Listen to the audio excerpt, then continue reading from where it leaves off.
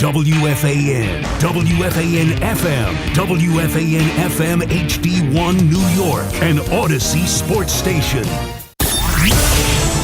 Evan Roberts. Tiki Barber. It's Evan and Tiki on WFAN, The Fan, 1019 FM, and always live on the free Odyssey app. And off we go into a heat wave week on New York City, or in New York City. It's Evan and Tiki with me, Shaun Morash. Evan enjoying the fruits of Niagara Falls as he tricks his wife into going to see the Mets in Toronto.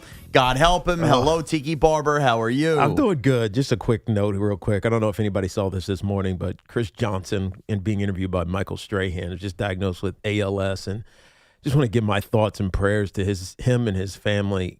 Chris was truly one of the elite athletes that I played with and against. And ALS comes from nowhere. And you just feel like a guy who was strong, physical, one of the kindest dudes I've ever known. And just, I really feel for him and his family and wish him all the best and that he lives a long life despite this really devastating diagnosis. Yeah, CJ2K, diagnosed in 2025. We find out this morning in an interview with Good Morning America with Michael Strahan, as Tiki just alluded to. Just heartbreaking, tragic, but, one of those diseases that, you hope he could fight to what extent he could fight, but just gut-wrenching when you see that this morning. So, man, there's no real easy way to transition this to the nonsense of sports away from life. Well, I mean, there is, because the nonsense in New York is bad. It feels less Yankees get gut-wrenching. swept and the Mets are terrible. Yes. Continuing, and now we know why, if you want to listen to Eric Chavez. Pot A and Pot B. The Eric Chavez stuff we are going to get to in a little bit with the Mets disaster that was. It's not exactly like Andy Green woke up the New York Mets, although they got brief life yesterday when A.J. Ewing had his pinch hit home run. It all went for naught after that. But the Yankees get swept in Boston, Tiki. Yeah. And for all the mockery we made during the early hot play by the Yankees in June, here we are with a couple days left in June, and the June swoon, as we know to grow, it feels real. They're 12-12 in June. It's not, but that's not a swoon. That's just that I, for some reason, am not worried about this. I don't know why. Okay. And maybe it's because Giancarlo Stanton's out. Maybe because Aaron Judge is out right now. They've got some players who aren't used to being the men, like Ben Rice, etc., becoming more and more important for this team. But I don't feel worried. I feel like in Boston, this was their World Series. This was the most important series that they played this year at home against the Yankees. And to their credit, they played that way, whether it was last night where they walked it off in the 10th inning, or whether it was just dominant pitching from Sonny Gray. And you look at what they did to the Yankees, and you start scratching your head like, why does this team stink? Okay. And so I'm not worried about this. I'm not worried that the Yankees are all of a sudden flawed. They still are on top of the AL East. I think they're still one of the best teams in the American League. Boston just had their number for a weekend. Okay. And it's a rough one because it's 4 games and all that goes into it. Now, I'm with you in terms of using the word worried, using the word panicked, because I think that a lot of people would look at this weekend and go, well, where's your panic meter at with the Yankees? And that's why I carefully brought up the June swoon stuff, because they had avoided it for a while. But now you look up after this weekend and 12-8 becomes 12-12, and you go, geez, they went back to kind of falling into their ways. But the question is why, Tiki? If you're not worried, and I got to be honest, I'm not worried yet, but I see signs to be worried. What are the signs to be worried? Okay, well, let me just say, the reason I'm not, and I'm going to speak for you, and I'm going to assume you're not, I think ingrained in the back of our head is, we know the Yankees are going to the postseason. Yes. Okay, the American League stinks, and the Yankees are entitled to have, a bad weekend. They did give the lead back in the AL East to the Rays after it felt like they were going to kind of distance themselves away. The run differential for the Yankees still speaks to their favor. But here is why I would be worried a little bit. Because ultimately, the idea of Giancarlo Stanton and Aaron Judge kind of knocking down the door in August and September and saving this Yankee offense feels real. It feels like something that should happen. However, there's no guarantee. Like when you read the quotes about Giancarlo Stanton, every time he revs up, it feels like it's been twice now in this rehab, something happens. Right. Where it feels like he's been set back a little bit. Right. Now, the age is, in addition to the constant injury, is starting to catch up and making him less available. No doubt. And look, ultimately, do I think he'll be there? Yeah, I think he'll be there, and I think the Yankees are probably being extra cautious. But I see that and I go, I can't be convinced. And as far as Aaron Judge goes, we get the news this weekend that we're 4 weeks in. Remember, they said 4 to 6 weeks before re-imaging, and we're not close to re-imaging. It's essentially, for lack of a better term. So now, again, can we play the picture that both of those guys are going to come back and save the Yankee offense when it's really, really time to press late in the season? Yes. However, I don't know how you just automatically assume that's going to happen. Well, I don't think you – it's not only that. So in this Red Sox series, first of all, they didn't hit at all. No. Hardly at all. Here's the stat for you. Last night went into the 8th inning. The Yankees, for the first time since 1963, were no-hit through 4 innings in 3 straight games. Yes. I mean, that's ineptitude offensively. Yeah, but what? Why? Why? Well, the 2 most important players have gotten cold at the same time. Exactly. Ben Rice and Cody Bellinger That's exactly right. cannot hit their way out of a paper bag. The guys who have all season long been consistently, all right, they may stink today, but at least Cody Bellinger's getting a hit. They might stink today, but Ben Rice just smashed a home run. Like, I think ultimately this team will not get stuck in situations like this week over week over week over week. So I'm not worried about that. The thing that worried me this weekend was that when you have bad hitting days like that, it's all right, who's on the hill? All right, who do we got? And you got both of your aces, in a sense, having bad days. Now, Garrett Cole stabilized after a couple innings. And Cam Schlittler was all unearned, if you remember. And again, Cam Schlittler was all unearned, but you're only as good as what's backing you up. No, you're right. You know what I mean? And so when your 2 best pitchers struggle, and whether it's their fault or brain farts by everybody else on this damn team. Botched it again. Right. Whether it's their fault or the guys behind them's fault, that's what worries me. Because that's what we saw a couple of years ago when the Yankees are in the World Series and they're booting the ball around. Like, I don't want that to come back. Be fundamentally sound and lose the game because whatever, the Red Sox had a hot weekend. Don't look like the bad news bears and then try to convince me that it's a no biggie situation. No doubt about it. And look, are the Yankees down bodies, like I just said, with injury, including Trent Grisham, by the way, who actually is important, for all the talk about Spencer Jones and Jason Dominguez, and I'm guilty of this as well. We kind of see what the Yankees would look like had they, just rode that out with Aaron Judge as their 3 outfielders this year. And that's not to say that those guys' careers are toast or anything like that, but right now where the Yankees are at. Tiki, here's the problem. When you have a weekend like that versus a team as bad as the Boston Red Sox, and again, it's baseball. You're allowed to have, slumps if you're Ben Rice or Cody Bellinger.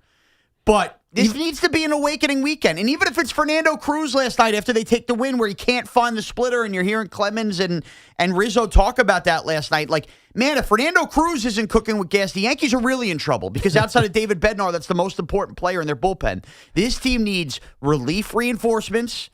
Whether that's 1, 2, and I know Legrand could come here and be all-world. They're going to need to acquire that. But this offense is incomplete.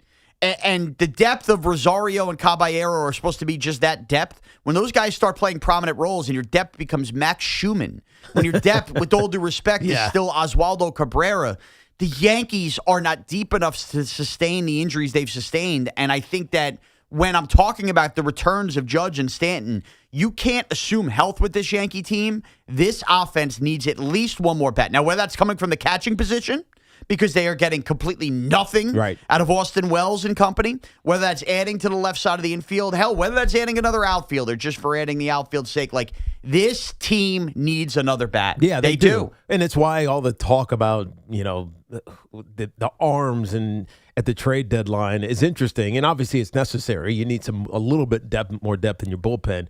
You need reliable bats. And I think that matters. The other thing, Shaun, that I think is going to be so important is in 10 days, there's an all-star break, or 11 days. Huge reset. Huge reset. And that's what we always talk about the June swoon with the Yankees. To me, it's always just get to the all-star break. Survive it to the all-star break. No biggie. And then if something else is wrong on the other side of the all-star break, then start thinking about the trade deadline. Yes. Right? So for me... And last year, the all-star break is when they found out Max Fried had the blisters, remember? That's right. That's exactly right. So you got a week and a half, Yankees. I'm not worried about you for a week and a half. Yeah. If this continues into this next series, then you start to get worried because the all-star break can't come soon enough. Right, and you get the Twins this weekend after Cleveland. So, look, panic meter, Yankee fans, where you at? Now, here's the other thing. You're taking your message from the manager. I got to be honest, Tiki. While I'm not in panic mode, and I've been more pro Boone than ever, because I do believe that this Yankee team, at least the way they've acted, and we've pointed to some of these moments throughout the year, does show a difference in past years. Yes. I didn't love Aaron Boone's post-game yesterday. So, Alex, if we can, Aaron Boone after the game yesterday on the struggles and getting swept in Boston. How do you make sure, like you said, a tough weekend like this doesn't snowball into anything? That's what we do, baby. You gotta love this stuff. You gotta eat this stuff up. It's a sickness, and you gotta just. That's what the grind is. We got a really good freaking team. You know, we played crappy on this trip. Kinda feels bad. Kinda pissed off, right? But it's what we do. It's what you sign up for. We'll dig ourselves out of it and get it going here in short order. But we just, bottom line is we didn't play well this weekend, and we gotta do better. What is that? It finished okay. It finished okay, but what is that, Tiki? Well, You're the manager for a decade. We've been through this. I think Aaron Boone doesn't know how to actually be pissed off. I don't think he knows. That's a funny read. Right? I don't think he knows how to. Because think about the Jazz thing, whatever it was, a week and a half ago. The with the lollipops. Yeah. Think about that. We're on to like 2 Jazz things. Yeah, but you know what I mean. Yes. But the Jazz thing with the lollipops. Like, he was like, that really pisses me off. I'm like, really? That pisses you off? Well, so I don't think he knows how to be pissed off, but he knows that there's an aggressiveness in combating this that he needs to talk about, but he just doesn't know how to talk about it. You know what I mean? Okay, but I find that to be an issue. I think that's an awkwardness in how he delivers the message. Well, because, look, when he gets tossed from a game, and one of the more famous Yankee moments Aaron Boone's had is the Savages in the box gets ejected. Yes. When he gets hot, he gets hot. And it's kind of fun. It's entertaining to watch, and he's defending the team. But this is not the first time Aaron Boone after the game has kind of had the, this is what we do, baby, that kind of thing. Yeah. And it's just corny. Oh, it's very corny. It's just corny. And look, I could stomach it because it's kind of, at this point with Aaron Boone, been there, done that. But I got to wonder, Tiki, as a Yankee team is pressing and coming off a weekend like that, if that's the kind of message he's delivering in the locker room, these are still grown men. You can't tell me not all of them are thinking, what the hell are we doing here? There's no way he delivered that in the clubhouse. Like, we're in it. Like, you can't there's no way, talk to the way team he that said way. that to the team. So why talk to the media like that? Because he wants to be pissed off. But he doesn't know how to be pissed off. So is he really not pissed off? Is that the problem? No, I think he is. He just doesn't know how to express it in a way that doesn't come off like it just came off. And so he just kind of makes light of it. Just, you got to love it, baby. Like, it's just weird. I find the whole thing so weird. I just do. And this is, again, the Yankees need to make a World Series this year. We're making no bones about it. You can't make a World Series in June, but you can certainly help your case to get there with home field advantage in June. The pressure's got to be on Aaron Boone. I'm assuming he's feeling it a little bit, and I worry that some of that pressure is what bleeds through in a comment like that where you kind of like don't know really what to say. Mm-hmm. And God knows we played enough Mendoza clips over the last month and a half we didn't know what to say. And that's what it felt like. It felt like he was just rattling off what he thought would be, showing the team he's got their back. I know we're a good team, but it gets conveyed in such a corny way. So where are you at with the Yankee panic meter right now? 888-808-1019. Tiki and I neither of us are panicked. But the signs are certainly there, and it's hard to ignore that, at least briefly, there's a June swoon. Let's get right to the calls. And Frank and Syosset's there. Frank, what's up? Good morning. How are you? Good morning, guys. Tiki, I'm not panicking because the reality to me, how I view the Yankees, are a team that is aging. And I brought all this up to you guys a few weeks ago. Tiki wasn't there. You and Evan. I said you got 4 or 5 guys on the roster that are in their mid-30s to late 30s. Yep. And that's the reason for some of the injuries that are occurring, besides the fact that in today's game, the starters go 5 or 6 innings and they wind up all having surgery because they don't want them to go 7, 8, and 9 innings anymore and pace themselves. They want to gas them out in 5 or 6 innings, 100, 102 miles an hour, and they all wind up on the IL with surgery. Right. The other thing is, you said it yourself. You're relying, Shaun, on guys like Rosario, Caballero, Schumann, which I think that Schumann has actually made a couple of great plays. He's got more of a bat than Jones, and Sanchez has a little bit more of a bat than Escaro or Wells, and that's not saying much. They've been swept 3 times this year. They have 7 or 8 bad losses. 6-0, 7-0, 10-2. I'm not shocked and I'm not panicked. I know what's going to happen. They're going to give us a good season, right? And they're going to fall short. But Frank, do you still have confidence this team's deep playoff run? Because that's what this team is supposed to do this year. Yeah, and like Frank, you just ended that with you know they're going to get eliminated here. I don't have confidence. I'm sorry, Tiki. Yeah. So, okay, this is where we need to delineate. If you don't have confidence this Yankee team, after what you watched this weekend, is still going to the World Series, and again, I know that's like a major leap, I think you do have a sense of panic. Yes. Because Frank's that's what this team is supposed to be. Frank's telling you he's not panicked in one breath, but he's also saying, essentially, he doesn't believe at all in the team. So that's why he's not panicked to begin with. Well, it's almost like he's just conceded. Right. If you've conceded. Right. But his initial point was correct. This team is older. Aaron Judge is 34. Giancarlo Stanton's 36. Paul Goldschmidt, who's been fantastic, is 38. Yeah, you're reliable guys. Like you're relying on a bunch of guys who are not, young kids or even right in the middle of their prime. They're kind of on the back ends of their prime. Now, maybe Aaron Judge, just because of his physicality, he ages better than some of these other guys, but the injury thing is a big deal this year. Hasn't been that much in the past couple of years, but it's a big deal this year. It up. Without him, this team there's a void. There is a void, and the problem was the Yankees. Remember when I went on that whole rant when Judge went down? Now we'll see what Brian Cashman's made of. And the Yankees have played well up until then. But what's happened now is the guys that they relied upon, Ben Rice is this AL MVP, Cody Bellinger, who's always steady. These guys going cold at the same exact time without Aaron Judge has left this offense completely hopeless. Right. And so this is where the manager is supposed to have the pulse of the team and can get those guys back on track quickly, as opposed to going through a 2-week period where they can't hit.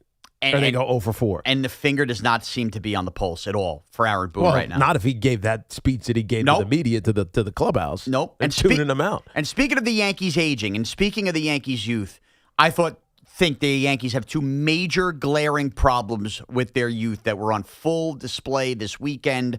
One full of excuse-making, one full of maybe disappointments of the past. It's Evan and Tiki with Shaun Morash here on The Fan. We'll get into the Mets. David Stearns, Steve Cohen, Eric Chavez, they had themselves a mess of a weekend as well. Plus the little World Cup later on as we begin our 3-week build-up to the World Cup final. Canada's advanced. Our own Alex is on. We're going to talk some World Cup with him later on as well. But it is time for the Yankees' turning point of the game. Be the first caller to correctly identify yesterday's turning point of the game at 866-540-WFAN. That's 866-540-9326, and you'll receive a $100 Wendy's gift card from our friends at Wendy's. Eat great, even late at Wendy's. It's all from your flagship station for New York Yankees baseball, The Fan. With the warm months here, it's time for a healthier you.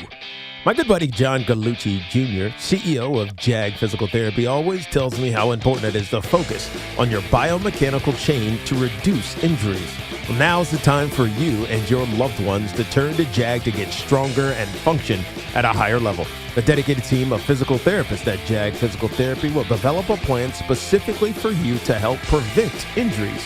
And if you have an existing injury, their expertise and commitment will help you get back the life you love. Schedule your appointment today at jagpt.com. That's JAGPT.com. And our friends at Town Fair Tire remind you that at Town Fair Tire, you always get the guaranteed lowest price on name brand tires from Connecticut to Maine. Nobody beats Town Fair Tire. Nobody. The road to kickoff 2026 starts now. From off-season moves to position battles and the biggest storylines surrounding the Giants and Jets, WFAN is getting you ready for football season. Expert analysis, breaking news, insider insight. Football lives here. WFAN. The World's Game at BetMGM is here. Bet on the soccer showdowns with 2-up early payout so that if you're up 2, BetMGM will pay you. That's right. Place a pregame straight match result bet on any tournament game. If at any point your team is up by 2 goals, you'll instantly win your bet. Then enjoy BetMGM's same-game parlays, daily promotions, player props, and so much more for the World's Game. Don't miss your shot at an early win with 2-up early payout to get paid out if at any point your team is up by 2 goals, regardless of the final outcome of the match. Make it a tournament to remember with BetMGM. BetMGM and GameSense remind you to play responsibly. Gambling problem? Call 877-8-HOPE-NY or text HOPE-NY 467-369. See BetMGM.com for terms. 21 plus years of age to wager and physically present in New York only. New and existing customer offer. Subject to eligibility requirements. Additional terms and restrictions may apply. Hi, this is John Starks, and I'm Tyler Kolek. At John Starks Kia, we don't play games. No gimmicks, no tricks, no hidden fees, no surprises. Lease a Kia Sportage for just $333 a month with just $3 due at signing. What we say is what it is, period. See you at John Starks Kia in Queens. Go New York, go New York, go. 36-month lease excludes tax, title, and MV fees. No security deposit required. 10,000 miles per year. Expires July 6th. Hey, Yankees fans, come out to Yankee Stadium on Monday, July 20th, when the Yankees host the Pittsburgh Pirates, and be ready to receive a traditional Yankees giveaway. It's Yankees T-shirt night, presented by Sato. The first 15,000 guests will receive a Yankees T-shirt. For tickets, log on to Yankees.com/tickets. Again, don't miss the Yankees and Pirates for Yankees T-shirt night presented by Sato on Monday, July 20th. Visit Yankees.com/tickets today. Here's a World Soccer Championship recap. Brought to you by Lowe's. Members get more at Lowe's, and by the first ever Infiniti QX65. Stefano Stacchio's stoppage time goal gave Canada a 1-0 win over South Africa in the first knockout game of the tournament. It's Canada's first ever win in a World Cup elimination game and sends them to the round of 16. South Africa is eliminated. I'm Mike Conti. Bring the flavor to the World Soccer Championship with Crush Orange Soda. Crush is the perfect pick for every match, highlight, and game-winning goal. Make every match even sweeter with Crush Orange Soda. Hi, it's Chris Riccobono, founder of Untuck It. In the summer heat, you shouldn't have to think about what you're wearing. Untuck It makes it easy. Just get our shirts that breathe, polos that move, and shorts built for the heat. You'll need our performance shirts that stretch, wick sweat, and never need ironing. And our wrinkle-free linen that stays crisp and crease-free all day. 15 years, 15 million shirts sold. Shop our top summer styles at untuckit.com and 80-plus stores. Untuck It, shirts designed to be worn untucked. Staples presents Celebrations Made Easy.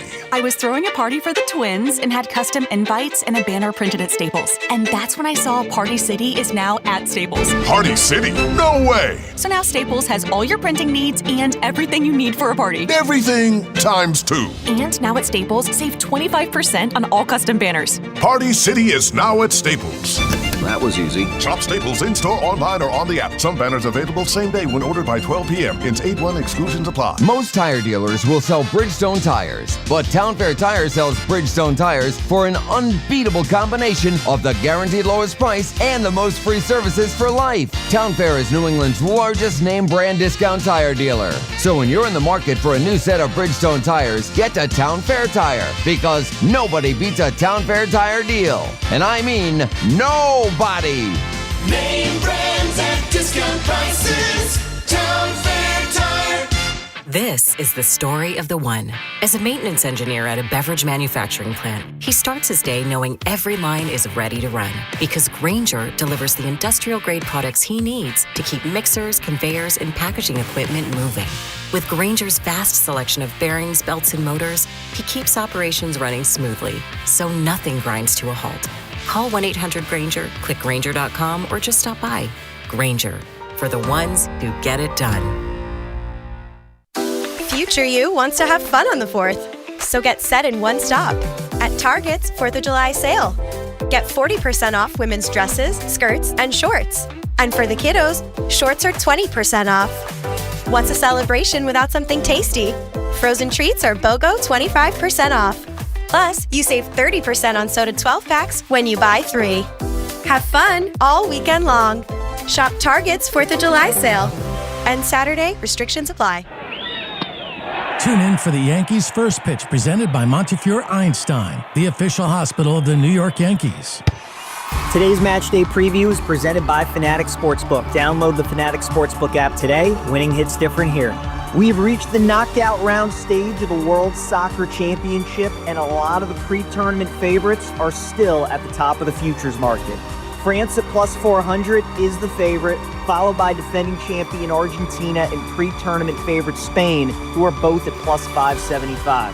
According to markets, all three of these teams have the best odds to reach the final, with France leading the way at 34%. After winning Group F, Netherlands' odds to win the trophy have dropped down from 20-1 to 14-1, and the USA odds are down to 28-1 to win it all after beginning the tournament at 60-1. This has been your official Odyssey Sports Match Day preview brought to you by Fanatic Sportsbook. Winning hits different here. Listen in ahead of each match day for the latest betting insights from Fanatics all tournament long. At Town Fair Tire, New England's largest name brand discount tire dealer, you get it all. The guaranteed lowest price, the most free services, and we accept all valid rebates from any manufacturer and from our competition. Yes, we accept them all, even competitor rebates. Town Fair Tire, New England's largest discount tire dealer, now with over 120 stores from Connecticut to Maine. Nobody beats Town Fair Tire. Nobody. Name brands at discount prices. Town Fair Tire. The summer is here and it is hot. If you think a new central air conditioning system is out of your budget, you got to think again. Sloman's is here to change the game with their super savings sale. They're offering cutting-edge 18-SEER 2026 refrigerant-compliant R454B systems, expertly installed by their certified technicians, all at the lowest prices of the year. That's right, you get started with 0 down, 0 payments, and 0 interest for 18 months. Plus, they're including a comprehensive 5-year service plan that includes annual system checks, filter replacement, and refrigerant to keep your AC running smoothly all summer long. Servicing all of Long Island and Queens, you can call the team at Sloman's today, 516-932-7000 for your free estimate. But you got to hurry, these cool savings aren't going to last. So don't miss out. Call 516-932-7000 or visit ac.slomans.com. That's ac.slomans.com. Terms and conditions do apply. The conversation never stops on The Carton Show. Join Craig Carton and Chris McMonagle weekdays from 2 to 7. Call 888-808-1019.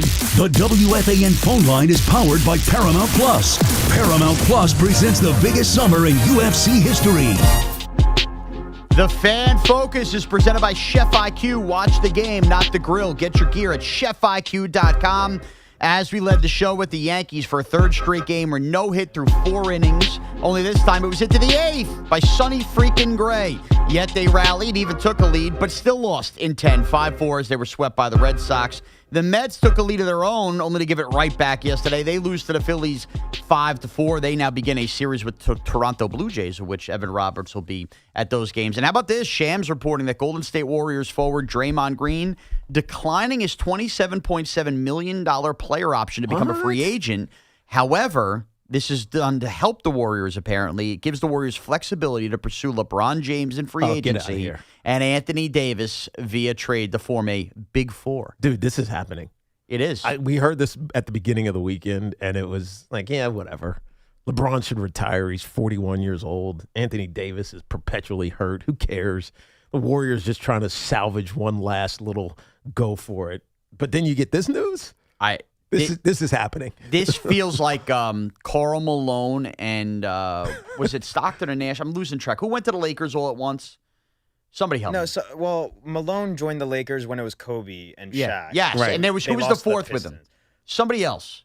God, it was two old veterans. Payton? Was it Gary Payton? Was it Gary Payton? Okay, this is what it reminds me of, but on steroids.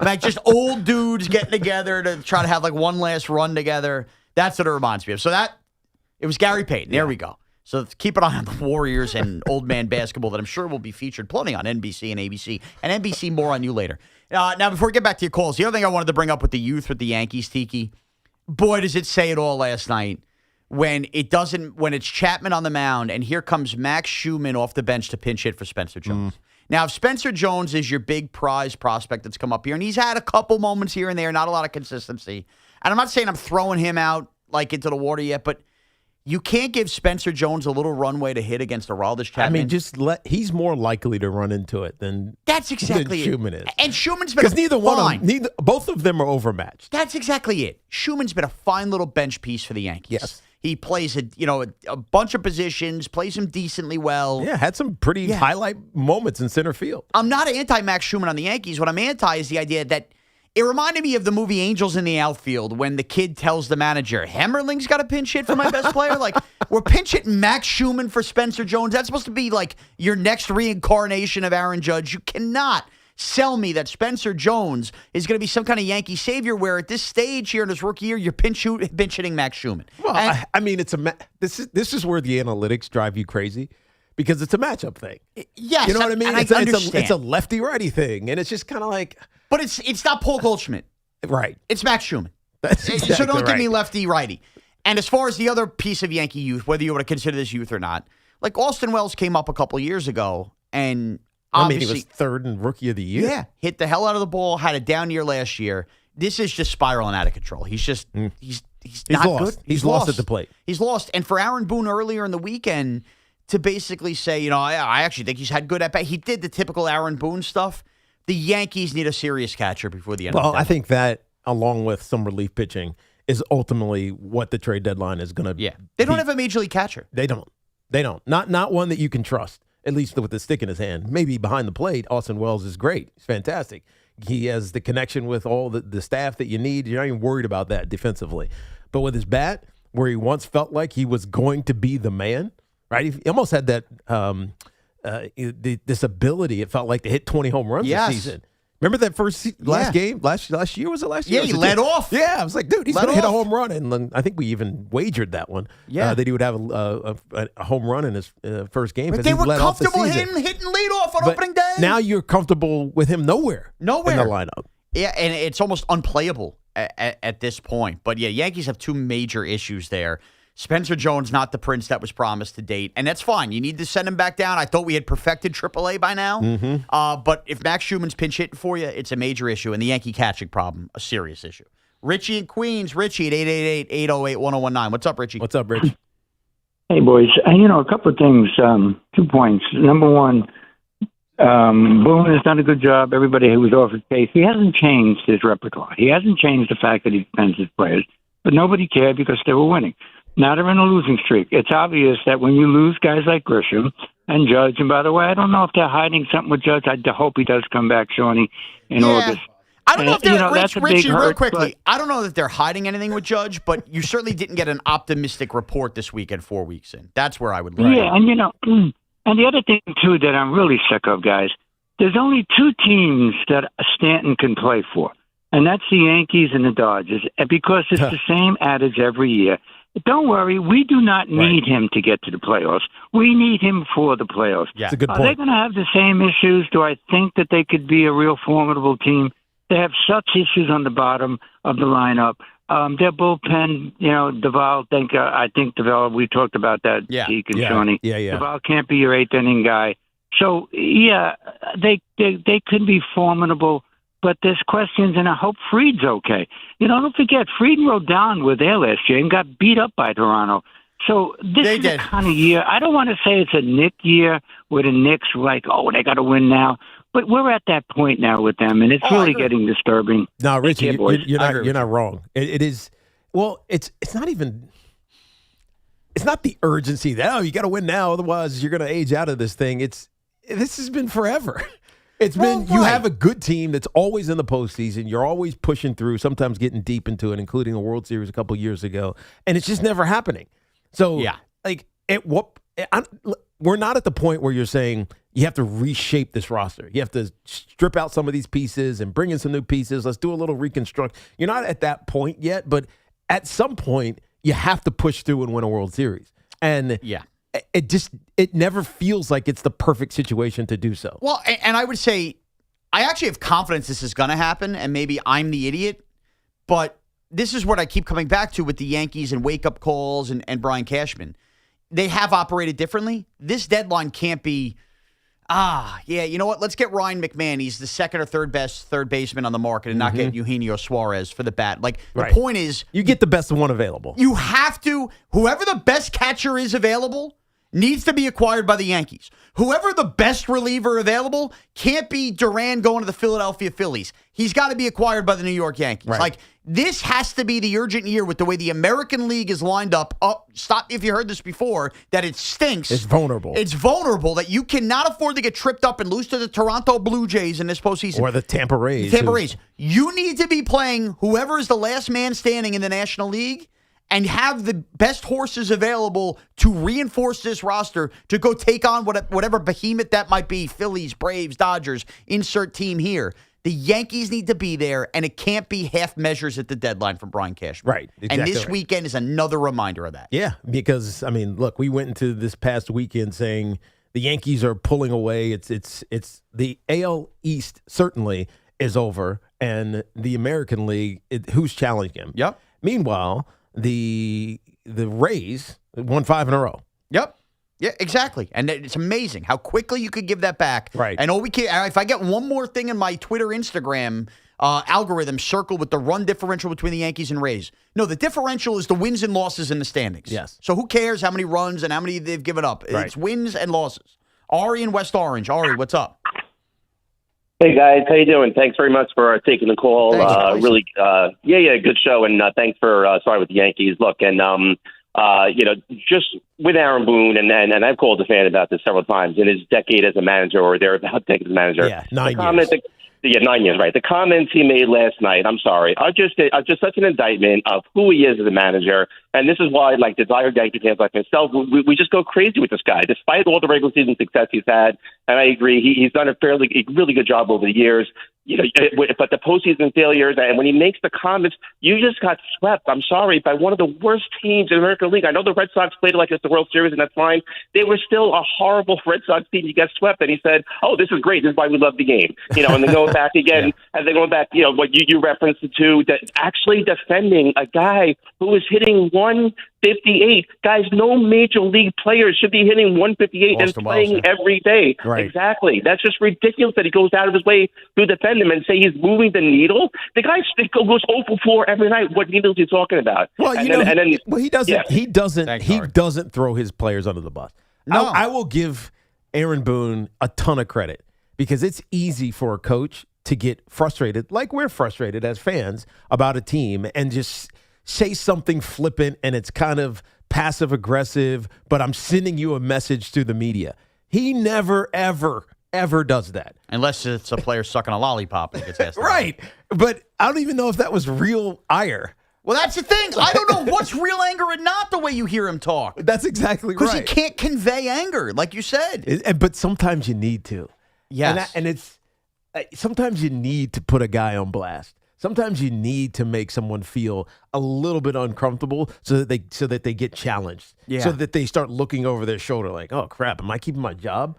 Like, are they trying to replace me?" And that's the thing, Tiki. Tom Thibodeau couldn't change his ways with the Knicks, and they had to move on. Yes. Tom Coughlin, to an extent, did change his ways with the Giants, and it worked out. Joe Torre even kind of figured out a way to change very early on from what he was prior to coming to the Yankees. Mm-hmm. Like, I bring those guys up because obviously they're championship coaches in New York and whatnot. Aaron Boone, of all the things, the way the Yankees have operated differently, he's the one I keep coming back to and going, nothing about this feels like he has learned or changed anything. Yeah, it feels the same. Over the last 5 years. Yes, Right. it's the same It's a comments. Groundhog Day. Yeah, you could go back, and I'm sure if Evan and Dan were in lockstep and pull Aaron Boone clips from the end of June the last couple of years, a lot of the same rhetoric would be said. Yes. And then you end up with the same end result in October. The difference this year is the general manager needs to have his eye on this and know we got to go above and beyond padding this roster. And I, for a guy that's crushed Brian Cashman, I still believe he will. Norman in Maywood, New Jersey. Norman, what's up? Hey, what's going on, guys? All's well, Big fan Norman. of Thank you, man. I don't want to call it panic, but I hate the deja vu of where we are with the Yankees coming into the All-Star break every year. Right. All the time. No matter how great we start, we have to fight for a wild card spot. What is that? Yeah. And then you lose to the Boston Red Sox. You get swept. You go in 3 games up and you leave a half a game down? Or is it more than that? Now it's a game. Full It's game. a game because they won 5 in a row. Right. Full game. What is that, man? That just frustrates me. But again, love the show, guys. Well, thank you. guys Well, Norman, appreciate Thanks, you, man. Norman. That's this team though, and it's not everybody or anybody's fault. It's the circumstances of the manager who we've talked about, how he manages. And then, I mean, keeping guys feeling comfortable. You're in the circle of trust. I got your back. We're really good. We know it. It's going to work itself out. Versus at the same time having injury to Giancarlo Stanton and injury to Aaron Judge, young players, really young players. Even though Ben Rice is 27 years old. Yeah, it's second year. Young in their baseball careers. Right. You have these young guys who are now saying, all right, dude, good luck, man. Right. Go fill the hole left by Giancarlo Stanton and Aaron Judge. And they can do it for a couple of weeks, a couple at bats. But to do it over a long season is hard, dude. Yeah. And so you can't expect them to be great all the time. Right, you're allowed to have a slump. That's why I'm not angry at Ben Rice. I'm not angry at Cody Bellinger. It sucks that they're slumping at the same time, but it was bound to happen at some point with both of those, especially Ben Rice, who was just otherworldly. Yes. You could go every MVP season and you could find a couple weeks in Major League history where that's just the nature of the sport. It's beheaded the Yankees at the absolute wrong time. The wrong time. Now, I will say this. As long as we're kind of good doing the balancing act, last night, we're going to get to Jazz Chisholm as well later on in the show. When Jazz Chisholm gets ejected and Anthony Volpe comes in the game, I wanted to throw up last night. Why? Because it's Anthony Volpe, man. But, it's all good. But if I'm going to be real, what gets lost in yesterday where there being no hit by Sonny freaking Gray into the 8th inning, I know it's all for naught because Fernando Cruz couldn't find the strike zone and everything was flat. The comeback last night and Anthony Volpe's hustle around the bases and slide into home, that was winning baseball. Yeah. And Volpe turning a much-needed double play for David Bednar was winning baseball. So I did think lost in the sweep last night, I want to just be fair. When I crush Anthony Volpe, and deservedly so, I thought last night him coming off the bench almost sparked the Yankees to an incredible You know win. what the tough thing is with Anthony Volpe? Is that that's in him. Yeah. But you don't get it consistently. That's a perfect example. It just drives you insane. Because you see him do things where he goes down on a knee again. You saw it the other day. Yeah. It's like, what are you doing, man? Dude, when he turned the double play that. for Bednar last night, there was the camera shot to him, and you could see he was locked the F in. Yeah. Like, he was just locked in. I was like, that's a winning play. He wants this game badly. So where is that every night? So how do you get him locked in? How do guys get locked in like that every single night? And so I think part of it is leadership in the clubhouse. Yeah. So whether it's Goldie saying something to him or whoever, I think it's also the manager. Yeah. Right? Saying, look, this is the expectation. I'm telling you specifically what I need and want you to do. And if you are lackadaisical for whatever reason, you're not playing, right? Yeah. But I need you locked in because when Anthony Volpe is locked in, he is really good, especially defending. He is really good. He's always been an aggressive runner. We've seen this from the time he came up. And so the slide and all those other things, legging it out, that's him.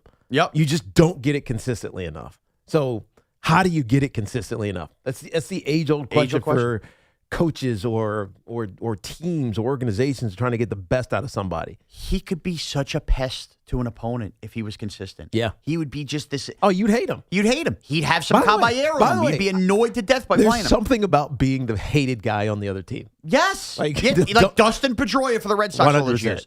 And that's the kind of pest-like player Volpe could be if he was just consistent. Again, it was a glimmer of what could have been last night as I'm watching. And had they won that game, one of the big stories today would have been Anthony Volpe off the bench. Did such a tremendous job. And now it gets forgotten about, unfortunately, for him. But show us consistently. Eric in Rivervale. Eric, what's up? Tiki, Shaun. How we doing, boys? What's going on, Eric? Great show. Great show. I'm really thrilled we're talking about the Yanks this morning because, Shaun, I completely agree with you. And one quick point, I had a quick question for you both. I think, sports is funny that way. It's the recency bias, right? If the Yankees end up winning that game last night, our perspective is vastly different and our conversation is vastly different this morning. But they didn't. And there were some glimpses last night that was super exciting, which was really at the end of it, right? A pretty ho-hum game. And then at the end, you saw a team that had fight, that had energy, that really wanted to win that 100%. game. And that was exciting. And I think, when you've got your best two players, not playing with Fried and Judge, obviously, there are some concerns. And I think you guys brought up, obviously, the trade deadline, and that's where my questions come in is they've got a lot of holes. Obviously, catcher, I have no idea what happened to Austin Wells, but you put a bat in his hand, it looks like he's never played baseball. Yeah, right. I don't understand it. He might be hurt. He's done. He can't. I mean, he might be. I mean, I know they tested him. they tested him for some stuff because they're seeing obviously what we're seeing, which is like, how did this guy forget how to play baseball? I don't understand. So I think, catcher for sure, bullpen for sure. But here's where my question comes in, and it's kind of twofold, which is the first part of it is Tariq Skubal, and Shaun, do you want him? And then the second part of that question is he's clearly going to require a huge contract. And with the CBA looming large, right, and a potential shutdown, maybe a ceiling, I mean, Cashman's job, not that it's not hard already, is going to be exponentially more difficult not knowing what that CBA is going to look like. Right. So what type of impact do you think, and this one's for you, Tiki, do you think that has, on what these general managers are going to do at the trade deadline? Because if they don't know and there's no cap, or there is a cap, right. The Yankees could be in a problem. But you also got to realize, Eric, that if there is a cap, then it almost protects the general manager. It makes it easier for him to say, I know that whatever, I don't know who Skubal's agent is. I don't think it's Boris. I think it is Boris. Oh, right? If it is Boris. So even better, because that's the better example. Right. Let's just assume it's Boris. And Boris comes to you saying, well, he needs this, and this, and this. All Brian Cashman's got to say is, I can't give it to you. Exactly. Sorry, my hands are tied. I would love to give you, $50 million guaranteed for 5 years or whatever the heck the number ends up being. I just can't do it. Yep. I'm tied by the cap, and so it puts you on a more level playing field with the potential salary cap. But with that being said, I don't think you can worry about it. I don't think you can worry about the potential lockout right now at the trade deadline. The Yankees have a chance, and we've talked about it all season long, to be the best team in the American League. No, they are the best team in the American League. They can be the best team in baseball, but they need a couple little pieces. We talked about catcher. We talked about the eighth inning guy. Maybe you need another arm because just to protect you should Max Fried or Carlos Rodon be unreliable come the postseason. But do it now. Yeah. Like, don't wait. Don't say, the next time this comes around in 2027 or 2028, then we'll go make a power move. Do it now, because right now you have the chance and you have the team to do it. And the league, meaning the American League, is weak enough for you not to have to worry about anything else. I don't think there's been an opinion I've wavered on more since I've gotten a microphone in front of my face than whether I want the Yankees to trade for Tariq Skubal or not. Just hear me out. You heard me last because you said no. I said no based on the idea of I believe their strength is already in the starting pitching. I don't trust if they give up a bunch of pieces for Skubal that they'll have enough left in the tank to go get the best catcher available and add to the bullpen, which I still think those things are more important when piecing together a Yankee team that win a World Series. However, I keep coming back to this weekend. Yeah, I'm not going to lie. I didn't love the way Garrett Cole threw the ball, and this is now 2 straight starts. Yeah. I'm still not really worried about him, but it's hard to ignore that. Yeah. Max Fried, as he mentioned, let's see him come back. Cam Schlittler, we just assume health. You hope, but you never know with young pitchers. And Tiki, well, you just said you can't worry about the lockout when it comes to this thing. You can't. You're right when it comes to spending money, but you know where you can worry about the lockout? What's that? They know internally, the players, the teams, the general managers, more than we will ever know in terms of, are we really going to have baseball next year? Do we think there's a lot of bloviating? Because if we don't, and if you really think, if you're Brian Cashman, if you're the Yankees, you really think, man, this is going down a dark road. Of course, we don't want this to happen, but there's a real chance there's no baseball next year. Well, that means by the time Aaron Judge starts another baseball season, if they were to miss next year, he's 36 years old, Garrett Cole there. So I say that to say, now you really have to go. Think about it. You talked about all the aging parts the Yankees have. Can the Yankees afford not to win a World Series this year, miss baseball? And it's not like those guys don't stop aging because you don't play baseball next year. Right. Now, maybe they get back some health in their their career. And it's not like it's football where it's right. like, there's no wear and tear for a season. Exactly. You'll be fine. That's what I was going to say. Maybe you want to bring up wear and tear, but age happens. Yes. I think you almost have to be. This is why I keep going back to the Skubal thing going, man, the lockout does play into my head a little bit. Right. Because maybe you do need to be more aggressive. Yeah. This feels like the season that the Yankees need to do it. That they need to go all in. And could it be painful? Financially, not anything else. I'm talking financially. Could it financially be painful? Absolutely. But who cares? Who cares? Also, 2 years ago, we would have screamed and yelled about trading Spencer Jones for some kind of big piece, and we were okay with it because we prospect hug. Well, guess what? 2 years later, I'm watching Max Schumann pinch hit for the guy. So, and as much as I think Lombard will be very good, who the hell knows? I mean, who knows? Isn't he hurt? Right, but that's my point. Like, who knows? Every prospect that the Yankees have, and yeah, they have some good ones, Ben Rice, Aaron Judge, but every time I turn around, they have another guy, Austin Wells. He ends up failing out. So I got to get in the business of stop prospect hugging and just get the players I know could put the Yankees in the best time. So this is where I keep flip-flopping. Now, Jack in West Caldwell. Jack, what's up? What's up, Jack? Hey, what's going on, Tiki? What's up, Shaun? Oh, what's good. up, Jack? So I heard you guys talking earlier, Tiki. I think you said the circle of trust. And I know you obviously played in the NFL. Right. And I coach high school baseball, and all we talk about is accountability, trust, and how important it is. But these kids in high school aren't dumb, and there's no way these MLB players are dumb. Right. Austin Wells, here's Boone telling him, he had some good swings. I can't even tell you the last time he got a hit. Don't you think as a player you almost start to lose respect for Boone a little bit? And it's like, that would bother me. Jack, it's such a good question. know? It's Thanks, such a Jack. good question because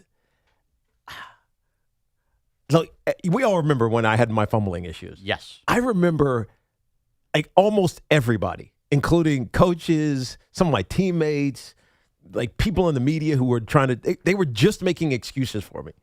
And the one thing that started to bother me was, you guys don't know what the F you're talking about. Like, stop making an excuse for me. This isn't about anything other than me and getting it right and fixing it mechanically. And then once I was able to fix it, and it took a year or a couple years, but once I fixed it mechanically, it was like, I don't want to hear excuses. Like, it made me realize how the excuse is worse than the actual failure, because it makes people are trying to make you feel okay about it, and you shouldn't feel okay.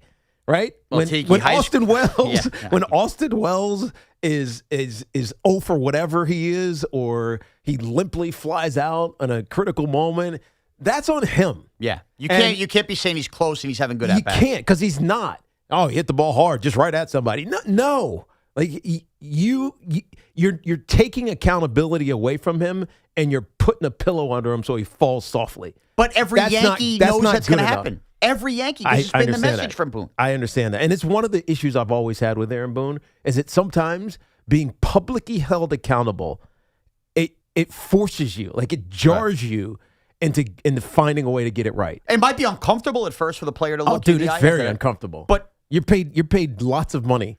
Uncomfort could breed uncomfortable. Success. Yeah, exactly. Uncomfort could breed success. I do wish Tiki had let high school me know that message when I was defending him at the lunch table after a fumble. To Cowboy fans, that would have helped. Oh, screw them. Now I look like an idiot, but that's okay.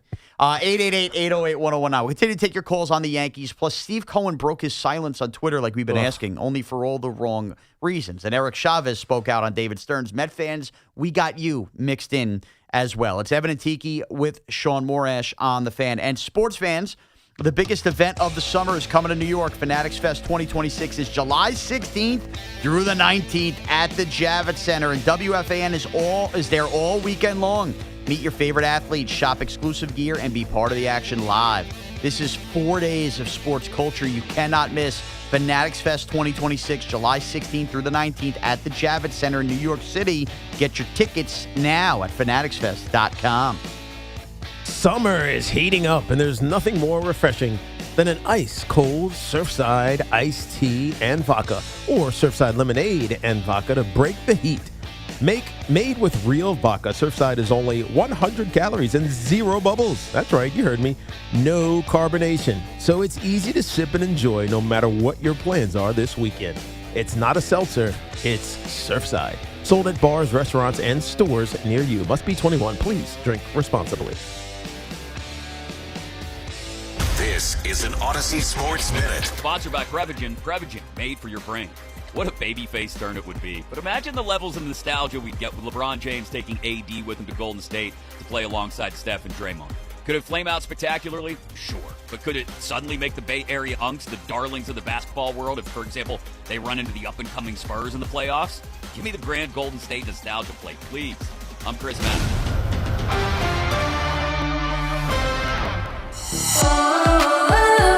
As a fitness coach, my active psoriatic arthritis can slow me down. With Skyrizi, Risankizumab Riza, I'm treating my skin and joint symptoms so I can keep moving. Skyrizi, a prescription-only injection for adults, helps me move with less joint pain, stiffness, swelling, and fatigue. And for those who have plaque psoriasis, 90% clearer skin is possible. With Skyrizi, there's no daily dosing. It's just 4 doses a year after 2 starter doses. Don't use if allergic to Skyrizi. Serious allergic reactions, increased infections, or lower ability to fight them may occur. Before treatment, get checked for infections and tuberculosis. Tell your doctor about any flu-like symptoms or vaccines. Thanks to Skyrizi, there's nothing like clearer skin and better movement. And that means everything. Ask your doctor about Skyrizi. Visit Skyrizi.com or call 1-866-SKY-RIZZI to learn more. Recovering from an addiction is an individual accomplishment. A young mother who chose recovery to care for her family. A high school athlete overcoming opioid addiction. A couple celebrating his recovery. Everyone's recovery is different, and there's no shame in asking for help. Call 844-REACH-NJ. Trained counselors are available 24/7 to help you find the recovery option that's best for you. Tell us your story, and let's begin your recovery today. A message from New Jersey Human Services. For adults with Crohn's disease or ulcerative colitis symptoms, every choice matters. Tremfya offers self-injection or intravenous infusion from the start. Tremfya is administered as injections under the skin or infusions through a vein every 4 weeks, followed by injections under the skin every 4 or 8 weeks. If your doctor decides that you can self-inject Tremfya, proper training is required. Tremfya is a prescription medicine used to treat adults with moderately to severely active Crohn's disease and adults with moderately to severely active ulcerative colitis. Serious allergic reactions, increased risk of infections or lower ability to fight them, and liver problems may occur. Before treatment, get checked for infections and tuberculosis. Tell your doctor if you have an infection, flu-like symptoms, or need a vaccine.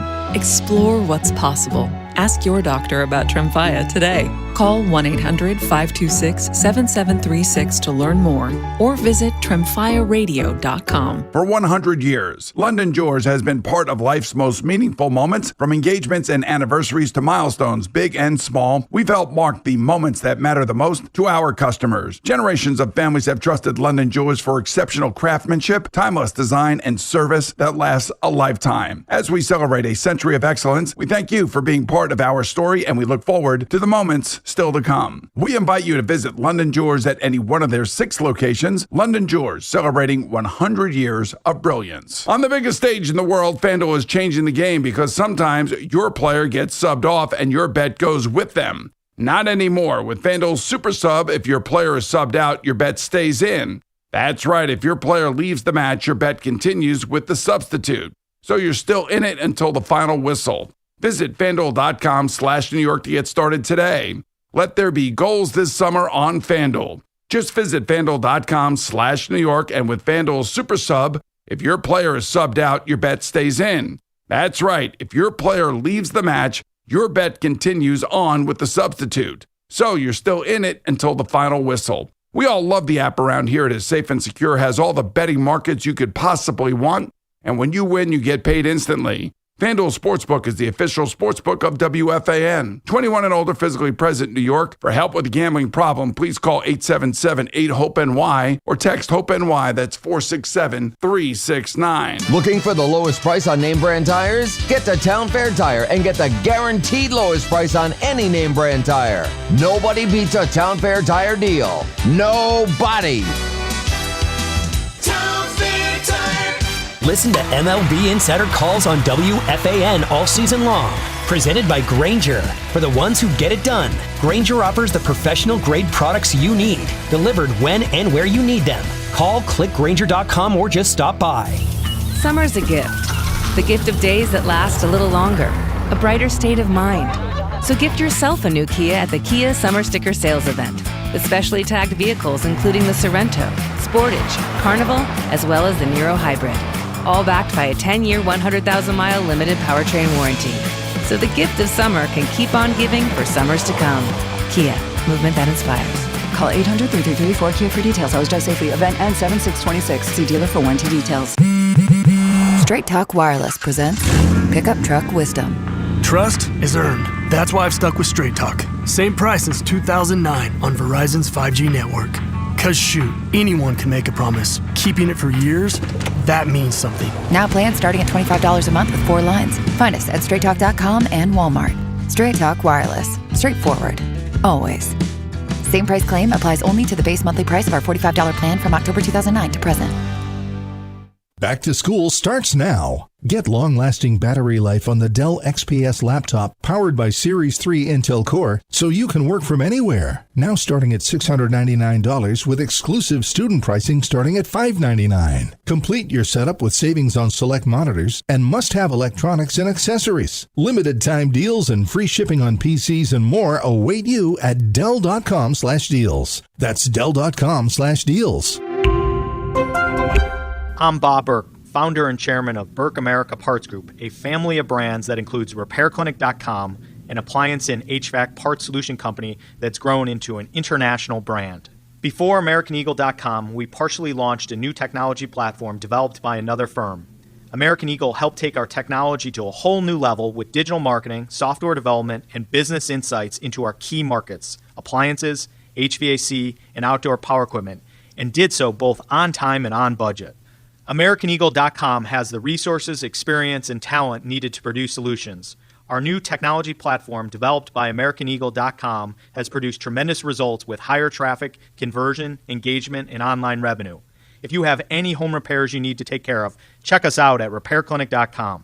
If you need a world-class website or technology project, then I would highly recommend AmericanEagle.com. Call AmericanEagle.com at 773-NETWORK. That's AmericanEagle.com, 773-NETWORK. Get the latest on the Giants and Jets on WFAN, WFAN FM, WFAN FM HD1 New York, and Odyssey Sports Station. It's Evan and Tiki with Shaun Morash here on The Fan.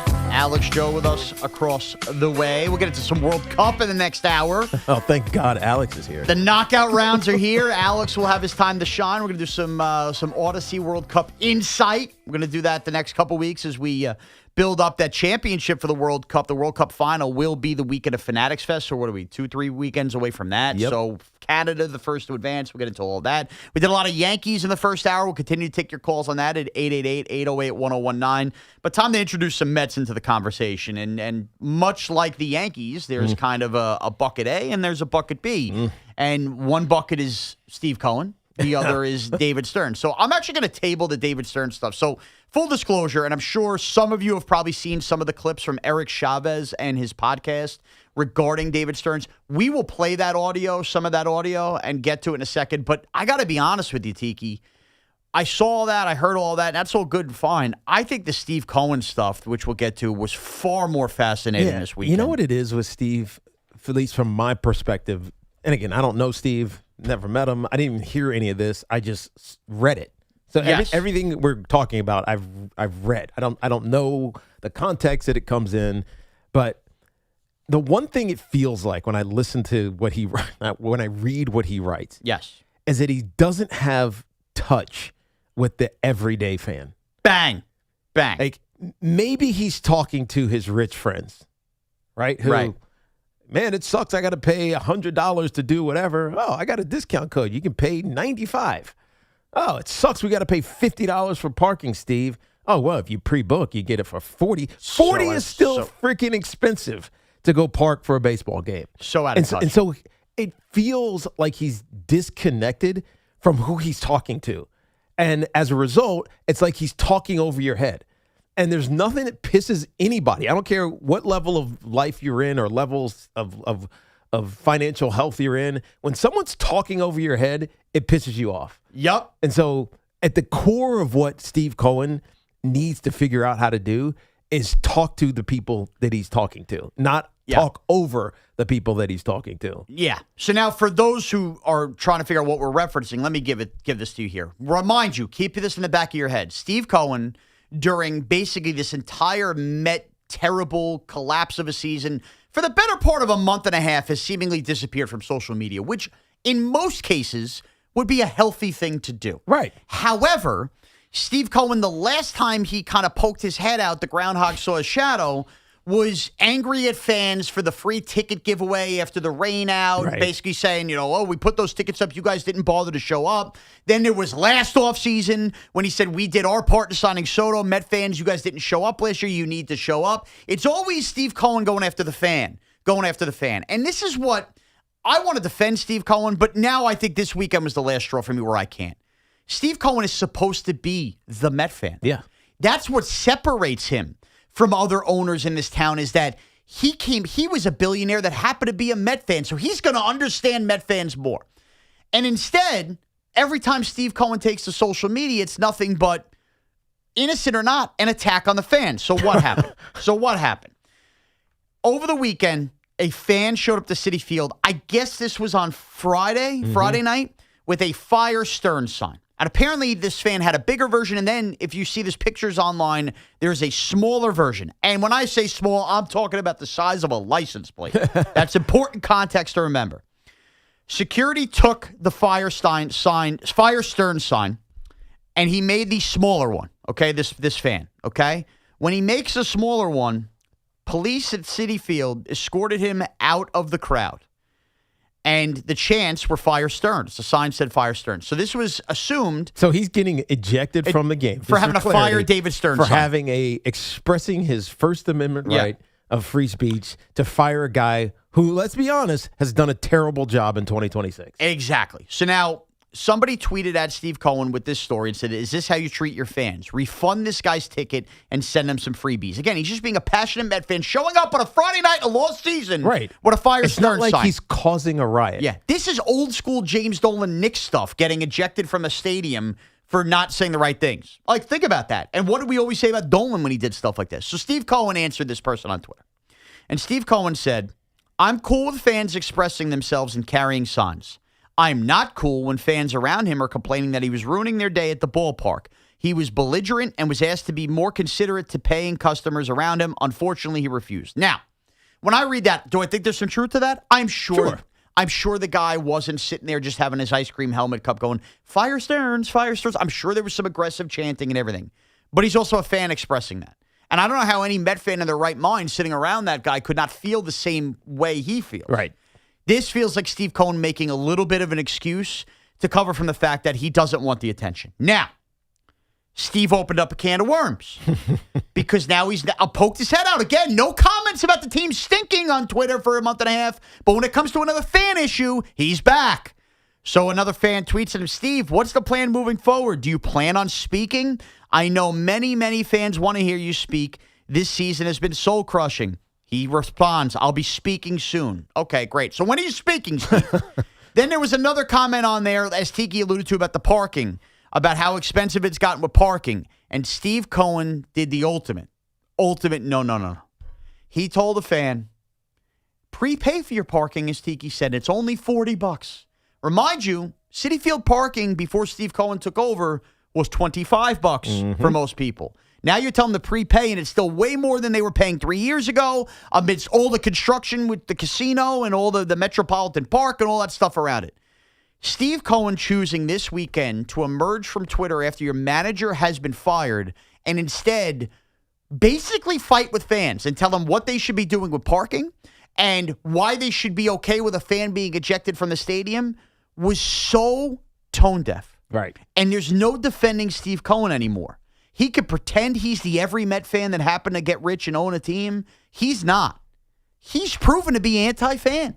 Whether he wants to admit it or whether that's the intention or not, this is now 3 instances of Steve Cohen using social media to basically tell fans why they're wrong. I mean, it's so interesting that you say that. He's anti-fan because the fan is what he needs. Exactly. The fan is the most important part of any sports business. And he's supposed to be the owner fan, like the prince that was promised. Yeah, but he doesn't get it. It's almost like he's talking to all of these fans, and it's just one of those situations that he can't see clearly because he's also emotionally bothered by it. Yes. And so as a result, he's expressing himself emotionally, but not logically. And as a result, the fan is like taking offense. And I don't blame the fan. The Met fan has, first of all, the season stinks. They're bad. Oh, they won a game. Fantastic. Yeah, they lose the next one. Like there is no momentum in this team other than negative momentum. And so as a result, like, do you really care about this team? If you're a Met fan, do you care about this team? You care about some of the individuals maybe, but do you care about the 2026 Mets? Or have you given up already? Yeah. And I think the biggest thing is you've given up.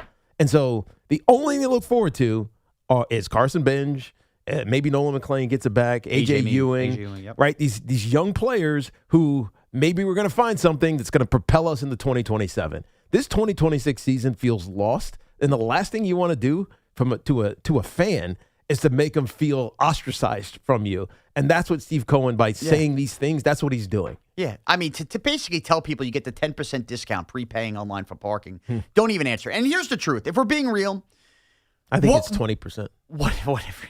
What would you rather as a fan? 20% of 50 is 10. So that's 20% discount. You're way better, man. Let's think about the owners in this town currently. When John Mara speaks for the New York Giants at the end of a season, it's powerful. Mm-hmm. It means something because you don't hear him speak often. Right. When Hal Steinbrenner does that end of year presser and then speaks like another time around the owners' meetings, while we get annoyed a lot of the times of what he's saying, it's powerful. It's meaningful. We don't hear from him a lot.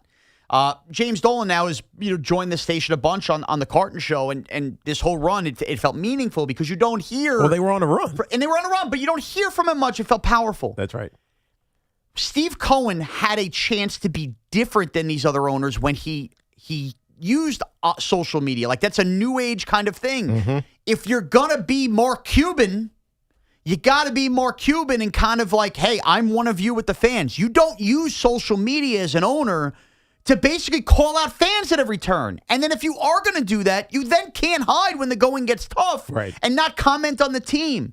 You either have to be more reserved and be more powerful when you speak, and it's at certain points in the year, or you don't do this at all, man, because his choosing when to kind of speak. Don't speak. I think Steve Cohen has done himself a major injustice here. If you want to be the guy with Twitter fingers, man, you better be there when the fans want you to answer for why the team stinks and not just be there for why the fans did something wrong. Right, because the fans ultimately didn't. I don't know how you're a Met fan today and not majorly turned off by Steve Cohen. No, I mean, I think you have been, though.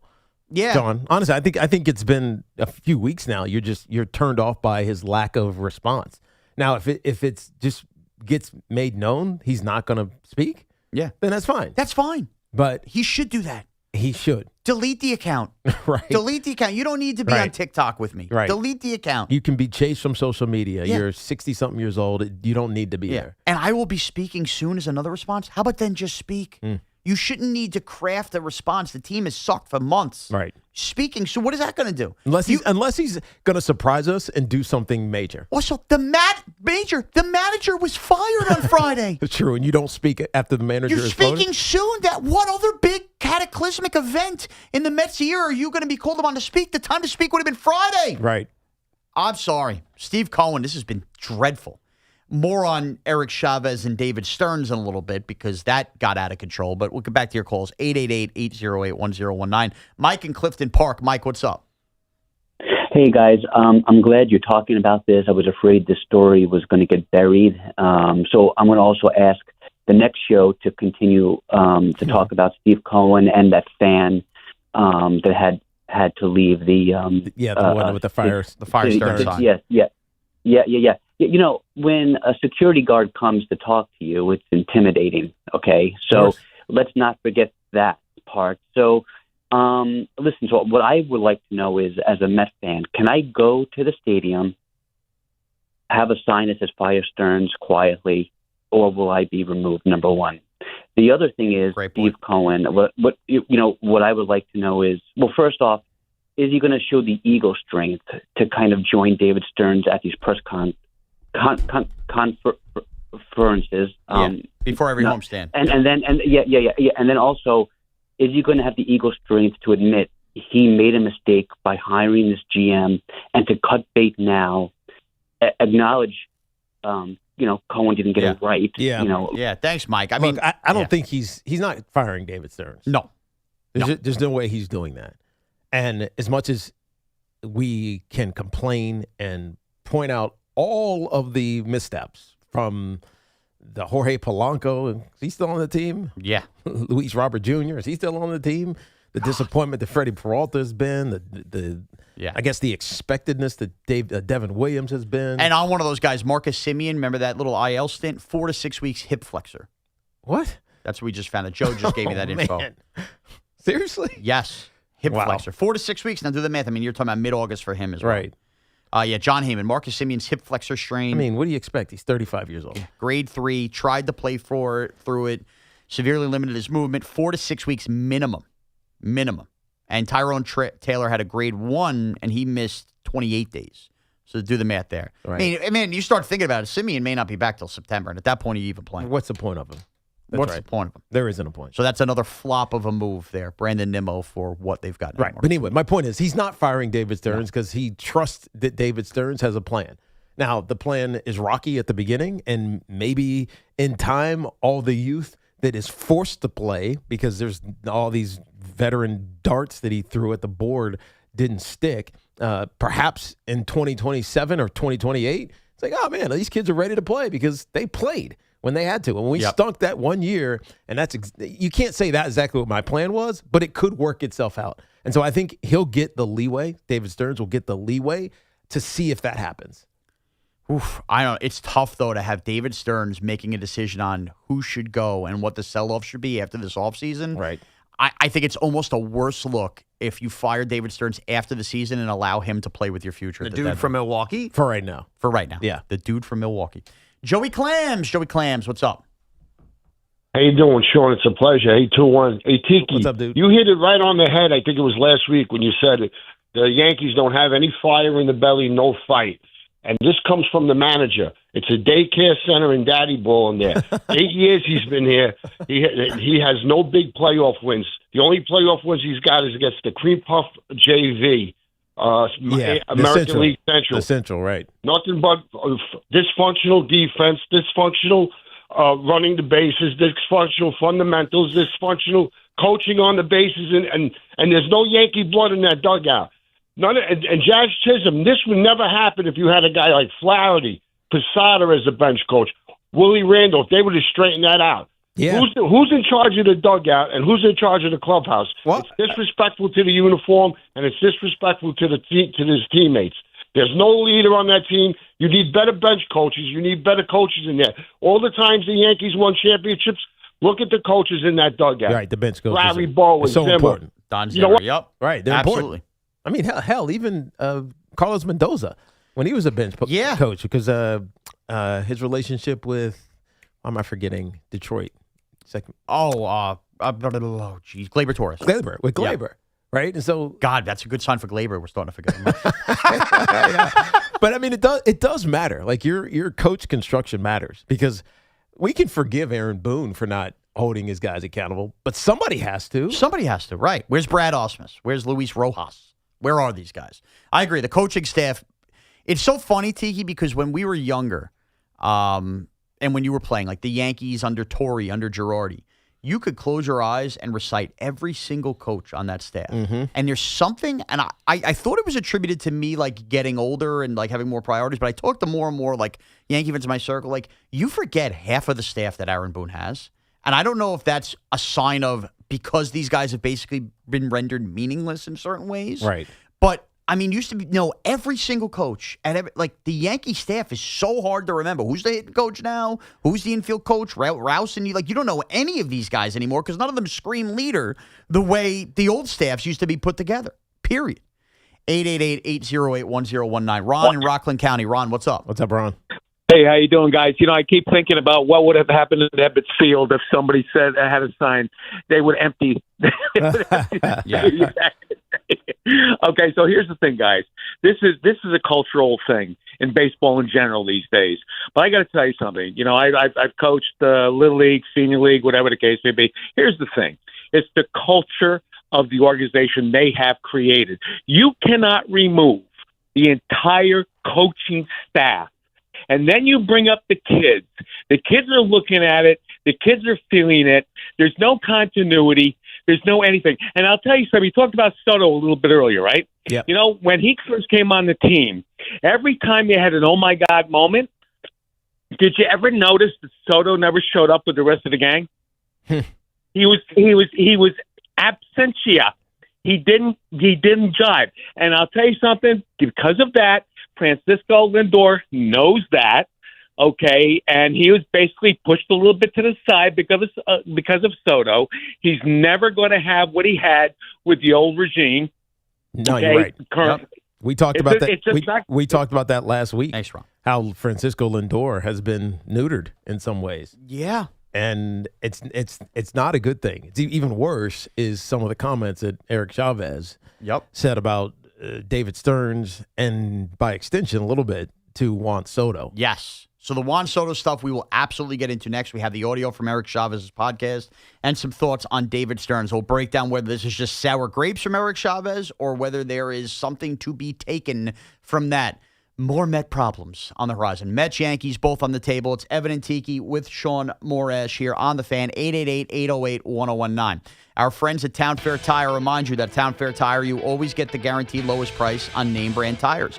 From Connecticut to Maine, nobody beats Town Fair Tire. Nobody. If you're looking to level up your wardrobe, check out Collars & Co. You saw them on Shark Tank where Mark Cuban invested in them. They're the team behind the dress collar polo that sold over 1 million shirts. Now they've launched a Maverick Performance Blazer. And this thing is legit, sharp, lightweight, and completely wrinkle resistant, making it perfect for travel. Just pack it up and it comes out looking fresh. Plus, get smart features like security zip pockets, a sunglasses loop, and an optional pocket square.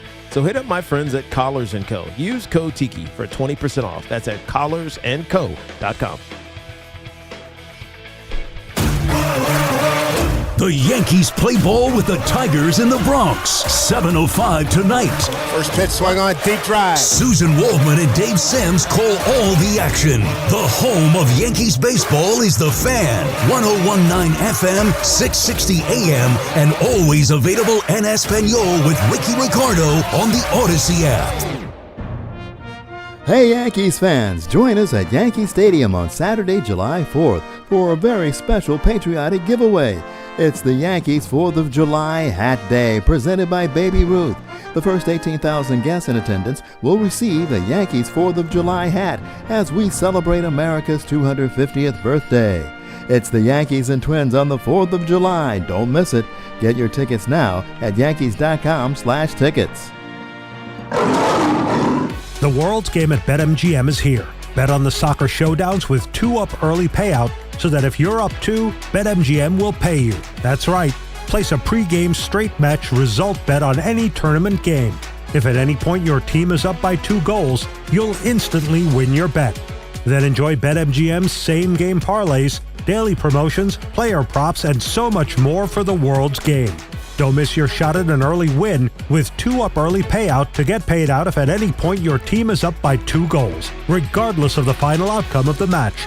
Make it a tournament to remember with BetMGM. BetMGM and GameSense remind you to play responsibly. Gambling problem? Call 877-8-HOPE-NY or text HOPE-NY 467-369. See BetMGM.com for terms. 21 plus years of age to wager and physically present in New York only. New and existing customer offer. Subject to eligibility requirements. Additional terms and restrictions may apply. 1-877 Cars for Kids. KARS Cars for Kids. 1-877 Cars for Kids. Donate your car today. Call 877-CARS-FOR-KIDS to reach a friendly live agent. Donation is super easy, and your car can be picked up as soon as tomorrow. Call us now or go to carsforkids.org. 7 Cars for Kids. Donate your car today. Did you know you can donate real estate too? Summer's newest drink is here. Meet Super Light, a refreshing vodka plus aid canned cocktail with only 90 calories, 0 sugar, and 0 bubbles. Grab a variety pack or your favorite flavor at stores and bars near you. Must be 21 and over. Please drink responsibly. Hey, if you have a small business, you might not know you could be wasting money on your business mobile plan, paying for stuff you don't actually need. But with my Biz Plan from Verizon Business, you can choose exactly what you want and only pay for what you need for your business. When you're in control of your mobile plan, you can make every dollar count. Visit VerizonBusiness.com. Do it today to learn more and make the switch. Verizon Business. This summer, luxury comes in threes. 3 premier destinations, Mercedes-Benz of Edison, Ray Catena of Freehold, and Mercedes-Benz of Union. 3 reasons to drive Mercedes-Benz: the versatile GLC, the refined GLE, and the Ray Catena experience, where the customer always comes first. Wherever summer takes you, discover luxury SUVs built for every journey. Visit Mercedes-Benz of Edison, Ray Catena of Freehold, and Mercedes-Benz of Union, or go to RayCatenaMercedes.com. 3 locations, triple luxury, 1 unforgettable summer. Take the guesswork out of cooking, folks. The Chef IQ senses a must-have wireless cooking thermometer that eliminates under or overcooking chicken, fish, or steak. Order the newly released 3rd-generation Chef IQ Sense at ChefIQ.com. That's ChefIQ.com. Fresh paint inside, fresh flowers outside. Summer at your house is looking good. During July 4th deals at Lowe's. Buy one, get one free. Select interior paint via mail-in rebate. Plus, get 2 1.5-gallon red, white, and blue annual hanging baskets for just $15. Our best lineup is here at Lowe's. Valid through 7/8. Selection varies by location while supplies last. See store at Lowe's.com for details and requirements. Excludes Alaska and Hawaii. My name is Whitney Allen, and I'm a widow. My husband, Ryan, died. We never thought we'd ever have to use life insurance, but the unexpected happened. With Ethos, signing up was fast and 100% online. You can get a quote in seconds, apply in minutes, and get same-day coverage. No medical exams, and you can get up to $3 million worth of coverage. I'm grateful we were prepared. Get your free quote at ethos.com/radio. That's ethos.com/radio. Paid spokesperson. Time spent on application may vary. Online health questions required. Come visit the engagement experts at London Jewelers at any one of their 6 locations. Here's a New York Giants Championship preview. Brought to you by Lowe's. Members get more at Lowe's. And by the first ever Infiniti QX65. The second day of the knockout round features 3 matches involving 2 previous world champions. Brazil's quest for a 6th title will make a stop in Houston to take on Japan. Germany look to make it 5 titles, but first they must start that path in Foxborough against Paraguay. And in Guadalupe, the Netherlands will face Morocco, who were semifinalists 4 years ago. I'm Fernando Carlos. Bring the flavor to the World Soccer Championship with Crush Orange Soda. Crush is the perfect pick for every match, highlight, and game-winning goal. Make every match even sweeter with Crush Orange Soda.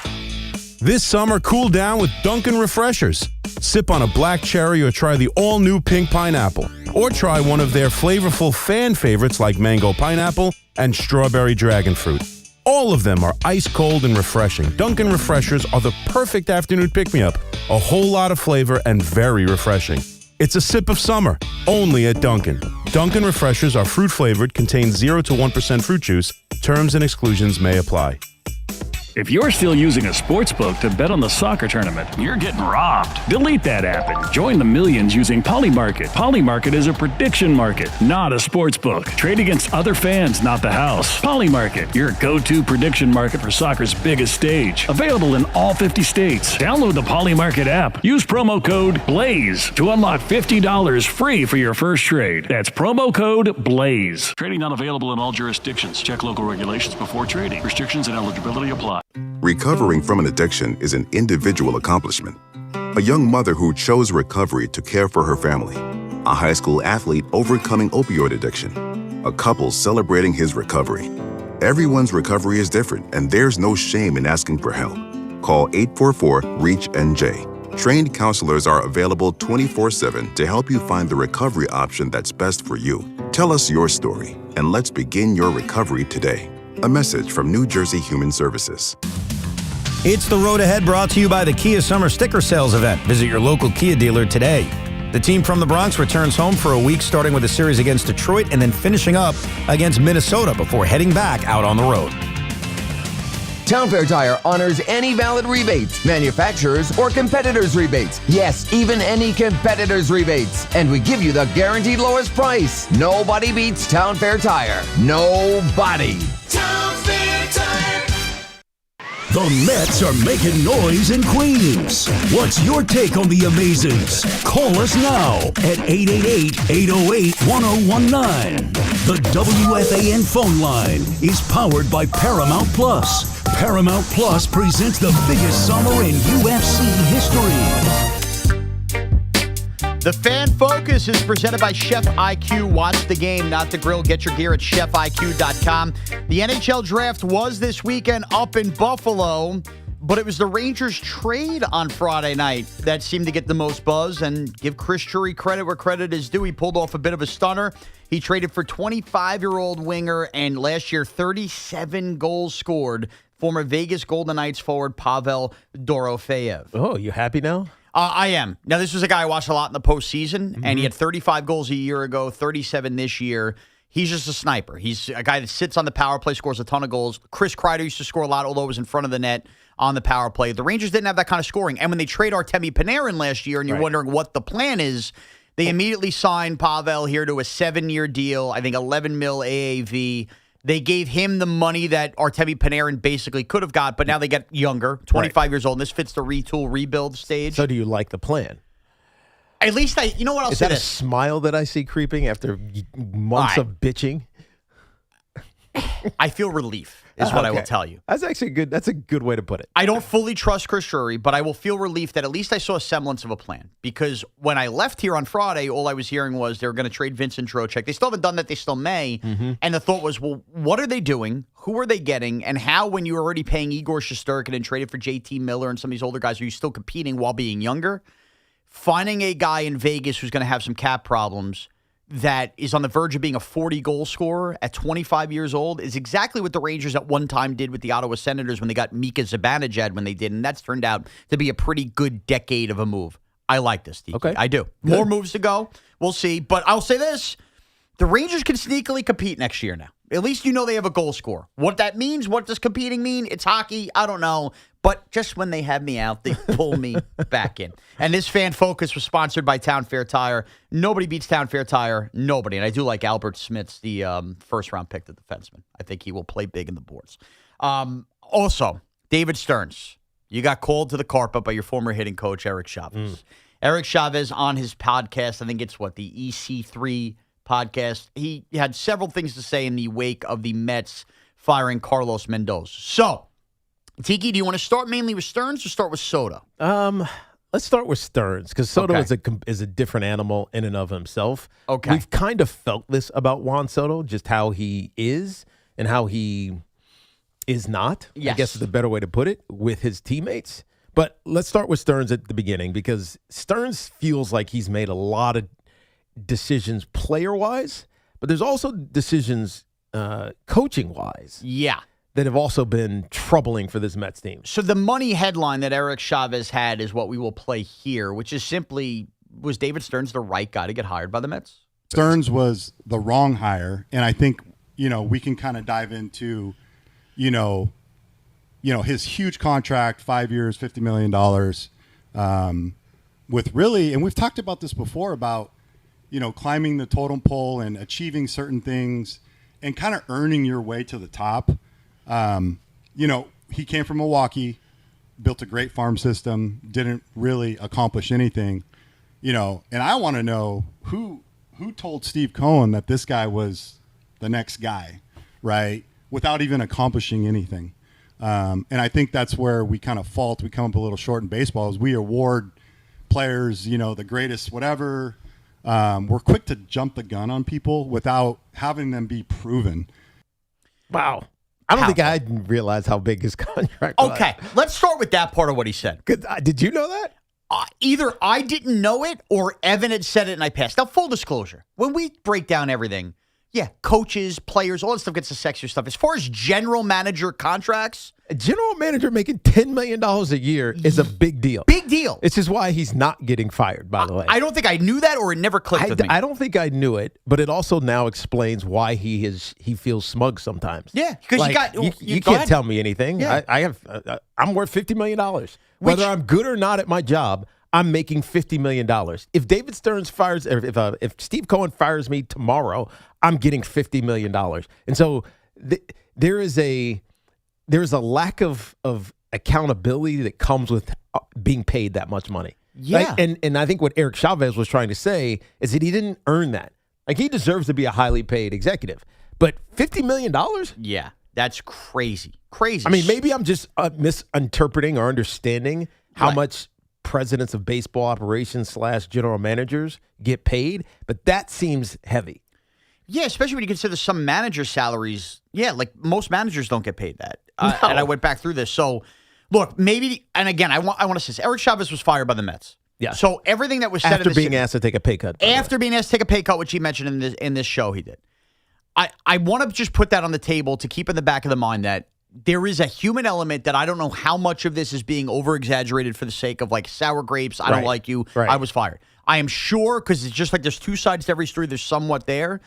If I'm to take Eric Chavez at face value, though, that little thing he threw in there, which felt not so subtle to let you know how much David Stearns was making and for how many years, that just, even if he had a great track record, feels like a massive mistake for Steve Cohen to dive in. And I want to take you back to when David Stearns got hired here by Steve Cohen. I know a lot of Met fans were for it because Milwaukee, for what the Brewers were with a lack of resources, did do a good job in developing playoff-type rosters. Right. And David Stearns was integral in all that. David Stearns also was another one of these guys, a New Yorker. He was a Met fan. It fit the Steve Cohen model. He was Mr. Met fan. So it felt like those two things were going together. But I remember debating this with Evan when we had launched the show and David Stearns was getting hired. The idea of like, what really did he accomplish in Milwaukee? Like, yeah, he did a good job, but now you're coming to an area where you're going to have an owner that wants to spend money. You were good and you were frugal, but in a big market, do you need a different kind of guy? And I think here we are a couple years in. I'm not throwing David Stearns out just yet, but it's been a massive failure. It has been. The decisions just haven't been good. And it's interesting when you think about, if we want to circle around to the Carlos Mendoza firing that happened last Friday, of course this seemed inevitable, because Carlos Mendoza was brought here because of the established nature of the Mets roster. Yeah. And you have Pete Alonso, you have Brandon Nimmo, Lindor is here, Jeff McNeil. Like there's some veteran nature to this team. And then all of a sudden, after you go on a run to the NLCS in 24, then 25 sucks, and David Stearns decides to just remake the team. Yep. Completely remake the team. Now I'm sure he had conversations with Carlos Mendoza about this, but it feels like this was his vision to shape the team in how he wanted it to be shaped.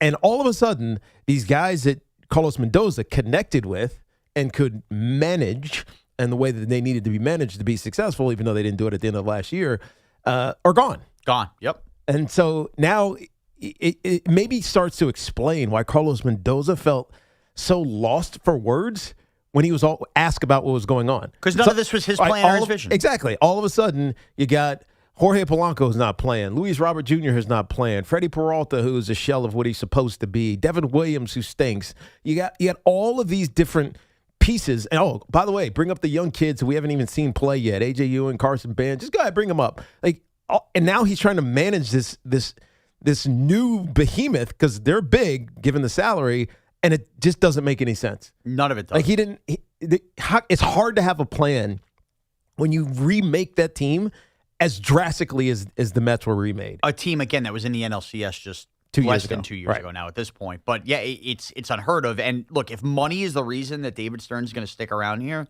again, Steve Cohen is not the prince that we were promised. Yes. Because that should be, I could rip up a check at any point if it's not working for the sanctity of this franchise. And not so subtly, Eric Chavez let you know it may be about the money. Now, why was the team remade? I think it has a lot to do with what he said about Juan Soto, even without saying it. I want to parse through this. So here's what Eric Chavez said about Juan Soto last year coming to the Mets. He would run from the outfield and go sit in the batting cage on a couch and not be in the dugout with a teammate, right? And like I said, I'm not throwing Juan. This isn't a Juan issue, right? This is a lack of leadership, lack of accountability from the top down. We had an assistant GM who would sit there with him. The assistant GM would sit there with him and kind of coddle him and, tap him on the shoulder without saying, hey, dude, how about getting in the dugout with your teammates? So I brought this up to Stearns, and I said, this is a huge problem because now younger players, who we have younger players on the team, they're seeing this, and your guys are allowing this. And he goes, well, those players need to learn that they're not Juan Soto. As a former athlete, wow. What do you hear when you hear that? If someone said to me, these guys need to learn I'm trying to think of who the example would be. During my play, it was Strahan was the best player on our team. Okay. So it'd be like someone coming up to me and saying, "Hey man, Michael's." And by the way, Michael never did this. Michael was as much of the person of the people as there was. Like he was the leader, and he was always available and always around. But let's say he was a little bit standoffish. And someone came up to me and said, "You got to learn that you're not Michael Strahan." I'd say, you know what? Go F yourself right now. Right. First of all, and then I'd go have a conversation with Michael Strahan and be like, "What's up?" Right. You are the leader of our team. You need to be here. Again, this is facetious. This is not the case. Michael was always there, but somebody needs to have that conversation with Juan Soto. And I know he doesn't want to. He doesn't want to be that guy. And it might be the biggest issue with the signing of Juan Soto for this ridiculous 14-year contract that goes out till he's 80, and he's going to make $700 and $800 million over the.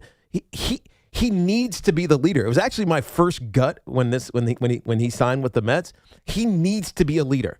He's going to be forced to be a leader, not because he's great, which he is, but because he's making so much money. It comes with that territory. When you make that much money, you necessarily have to be the leader.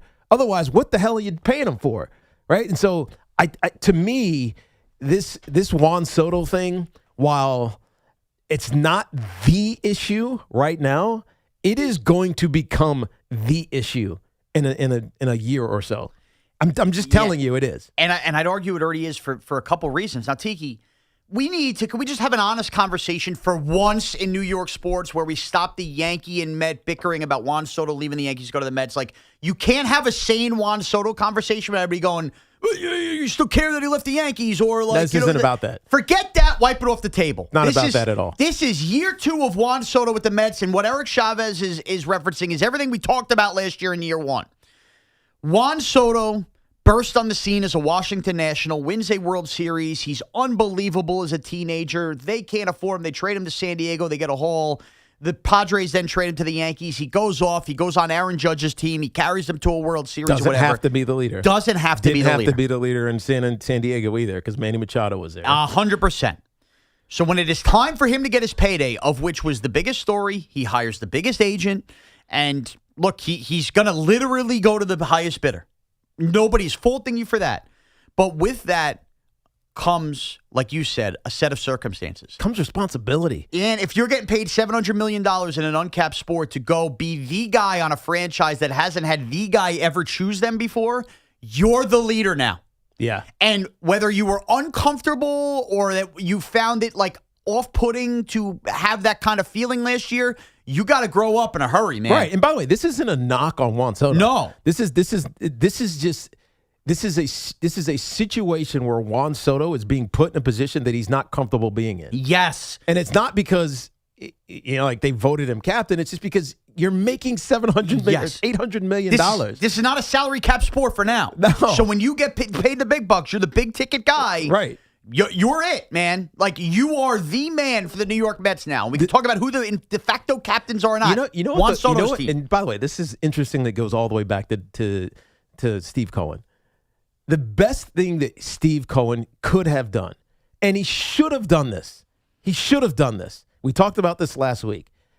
Is that when the whole captain thing when Francisco Lindor came up, he should have said, you know what? Francisco Lindor is our captain. Instead of saying we don't name captains. We don't name, because he's trying to protect the ego, or at least the perception of what Juan Soto is. Juan Soto doesn't want to be named captain, but also doesn't want anybody else being the leader of the team. Well, I don't know if that's the case. He might. Okay. I don't know. I have no. That was my interpretation. It's either here nor there. But the reality is that Francisco Lindor was your face. He was the guy that would speak after every single game. He was consistently a Gold Glove type, even though he rarely wins them. Shortstop. He was a consistent bat, even though he started the seasons poorly. But he was the guy.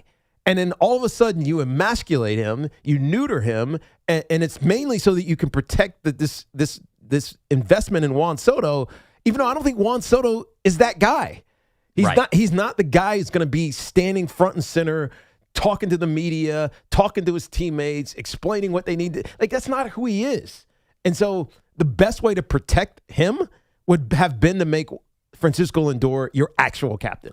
Right. But now let's get back to the Met offseason.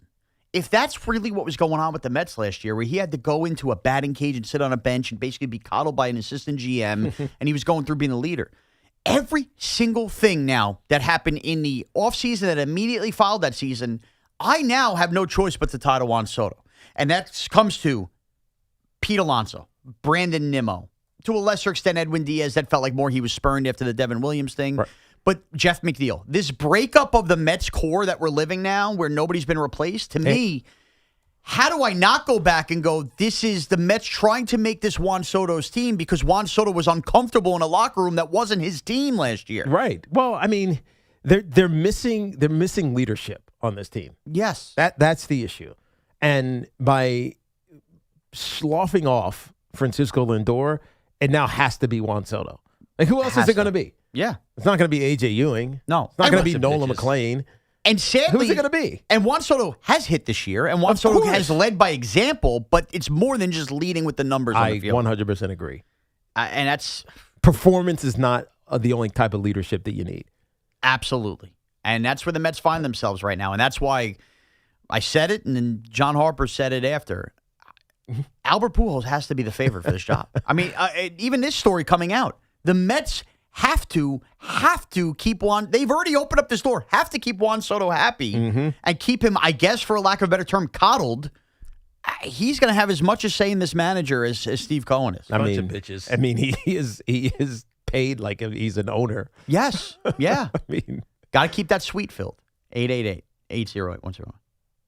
JD Martinez is the manager. Joe's over there suggesting. I know, Joe. Listen, intern Joe's throwing shots from downfield. He's suggesting JD Martinez. I mean, I kind of love JD Martinez. Yeah. I just don't know if I have no idea. Yeah, I don't know. I don't know. Again, he was there pre-Soto. Soto comes in. I know he's taking an advisory role. I don't buy it. Tyler in North Carolina. Tyler, what's up? What's up, Tyler? Hey, you know I'm a Yankee fan, but I feel for the Mets. I'm not one of these Met haters as Yankees. And I just think back and, I'm a little jealous. The OMG, think how far they OMG and the Johnny Trumpets out of the bullpen. Johnny Trumpets. The Mets, they had something going. Remember, no, they did. They had some juice. They had an energy and about there was them. an excitement. Yeah, it was a That's fun right, October. and you could feel it. And when you rip out a guy like Pete Alonso, for what? I mean, come on. And you got to, the GM. It's on the GM. This whole thing's on the GM. They ripped out the soul of the Mets. Pete Alonso, that was a bad move. That guy should have retired a Met. And I feel for the Mets because it's a shame. I think it's always exciting in New York when you have a good Yankee team and a good Met team. It's good for New York baseball. No, I agree. And I think it's just all on the GM. Well, I mean, the president of yes. baseball operations, who's making $10 million. Yeah, but we can't call him the GM. He's not the GM. Andrew Friedman, by the way, also makes $10 million. Oh, you went down the rabbit hole? Yeah, I did a little bit down the rabbit hole. General managers are usually around, but not all teams have a GM, around 3 to 5.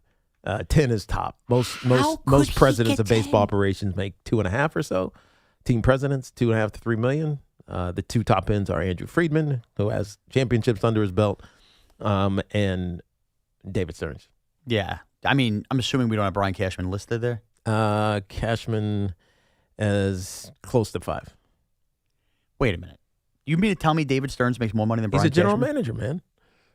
He's not the president of baseball operations. I understand that, but when you're not hiring a GM, you are the GM. I know maybe it's a function of how much money you spend. When your payroll's $400 million. You mean to tell me David Stearns, I know he's the president, is making more money than Brian Cashman in this town? Yeah. Again, publicly available information, it's probably not all the information. That's crazy if that's true. That's just absurd. You can't hire David Stearns from Milwaukee and just go, here's your blank check, pal. He's not Theo Epstein. What? And now it makes sense. If this is all true, it makes sense why David Stearns is not going anywhere. Right. Because would you want to dump $10 million down the floor on something that didn't cost there? It's like buying a house for way above market value. You're not getting the return on that. No, you're not. Look at me using realtor lingo. Ray in Brooklyn. Ray, what's up? What's up, Ray? Good afternoon, guys. Listen, I've called your show before, and it's always nice to talk to you guys. I didn't call about the Mets, but let me just say this real quick. Shaun, don't hesitate to say the truth about one.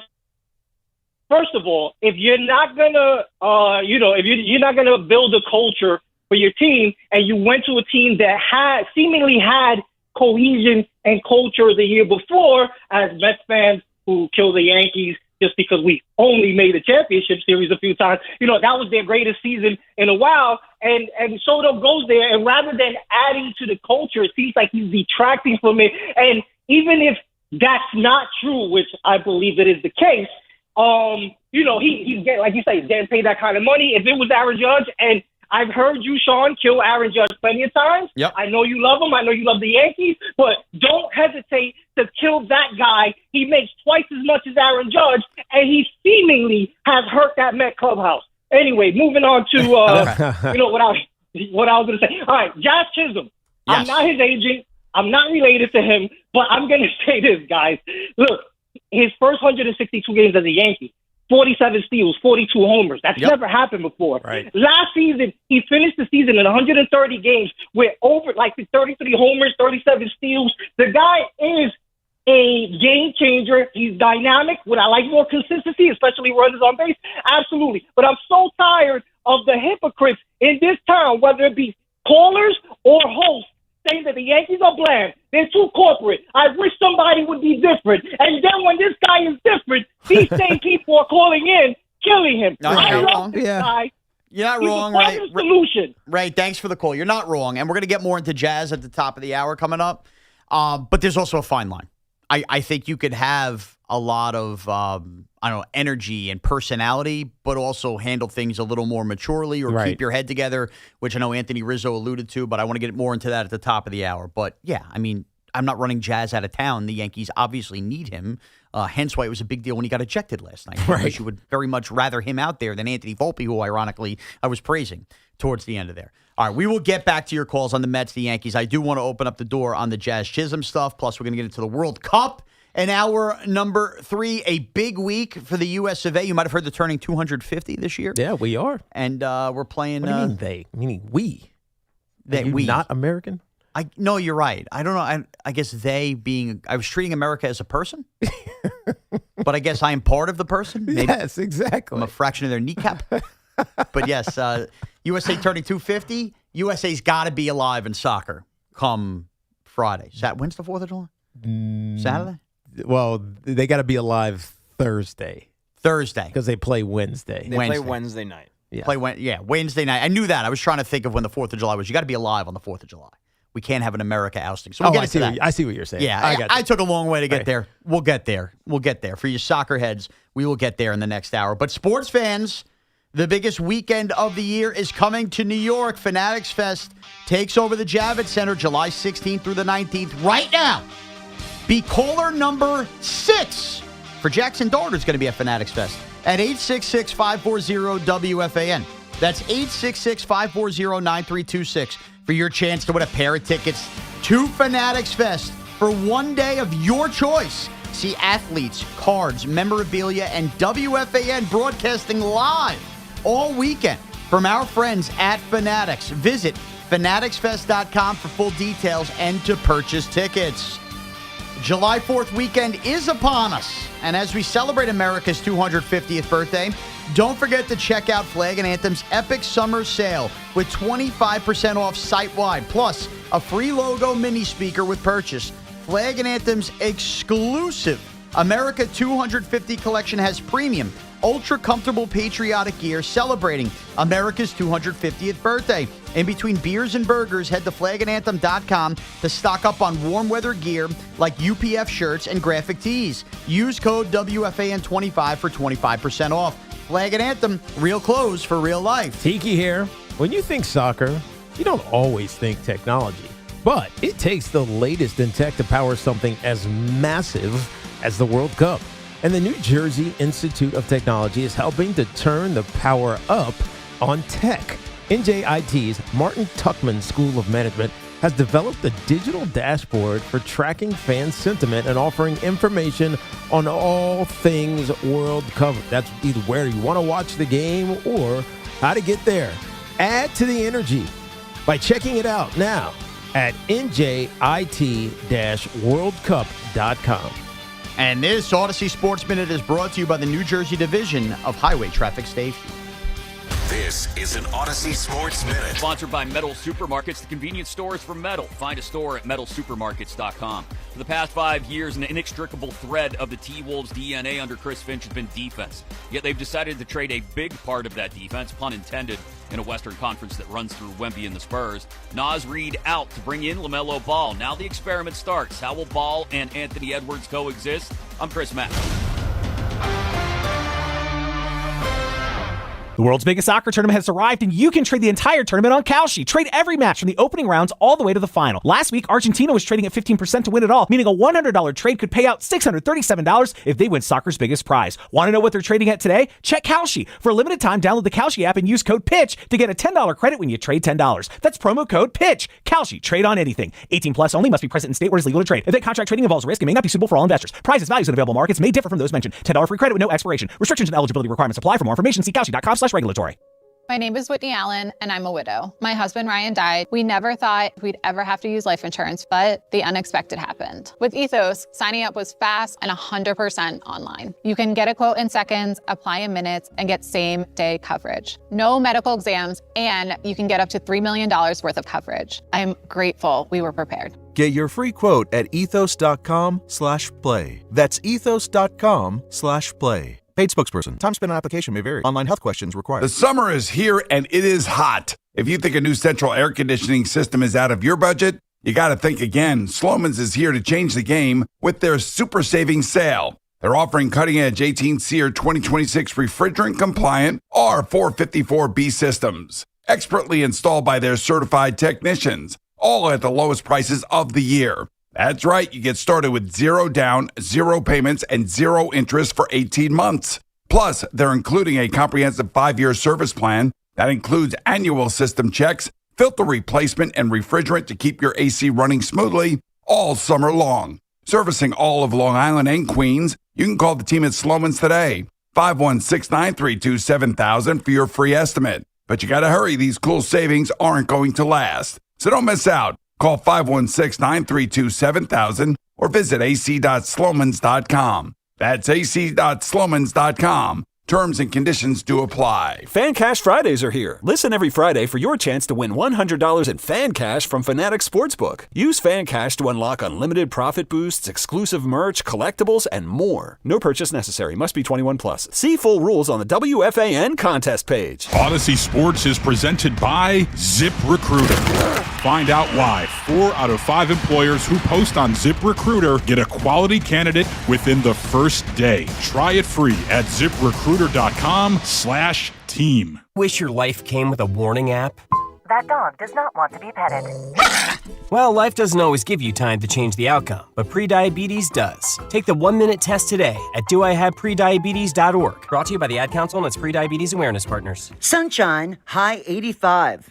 Weather brought to you by Capital One. Capital One offers no fees or minimums on checking accounts. What's in your wallet? Terms apply. See CapitalOne.com/bank guide. Capital One NA, member FDIC. John Montone, are you ready to make this the summer? Yeah, Todd, the summer. But where do I find the summer? At Ramsey Chrysler Jeep Dodge Ram. Because we have some amazing incentives to get you behind the wheel of a Jeep or Ram truck. And you can really make this the summer when you step into a new 2026 Ram 1500 Bighorn Crew Cab 4x4. Lease for just $399 a month for 39 months and just $48.88 due at signing, plus tax, title, and registration. Or buy and get 0% APR financing for 60 months. My summer is definitely being made during Ramsey Chrysler Jeep Dodge Ram's Make This the Summer event. Ramsey Chrysler Jeep Dodge Ram, home of exceptional people, exceptional deals. Call 833-853-2969 for details. Tax title registration extra. 0 security deposit. VIN number T4174388. MSRP $64.25. APR at $16.67 per month per 1,000 financed. And $630.26. Town Fair Tire has the area's largest selection of Bridgestone tires. So we buy Bridgestone tires for less and sell them for less. The guaranteed lowest price you'll find anywhere. Plus, we give you more free services for life than any other tire dealer. So when you're looking for Bridgestone tires, there's only one place to go. Town Fair Tire. Because nobody beats a Town Fair Tire deal. And I mean nobody. Name brands at discount prices. Town Fair Tire. On the biggest stage in the world, FanDuel is changing the game because sometimes your player gets subbed off and your bet goes with them. Not anymore with FanDuel's Super Sub. If your player is subbed out, your bet stays in. That's right. If your player leaves the match, your bet continues with the substitute. So you're still in it until the final whistle. Visit FanDuel.com/New York to get started now. Let there be goals this summer on FanDuel. Just visit FanDuel.com/New York, and with FanDuel Super Sub, if your player is subbed out, your bet stays in. That's right. If your player leaves the match, your bet continues on with the substitute. So you're still in it until the final whistle. We just love the app around here. It's safe and secure. It has all the betting markets you could possibly want. And when you win, you get paid instantly. FanDuel Sportsbook is the official sportsbook of WFAN. 21 and over and physically present in New York. For help with a gambling problem, call 877-8-HOPE-NY or text HOPE-NY 467-369. Finding great candidates to hire can be like, well, trying to find a needle in a haystack, but not with ZipRecruiter. Its powerful technology actively finds and invites qualified candidates to apply to your job. So while other companies might deliver a lot of hay, ZipRecruiter finds you the needle in the haystack. See why 4 out of 5 employers who post a job on ZipRecruiter get a quality candidate within the first day. Try ZipRecruiter for free at ZipRecruiter.com/team. That's ZipRecruiter.com/team. ZipRecruiter. Here's a World Soccer Championship Team Spotlight, brought to you by the first ever Infiniti QX65 and by Lowe's. Members get more at Lowe's. France is loaded with attacking firepower, headlined by a lightning-fast forward who's been the best player on the planet for years. Les Bleus' combination of individual brilliance and collective discipline makes them perpetual contenders.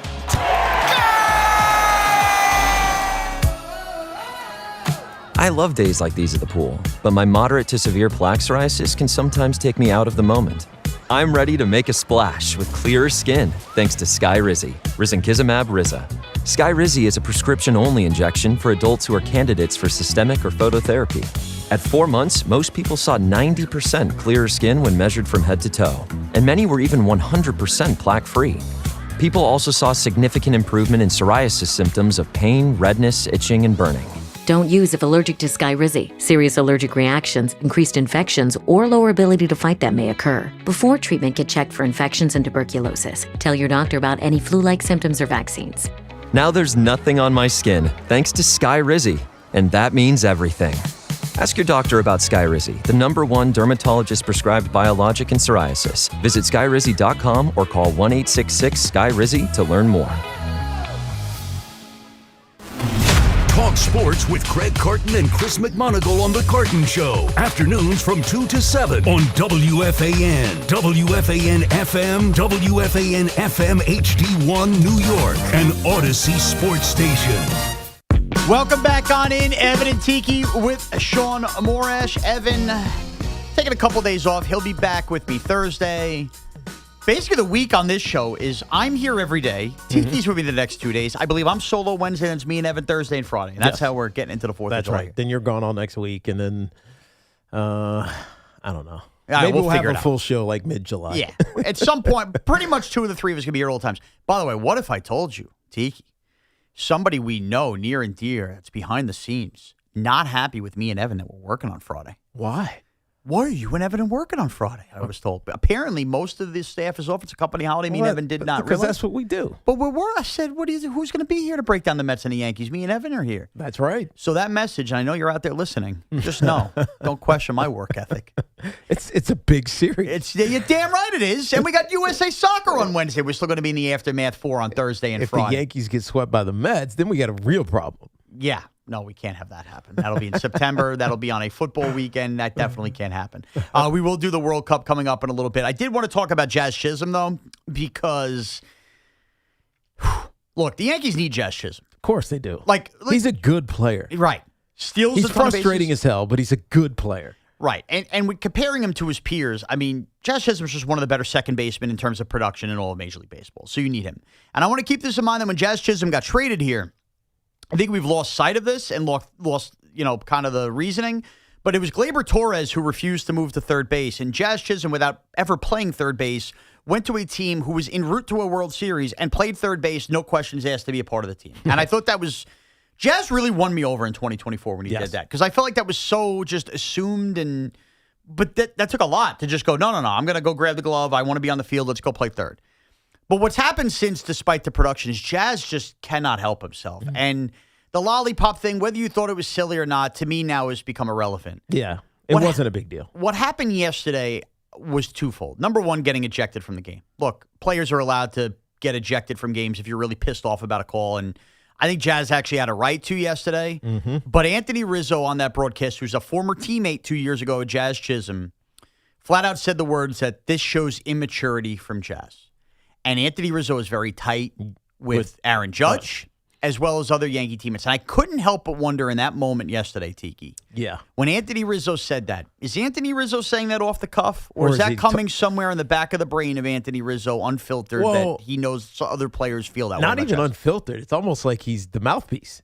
Like he's speaking for some of his teammates who can't say these things. Yeah. Because think about the clubhouse that Aaron Boone polices, or at least creates, is that you don't criticize each other. And so it did sound like, just if this was me and you're out a year, or 2 years. 2 years Rizzo's been out? This is his second full year so out. 2 years. You're 2 years out. So basically, you were just there. Yes. And you still have really good relationships with the men there, and particularly Giancarlo Stanton, Aaron Judge, and others. He's going to Knick games with them still. Exactly. And you say this, you're speaking things that you've been told by those guys that are in that locker room with Jazz.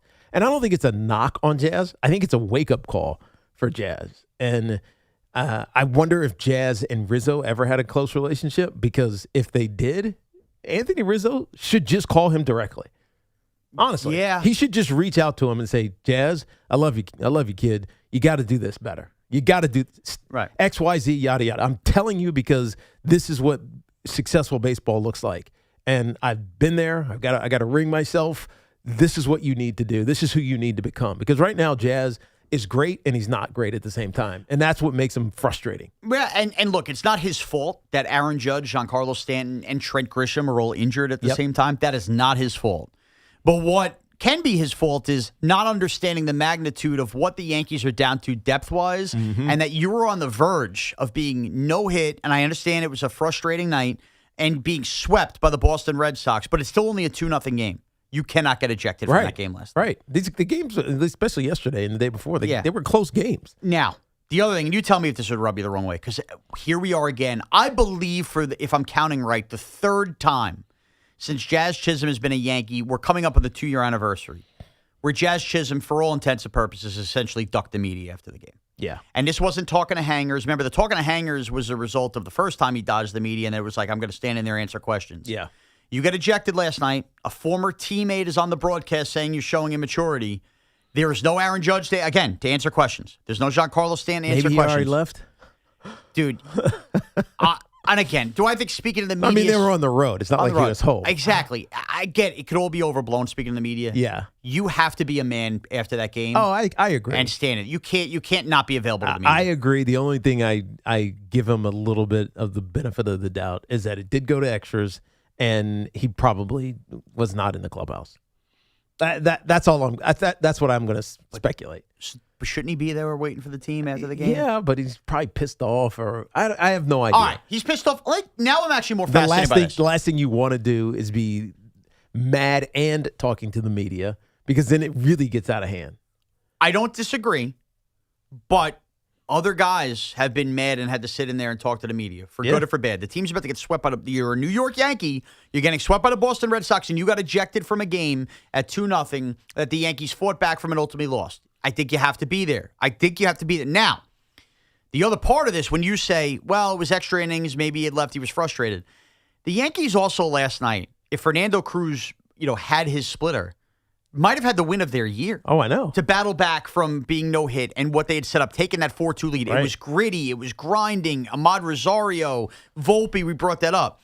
You mean to tell me that had they won that game, Jazz still wouldn't have been in the clubhouse and would have left and missed that euphoric moment? No, look, with his he teammates? was probably there. He was just sitting on the side or sitting on the bus or whatever. Just not there. He was there, but not there. All right. But isn't there somebody with the Yankees now? Aaron Boone's the manager. That, I'm sure he's had to have had a conversation about blowing off the media before. Yeah. And he's still doing it? I mean, I don't know what in the NFL, you have to be available. Yeah. And the timing sucks in the NFL when they make you go right out there and not shower. Right. But I don't know if there's a rule in Major League Baseball because there's 162 games. Yeah. So if you miss a guy, I mean, in the NFL, you get a day. Yeah, I think you get fined in the NFL. A day or 2 days maybe because after the game and then 1 day during the week you can talk to the players. In baseball, you could almost talk to them almost any day. Yeah, and that's the thing. I don't think that there's a rule in place that he's fine. I think this is just the moral thing. You got ejected from a game and they lost. I think because there's no rule that this is fine. He did not want to in that emotional state talk to the media because we can look at his season. He's hit a dozen home runs. He's only hitting 230 or whatever the heck he's hitting. On paper, he's not having a good season. I'm less focused on the average, though. The production is still the production. Right, but that was going to be my point. But when you watch him, he's productive. Yes. Which is why we're frustrated when he gets ejected because he's one of 3 guys, especially with Rice and Bellinger scuffling. Right. He's one of the guys you count on the most and go, at least I have the chance at some kind of big hit to change this game. You see it every other week. He just smashes a home run. Yeah, you cannot leave the Yankees in a point last night where if you looked around, it's, Spencer Jones is getting pinch hit for Max Schumann. You have Goldschmidt is pinch hitting. The team is just so dry up of talent. Cabrera's out there. Jazz got to be in that game late. Right. You got to get your head on it. I had an issue with it. I just think now this is a pattern for him. I get cooling off. I get not speaking to the media is not always the easiest thing. But, guys who have been through much worse have stood in there and answered questions. Right. Is all I'd say. 888-808-1019. Osmani is on the fan. Osmani, what's up? Hey, I wanted to get back to the Soto comments that you guys made saying that Soto should be the captain. I don't quite agree with that. I've been watching the Mets for a long time, and I still feel like even though Lindor's jersey doesn't have the C on it, that he is the captain. Right. And I made a point earlier on the phone call when he picked up that I said, while this is movies and Hollywood and stuff like that, when you watch The Avengers, you don't think of Tony Stark being the captain just because he's the billionaire. Right. You still think of Steve Rogers, the army guy who doesn't make much probably, as being the leader. And that's how I feel like that the Mets are. That's interesting. Lindor's the leader. When Lindor's going, they're going. I never thought of the Avengers, Osmani. I've never thought of the Avengers in a socioeconomic way. Well, that's right up your alley. But that is so interesting, though, because the billionaire in what's his name? The head of the Avengers. Yeah, the guy. Tony Stark, right? Yeah. He just said his name. Yeah. I know, but I was thinking I'm seeing his real name instead of his character name. And Captain America, who's just he's an army guy. So it's I never thought of it that way. But that's not even what I was getting at. What I was getting at was that Francisco Lindor has been and was the leader for this team. And then when he got uncaptained. So best way to put it. But yes. Right? He got uncaptained. It made a void and then he got hurt. So he's not even around. Yeah. And so, I mean, you openly told an entire locker room, we don't have leaders here, essentially. This is not your captain. Yes. I know this is who we assumed was, and everybody looks at you this way, but he's not. And you said it numerous times this offseason. It was almost like they were, I don't know. It's like I hear all these rumors about, they're going to trade Francisco Lindor. I actually believe that. I do think they're going to trade Francisco Lindor because they've emasculated him. Right, they've taken his power away as a leader of this team, and so what's the point of keeping him? And the reason we were saying Soto needs to become that captain is because Soto is their best player. Yep, and he is the highest paid player in baseball. He's who the young players are going to look up to the most. And so regardless of what his attitude is, or whether he's vocal, or whether he's even around sitting in the dugout, or sitting on a couch out in the bullpen, young players are going to look at you because you are the highest paid player in your sport. Yeah. So he just by default, he's going to become the captain. I'm not saying that the Mets should make him the captain. I'm saying he just is. Yes. Because any 21-year-old that now comes up, and I know Juan Soto's still not that old, Right. But you've watched Juan Soto play baseball in Major Leagues for the last 6 years, be 100%. one of the best players in the league. You come to the Mets, you want to look up to Juan Soto. Yes. That's the way it works now. Whether he wants that or not, that's the way it works. And John then, in you, Fresno. and then you get there and he's sitting in the bullpen? And you're like, what the hell is this? Right. John in Fresno, What's up, John? Good morning, Tiki. You're my hero, man. Thank I you, used to follow you. I appreciate that. It's my pleasure. Listen, I'm a diehard Mets fan. I'm going back to the days where I was listening on a little transistor radio, walking home from school, listening to the playoffs in 1969. So I love the Mets. And I don't hate the Yankees. I'm always a pro New York sports team. If a New York sports team is in there, I'm rooting for him. Right. But what's going on with Lindor, what this guy Andy Green pulled yesterday by not putting him in even to pinch hit for Mauricio, there was about 4 different times they could have put him in with a clutch hit to help this team win. They're not out to win. They're like an observation of the team to see where they're going to go. I want to win. I don't care if it's the last day of the year. But I John, want to win. remember, this is also part of when Lindor doesn't go on a rehab assignment. It's because they have to treat him this way. Would you rather him be on the rehab assignment, or would you rather him at least play every other day with the Mets and give you some kind of production that way? Yeah, I almost wish he would have done it at the beginning of the season. Now that you rethink it. What, with the hamate bone? Yeah, because he had the hamate issue, and he missed all of spring training. Mm-hmm. And then he started the season, and he was fine until, because he didn't play in spring training, he gets a calf injury. Yes. Which, yes, we talk about all the time. If you don't have the right training, and Right. something else And creeps so there's no way to, you can't second guess it. It just is what it is. Because Francisco Lindor wants to play. He's kind of like Pete Alonso. I want to play every day. And he wanted to play every day. Didn't want to miss any of the regular season. So he pushed himself, thought he'd be fine. Unfortunately, as you get older, you're not fine. Right, and if he was playing every other day at Syracuse for these 2 weeks, we would have people going, why are we even wasting time at Syracuse? Get him up here. Exactly. Now you have him on the bench sitting there, and it's tantalizing, but this is what comes with it. You'd rather this than that calf injury become an Achilles because you rushed him back, right? As we have now grown accustomed to here. Tom in the Bronx. Tom, what's up? Yeah, how you guys doing? When we talk about teams and chemistry, there was always the issue with Nimmo and Lindor. Yep. I'm not sure if you guys are aware that Brandon Nimmo and his wife spent 3 years designing their home in Point St. Lucie, specifically designed to host team get-togethers and build chemistry. And then he found out he was traded. So when we talk about a team and a team concept, and a player doing that to say, hey, I want to do this for the team, and he and his wife spent 3 years doing this, and then he got a call that he was traded. Right. I think that's something we really need to look at, too, which really, even more so, points out to how lost David Stearns. Yeah, I mean, look, he might not have known about that. I can't fault him on that, but it does feel like the Mets are missing that guy.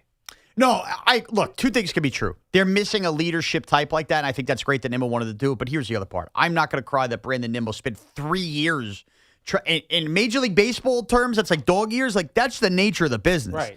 And again, we can't know that David Stearns was aware of that. Of course. And even if he was, Tiki, it wouldn't have made any difference. You can't, because you're spending 3 years to get your house just right to have Mets over, then you get traded like that. You're a Major League Baseball player. Things happen. And you're also probably not self-aware where you stand in your career if you're Brandon Nimmo that you're doing that.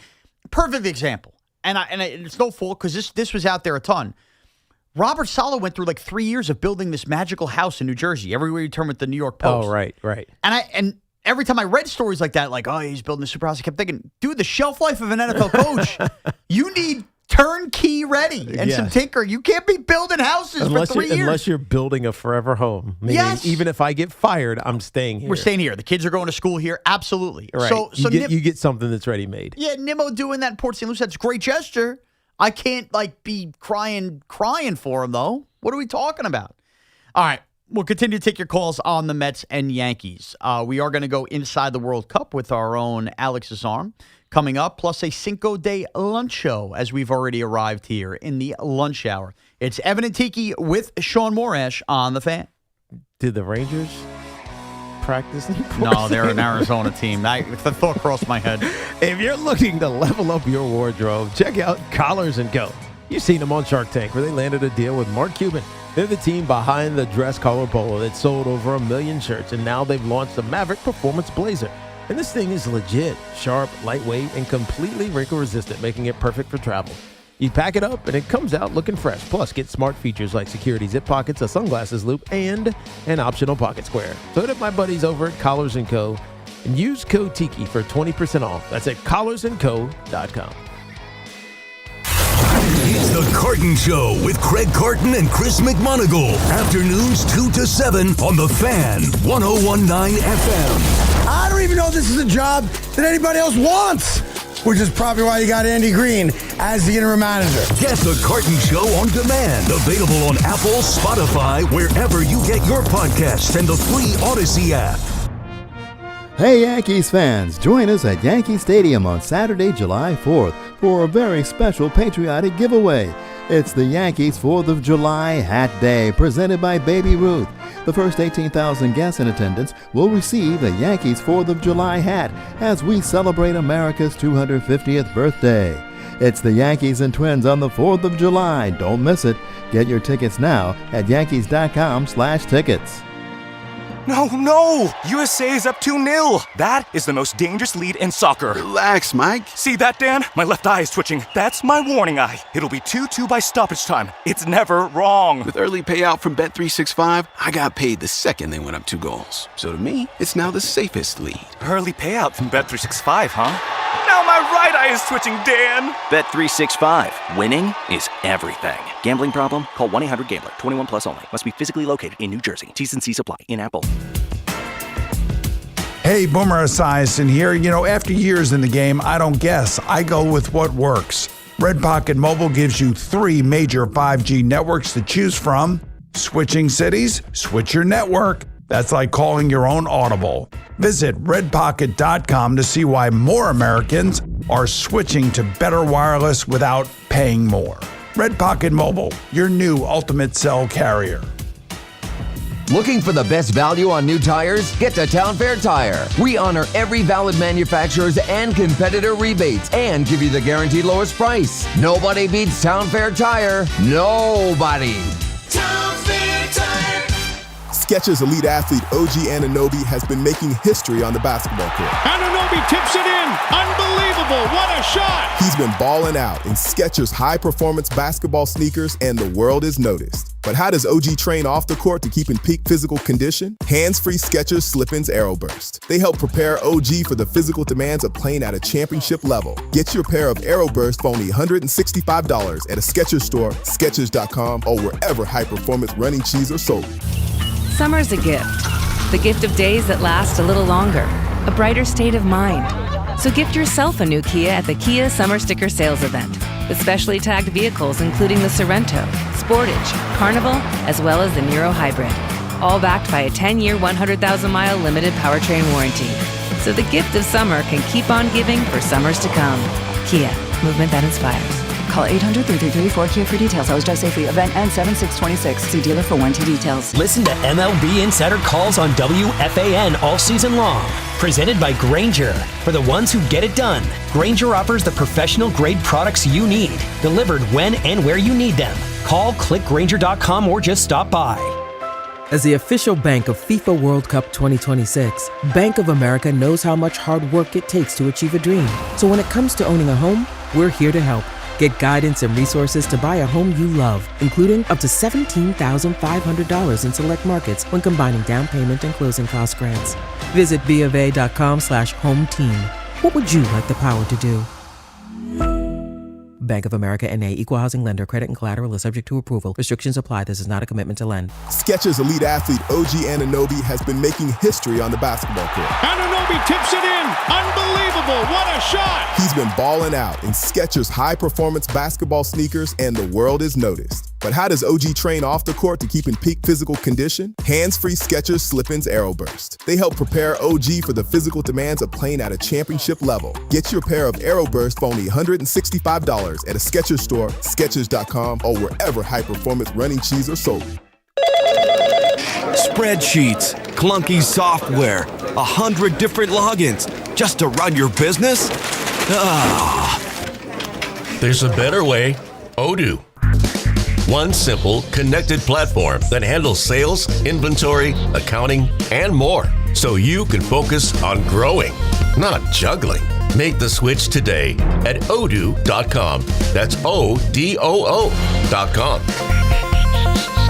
Come visit the engagement experts at London Jewelers at any one of their 6 locations. Ford Blue Advantage is used car buying that's built for you. Their used vehicle certification process doesn't skip a step. Each certified pre-owned vehicle goes through a detailed multi-point inspection. And on top of that, it comes with a Carfax report and 24/7 roadside assistance. Plus, getting pre-qualified for special financing is easy. Visit FordBlueAdvantage.com or head to your local Ford stores to get started today. Ford Blue Advantage. Used car buying that's built for you. Summer's heating up and pest season is officially here. Mosquitoes, ticks, ants, and wildlife are becoming more active across the greater New York area as summer temperatures rise. Enjoy your summer, not the pests. JP McHale Pest Management helps protect your home, family, pets, employees, and customers all summer long. With local offices around the tri-state area, their local experts are ready with seasonal residential savings and free commercial inspections. Visit nopests.com. That's NOPESTS.com. JP McHale Pest Management, not just good, guaranteed.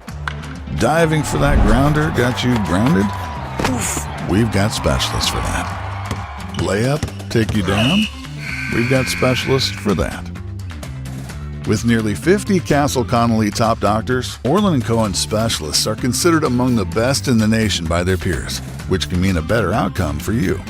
From Staten Island to Southampton, our network is open 7 days a week, so you can feel better, faster.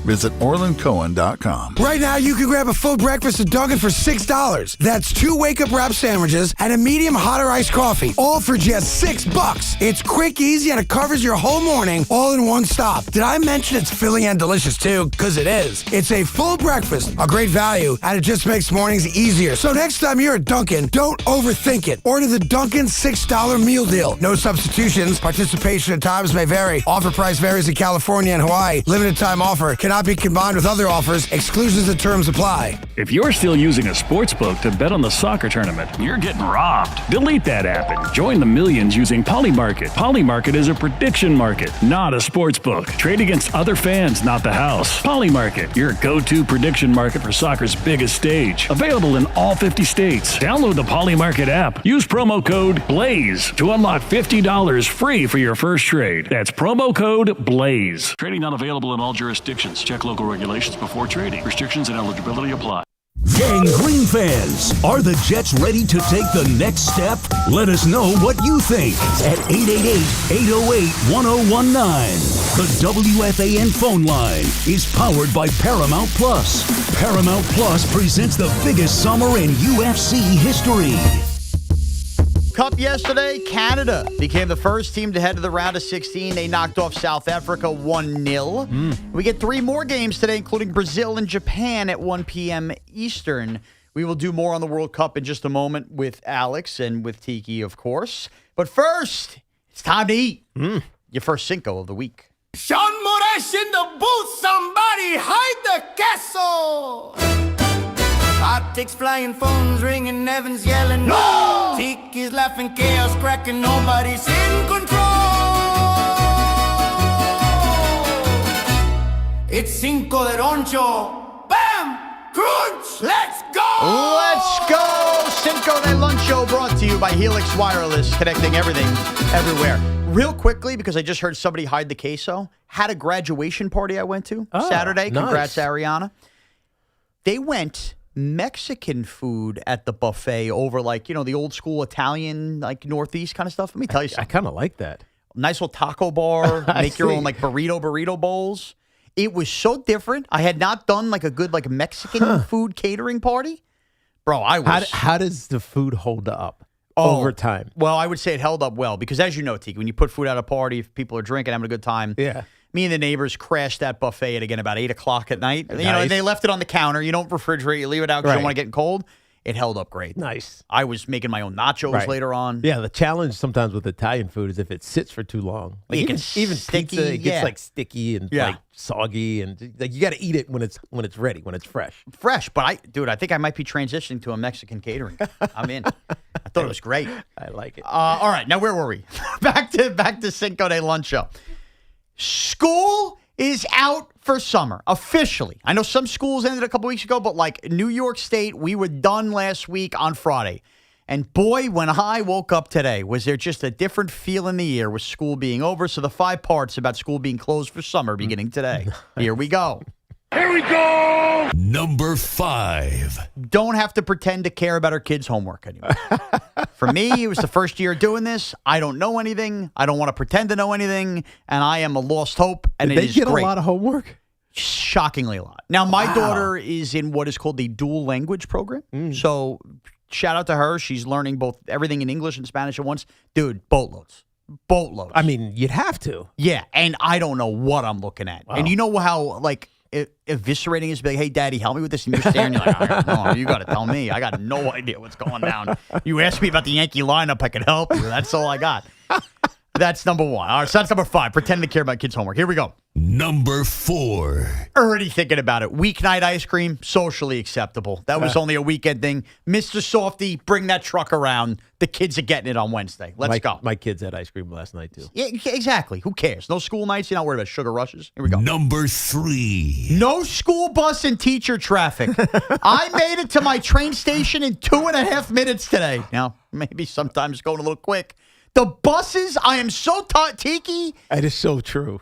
I don't know what happened from when we were kids to when the kids are now. Man, your bus stop was either on your corner or the next one was 4 blocks away. These buses now stop every other half a block. No, they stop at everybody's house. That's what it is. Yes. And I sit there when I leave in the morning, and it really dawned on me when we changed these work hours. I'm behind the same bus making 15 stops between here and me getting to the train station. And you want to be a jerk and go around it, but that's illegal. Yeah, so then they have the stop sign out. By the way, I tried once. I didn't know they take pictures. Do they? Really? Oh, the buses come equipped. I went around a bus. It was stopped for way too long. I probably shouldn't be. I got the ticket. I mean, I paid the prime. I mean, I paid. Yeah, they have cameras on. Wow. All right, here we go. Number 2. The number 2 best part of school being closed for the summer is Evan finally takes off. We're getting into our Evan off cycle, the old right. Francesa style. So as you hear today, Evan is off. It's Right. great. It's also in refreshing. December. Yeah, I'm not telling Alex to pull 15 audio clips, asking him to show us what we thought when OG Anunoby signed. More on that when Evan returns. But it's good to have Evan off. Here we go. Number 1. And the number 1 best part about school being closed for the summer is you watch all the baseball. You realize when these kids go back, football season's here. So it bridges the gap now. We haven't talked football in a month and a half. I'm dying for something to come. Tiki, Tomorrow.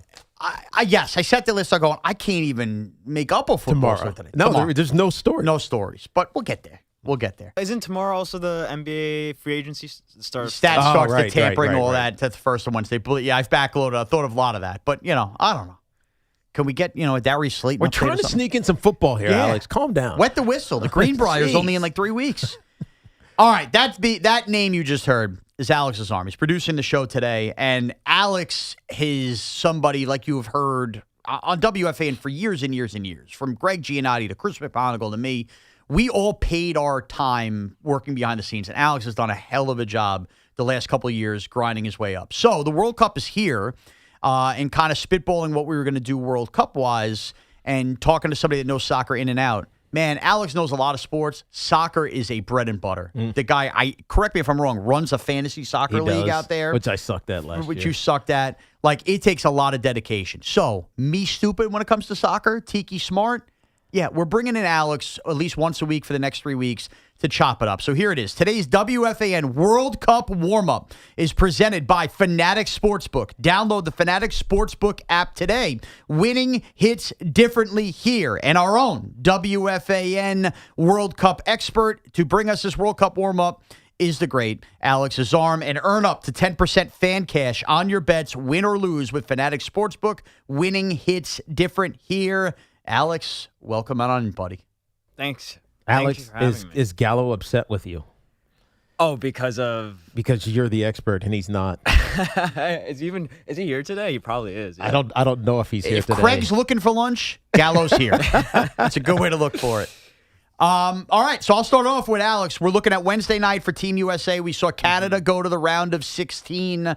What is your confidence level at on Team USA doing what Canada did yesterday and at least escaping this first game and making it to the round of 16? Bosnia is definitely a tougher opponent than South Africa. But at the same time, U.S. are kind of flowing with confidence. They won their first 2 games pretty easily. They don't play with their food, because Australia and Paraguay, they're not the toughest opponents, but they're handle them pretty easily. Right, they're tough defensive opponents. Yeah, they Australia sit and back. Paraguay, they sent back, which is what South Africa did yesterday as well.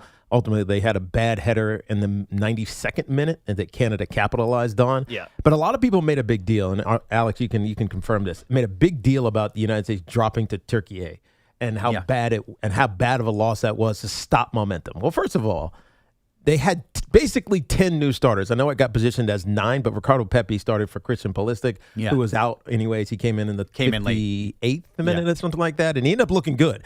He just missed a shot. He slipped, and he was trying to curve one into the near post, and he just slipped on the ball, so it went wide of it. But they basically played their B team against Turkey. So it didn't matter. Yeah. They're going to be rested and I think confident with how they played in those first 2 games against Bosnia. But Bosnia is tough. Bosnia-Herzegovina is tough because they got a young, I forget the young kid's name who rocketed home the first goal for them. Yeah, he probably had the best goal of the tournament so far. Unbelievable. And so they got talent, but they sit. They don't attack you. I'm more worried about the United States when they get into the second and third, the 16, and if they do get to the 8, because they're going to play teams like Spain and others that are just going to attack you from the very beginning. The teams that they played so far are not attacking teams. Okay. They're sit-back teams. So the U.S. is okay playing a team that will try to strangle you like a snake because they'll squirt through and find a goal regardless and win. Right. Okay. Now, you guys brought up Pulisic. That's obviously the name that any casual soccer fan knows. Obviously, he gets hurt. We know he comes in late in the Turkey A game. Mm-hmm. Can the U.S. survive a couple rounds here, a round or two, without a healthy Pulisic, or he has to be out? I personally think there are 2 or 3 more important players than Pulisic. I know he's the household name. Yeah. He's a catalyst. Right. But I think guys the best player for the tournament so far has been Weston McKennie for the U.S. Tyler Adams is a big part of that team too, and Flo Balogun has been a revelation up front. And then you also have some defenders, like Alex Freeman was someone I was really interested in. He scored against Australia. So you got really good players, and they're all playing in Europe, except for the goalkeeper, Matt Freese. But, right.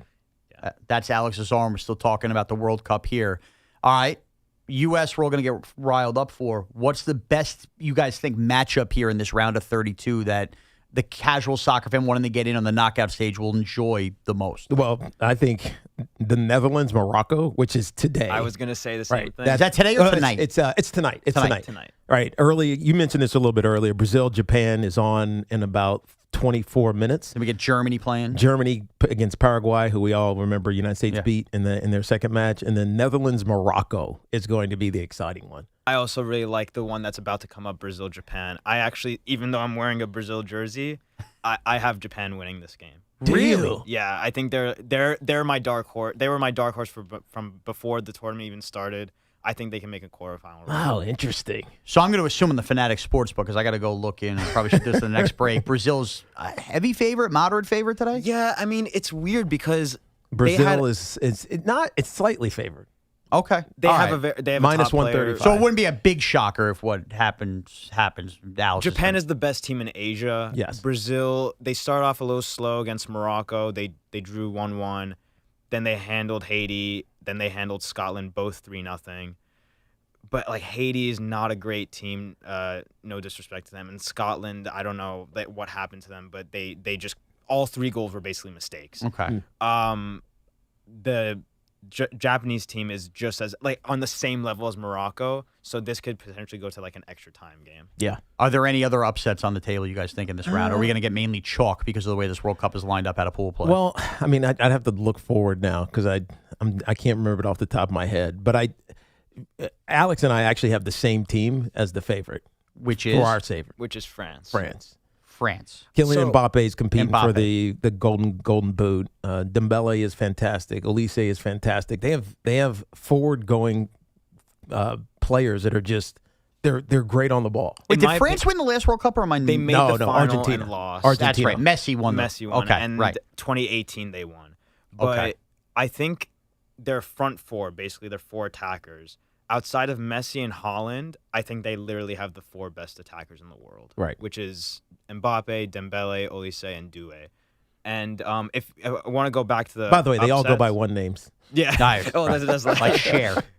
if you want an upset, I wouldn't even call this an upset, but I would think Belgium are favorites over Senegal. I think Senegal win that.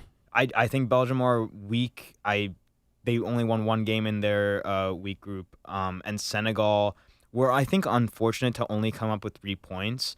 I think they matched up with Norway well. They battled against France. I think Senegal win that one. And that would be the potential next opponent for the U.S. in the round of 16. Right. How would the U.S. match up with a Senegal? Are they evenly attacking matched. or Very evenly matched, yeah. Okay. So we could look. What do you think's the ceiling for Team USA, guys? If they get through, they're gonna. Did they have they have Spain in the 16th? They would, yeah. Yeah, that's Spain gonna be or Portugal. Yeah. So that's either. And Portugal is the ghost of Ronaldo, as you pointed out. Well, it's Ronaldo. If it's Portugal, it's Lamine Yamal. If it's Spain, so there's just God bless you. They have stars that they're facing all of a sudden. Now, look, the U.S. could use this as a chance to create their own stars. Balogun could become a star. Look, I say this to say, this is, again, me bringing it back to here in the 4 major sports. We're in this Knicks euphoria in this town. Maybe not me and Alex, but we're in this Knicks euphoria in this town right now. You're also coming off Team USA winning the Olympic hockey tournament, which everybody loved. I think that we're looking. I almost forgot that. You do, yeah. It's funny. Jack Hughes, American hero. I forgot that. I think Americans were looking for hope right now, and I think that the World Cup, predominantly through these first 2 weeks of pool play, has been a success both in terms of Team USA's play, obviously winning the 2 games in a row before what happened, but also just in terms of like fans enjoying the product and knowing the stadiums these games are being played in. And I just think it would be a real bummer to not have Team USA, I think, get to the round of 8. And Shaun, is that being too rich? Team USA for a World Cup they're on the not equal, but close to equal playing field as some of the best teams. Which is a great sign. Which is a step in the right direction. There were times in World Cups where the U.S. they were like, can we score a goal? Yeah. The U.S. they're a good team now. Well, look, and obviously the pools, however they were put together, it felt like it was put together in a way where Team USA would play to this point. I don't think I'm like hiding anything, but USA seems like they've earned this and deserved it. I'm just saying for the growth of the game and having the tournament here, obviously nobody's expecting a championship, but just the idea of, maybe getting around 2 of these knockout rounds, I think would be a wild success. I think a quarterfinals is very realistic, but that's through 2, right? The quarter, right? Okay, yeah, and I think at the same time, I would put them before the tournament started. I would put them as sort of a tier 3 country. I think if they make the quarterfinal, I think you can put them 1 tier above now and a tier 2 type of, not necessarily contenders at every tournament, right? But sort of right below that where they can always compete. Right. Yeah, and you always have to have your eye out. Okay, so I'm in. Alex. We'll talk to you next week. Well, we're going to talk to the rest of the show, but we'll talk to you next week, and we'll talk to you the week after. The next couple weeks, today's Insider Call presented by Fanatics Sportsbook. Winning hits different here. So thanks to Fanatics. We're going to get you covered on the World Cup each and every week here with our own Alex Azar. Now, on that note, I was talking about like everybody coming in from all over. I've been obsessed with the social media play of people from other countries discovering basically how fat and awesome America is. It's not even fat and awesome. It's just we do everything in excess. And I think we know, but we don't know until you get word of other people coming here. We take it for here. granted that we go get a burger and fries, and you have enough fries to feed a small village. Yeah, which we should be finishing, but we all do. Right. Or just think of suburbia. I saw this one on these people going to suburbia. They're like, man, your houses are enormous in suburbia. Yes. And they're not, but they're not right next to each other like they are in a lot of Europe. So I think people who haven't been to the United States come see the United States. And like, this is like everybody's rich. They think everybody's rich. I was at a event at Bryant Park 2 nights ago. And when I left, there were so many England and Panama fans coming back from MetLife. And literally every England fan were just going to like Chick-fil-A or like Shake Shack or something like that. They love ranch. Like they love ranch. Ranch dressing has become like the story of the World Cup for these people. I know. They're going to bring it back by the gallon. Like Hidden Valley is going to be able to open up a freaking plant in Europe. It is crazy. And it's so funny you say that, Alex. Like I know some of the accounts have been tongue-in-cheek, but even certain things like the people when they first came over from these European countries that discovered Texas Roadhouse. We're like, it's It's like the best cost prohibitive steak or whatever. Or the Mexican restaurants that have been visited, talking about the endless chips and salsa that these people get. Like, America has shown the world how fat it is, and people seem to love it. Now, and I say it like it's all funny and all tongue-in-cheek, but I don't know, man. Like, I think there were certain like aspects of the World Cup coming here where I think a lot of people who weren't into soccer went, do we really need this event here? It's disrupting everything. I think I've even thought that at times. Do we need the traffic that comes with it? Oh, I think people thought it would also be like a little unsafe. But so far, we haven't heard any. Well, that's my point. Yeah, it has not been unsafe. Again, the travelers that saved up, money to be here, they're not here to cause trouble. Like, everybody just seems to be enjoying the country, enjoying this city. I mean, I was telling Tiki, I got on the subway Friday after the show, and there was a bunch of Panama fans getting ready for their game on Saturday, all going uptown, and they were talking and how much they love it, and they were down at the Statue of Liberty. Like, seeing people happy to, like, travel to America, I don't know. There's a certain part of it that makes me proud. Yeah. Yeah, come be fat here. Come look at the New Jersey delis we have, please. You just see like so many different kits, and like I met a lovely Ecuadorian family on the subway, and and Ecuador weren't even playing that day. Yeah, like, and kits, by the way, is uniforms, as I've learned. Yes, jerseys. But like it's just like just wearing. I wore I had a Curacao jersey, and someone's like, oh my God, I'm from Curacao, and they have like 500,000 people. I'm like, that is crazy. So yeah, it's just. Why do you have a Curacao jersey? It looks really nice. How many soccer jerseys do you have? A lot. It's like it's like a sneaker collection. I have a collection of kits. That's cool. A collection of kits. You know what, Alex? You know why I like that? It's different. Yes. Everybody could buy 40 million pairs of Nikes. You know what? You want your Curacao jersey, right? Or 5,000 Met Yankee Giant whoever Jet. Like jersey. I have zero Brazilian blood in me, and I want Brazil to win. Yeah, I mean, I have a Reuben Jones Giants jersey, so I think that says it all. Now, Alex, what's the oddest country jersey you have? Like, most often is it Curacao? That might one, be Curacao. Yeah, but if I would say outside of because now they're sort of getting more known with them being in the World Cup. If I were to pick a team outside of the World Cup, it would probably be like Cameroon. Cameroon. I thought you were going to say Congo. I like it. DR Congo. Yet. I got DR Ivory Congo. Coast one. With that big dude dancing. I got a lot of African ones. Look at you, Alex. See, this is why we're having Alex on. He's our soccer insider. Alex, thank you. I'm going to turn to you when I need gambling advice on the Fanatic Sportsbook, which will probably be the rest of the week because I keep losing those corner bets, whatever that means. John in the Bronx. John, what's up? What's up, John? Shaun, Tiki, how you doing? Listen, Tiki, you talked about Chris Johnson's terrible ALS diagnosis. Yeah. And you said that we really don't know where it comes from. But Tiki, in the last how many years, you've had so many NFL players diagnosed with ALS. Steve McMichael, Dwight Clark, Steve Gleason. And it's like, if player safety is such an important issue for Goodell, they wouldn't expand to 17 games. Yeah. They wouldn't expand to 18 games. But do we know that That's do we know that it's caused from contact, from repeated contact? I don't know. I mean, I know the neurological issues that are. It's really your brain cells not communicating correctly, and they're not firing any longer. And look, I can't explain it. I don't understand ALS. It scares the hell out of me. Me too. That a 39, almost 40-year-old virile young man with 4 kids who had the rest of his life to live now has a prognosis of 3 to 5 years, even though things have started to get better with some medicine. And I actually talked to Michael today, Strahan, who did the interview down there, and he said, I can't get this off my mind since I went down to Orlando to shoot that shot, that piece with him, because of how sad it is. And you just don't you don't expect these like strapping football players to be shrunk to what he became, which is just feels like the ultimate weakness, right? Even though he said ALS. his mind is still there and everything he's still sharp, and it's just you're locked. Your body can't move, and it's so scary. But I don't know if it's contact related. Yeah, look, it's easy to bring up McMichael and bring up Steve Gleason. Yeah, but think about Lou Gehrig. That's the thing. Yes, I mean, baseball wasn't a contact sport. Contact sport, exactly, and the countless others who have been diagnosed with ALS who don't play sports, never picked up a bat or the plumber, the ball. accountant, right? All of that. Like what? So what is that going to attribute? It's unfortunately every time it feels like we might be semi getting a hold of something really bad health wise in this country. There's always feels like there's ALS lurking, and that's the one, like Tiki, with you. It scares the hell out of me every time you hear somebody has it. Right. Scares the hell out of me. Chris in Bayshore. Chris, what's up? What's up, Chris?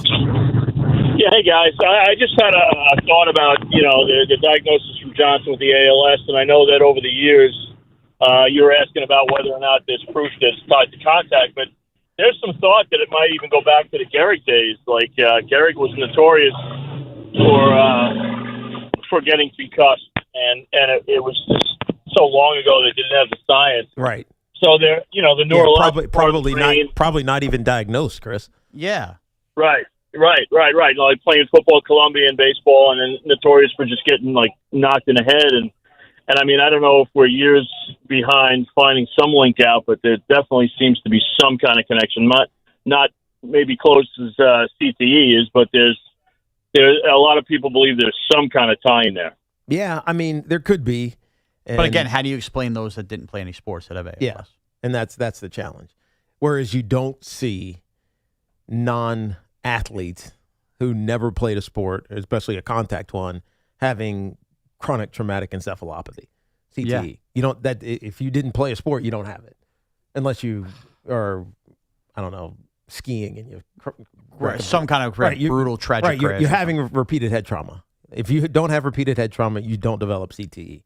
But if you don't have head trauma, you can develop ALS. Yes. Scary. Such a scary disease. Chris Johnson on Good Morning America today telling Michael Strahan that he was diagnosed in 2025. All right, we come back. If you watched Yankees Red Sox on NBC last night, what time did you finally get the game? I had enough of that broadcast. Some thoughts on that. More on the Yankees and the Mets, World Cup, everything on the table. 888-808-1019. It's Evan and Tiki with Shaun Morash on The Fan. Tiki Barber here. When it comes to getting the latest info on the world's game, you got to trust a global leader in science, technology, engineering, math, and more at New Jersey Institute of Technology. NJIT's Martin Tuckman School of Management has developed a digital dashboard for tracking fan sentiment, all the hashtags, even the fever. Is your city loud enough for what the World Cup is bringing? You can find out the most useful, up-to-the-minute local information for this global event at njit-worldcup.com. That's njit-worldcup.com. And this Odyssey Sports Minute is brought to you by Flag and Anthem. Real clothes for real life. This is an Odyssey Sports Minute. While the Major League Baseball Players Association continues to sit at the table like a petulant toddler refusing to eat their vegetables, the league continues to put forth more proposals that line up with exactly what fans want. First, it was a cap and floor. Now it's the elimination of salary deferrals and the introduction of something similar to the NBA's bird rights. Players can keep pushing back, but as my dad used to say, you're going to sit there until that plate's clean. And right in the middle of that plate, a salary cap. I'm Chris Mann.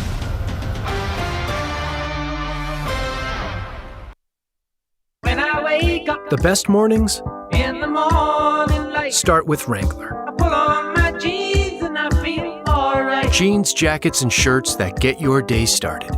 Good mornings make for better days. Wrangler, for the ride of life. The world's biggest soccer tournament has arrived, and you can trade the entire tournament on Kalshi. Trade every match from the opening rounds all the way to the final. Last week, Argentina was trading at 15% to win it all, meaning a $100 trade could pay out $637 if they win soccer's biggest prize. Want to know what they're trading at today? Check Kalshi. For a limited time, download the Kalshi app and use code PITCH to get a $10 credit when you trade $10. That's promo code PITCH. Kalshi. Trade on anything. 18 plus only. Must be present in state where it's legal to trade. Event contract trading involves risk and may not be suitable for all investors. Prizes, values, and available markets may differ from those mentioned. $10 free credit with no expiration. Restrictions and eligibility requirements apply. For more information, see Kalshi.com/regulatory. When I wake up the best mornings in the morning light, start with Wrangler. I pull on my jeans and I feel alright. Jeans, jackets, and shirts that get your day started. Good mornings make for better days. Wrangler, for the ride of life. Everybody knows Town Fair Tire is New England's largest name brand discount tire dealer, beating all the local competitors with our guaranteed lowest prices. And now, with over 120 stores throughout New England, we beat all the competition, including the warehouse clubs, the online sites, and the local dealers. Yes, we beat them all with the absolute guaranteed lowest price on name brand tires. Nobody beats Town Fair Tire. Nobody. Name brands at discount prices. Town Fair Tire. Indeed presents hires you can't afford to get wrong, like head administrator for a state-of-the-art surgical center.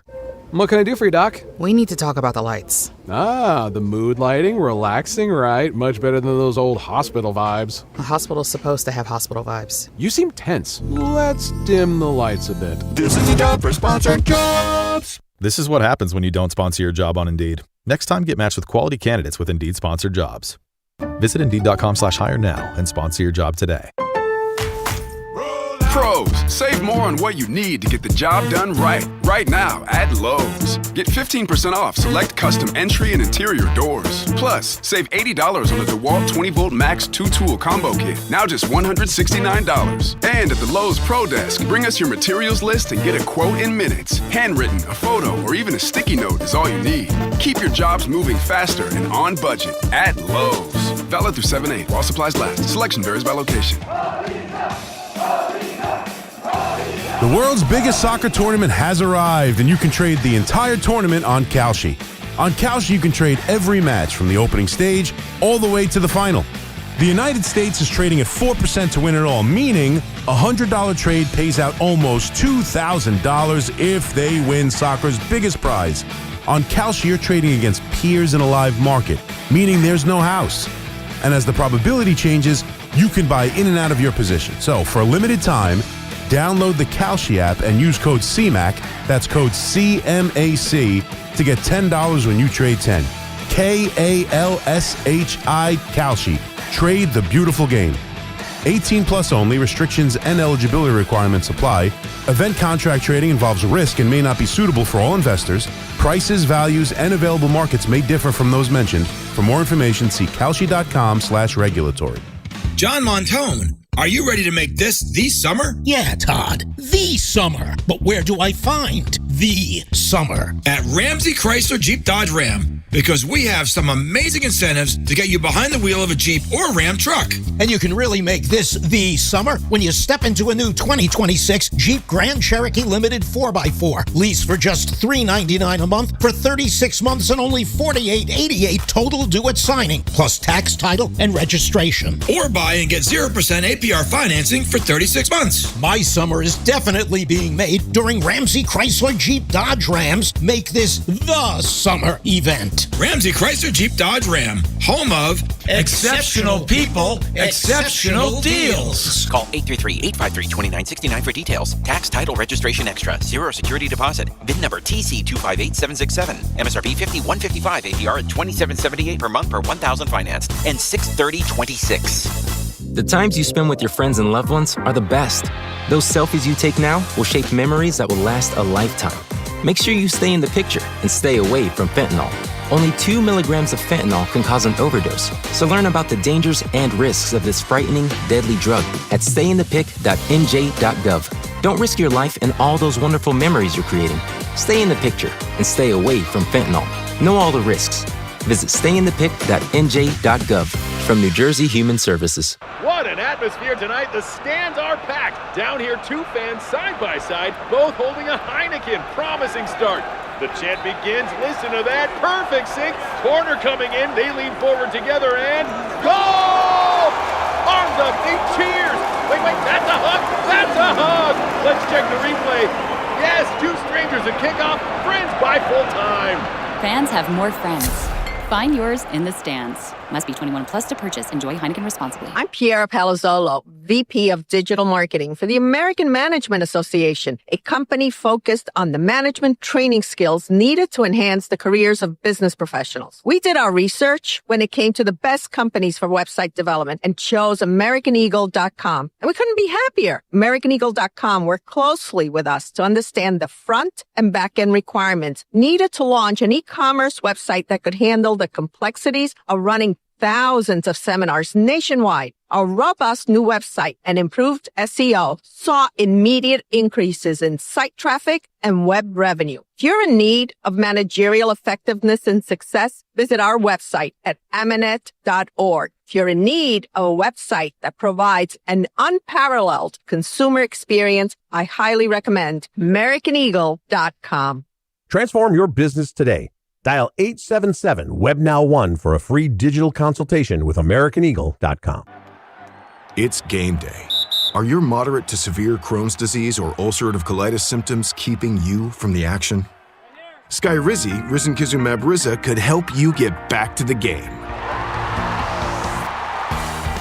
Skyrizi is proven to help people feel significant symptom relief, achieve remission, and visibly improve damage of the intestinal lining. Skyrizi is a prescription injection medicine for adults. Don't use if allergic to Skyrizi. Serious allergic reactions, increased infections, or lower ability to fight them may occur. Before treatment, get checked for infections and tuberculosis. Tell your doctor about any flu-like symptoms or vaccines. Liver problems leading to hospitalization may occur when treated for Crohn's or ulcerative colitis. Ask your doctor about Skyrizi, the #1 prescribed biologic in Crohn's and ulcerative colitis combined. Learn more at skyrizi.com or 1-866-SKYRIZI. Our friends at Town Fair Tire remind you that at Town Fair Tire, you always get the guaranteed lowest price on name brand tires from Connecticut to Maine. Nobody beats Town Fair Tire. Nobody. Talk sports after hours with Tommy Lugauer, 7 to midnight. WFAN, WFAN FM, WFAN FM HD1 New York, and Odyssey Sports Station.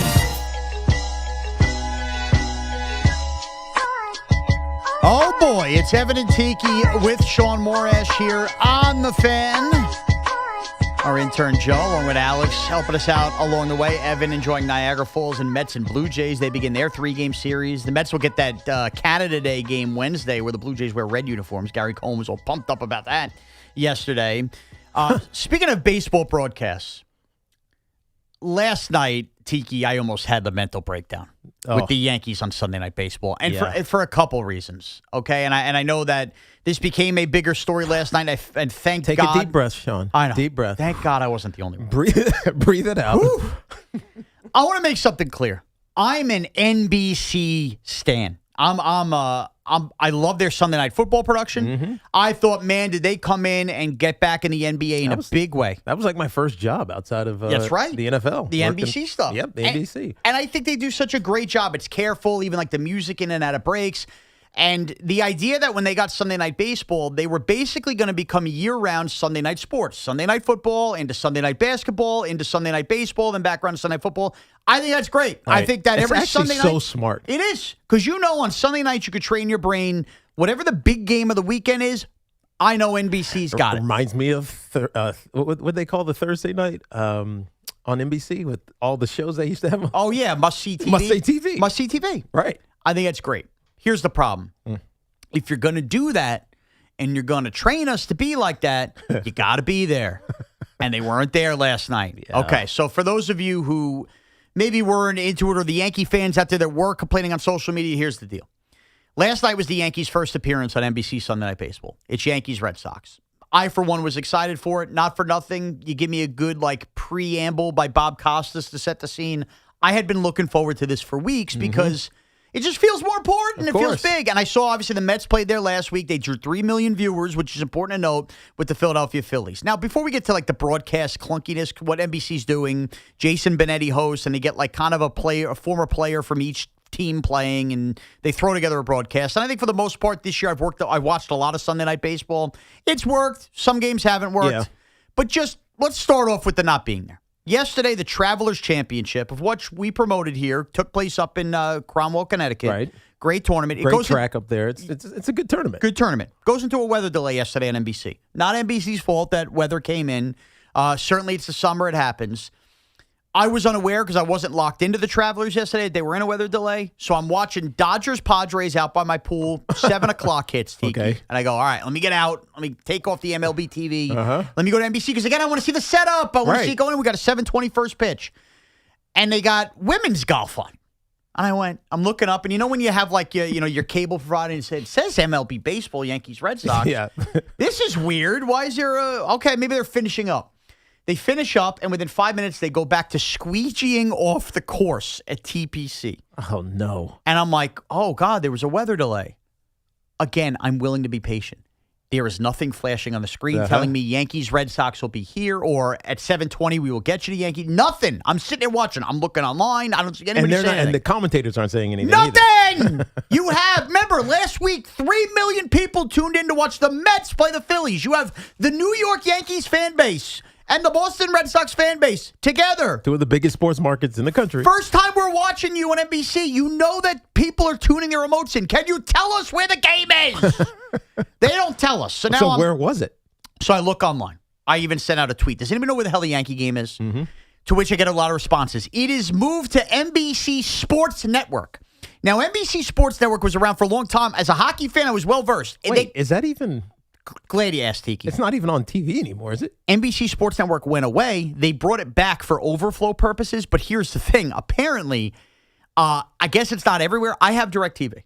So when I found the channel on DirecTV, it was like by the ACC network at 619. Oh, yes. Way up there, yes. All I had was a bouncing around DirecTV logo, meaning that either I have the wrong NBC Sports Network or they didn't connect all the dots to all their providers that they were dumping the Yankee overflow feed there. Oh, wow. So they don't know to flip it on. No. So now after doing this and looking everything up, again, I'm outside. I'm trying. It was a nice night.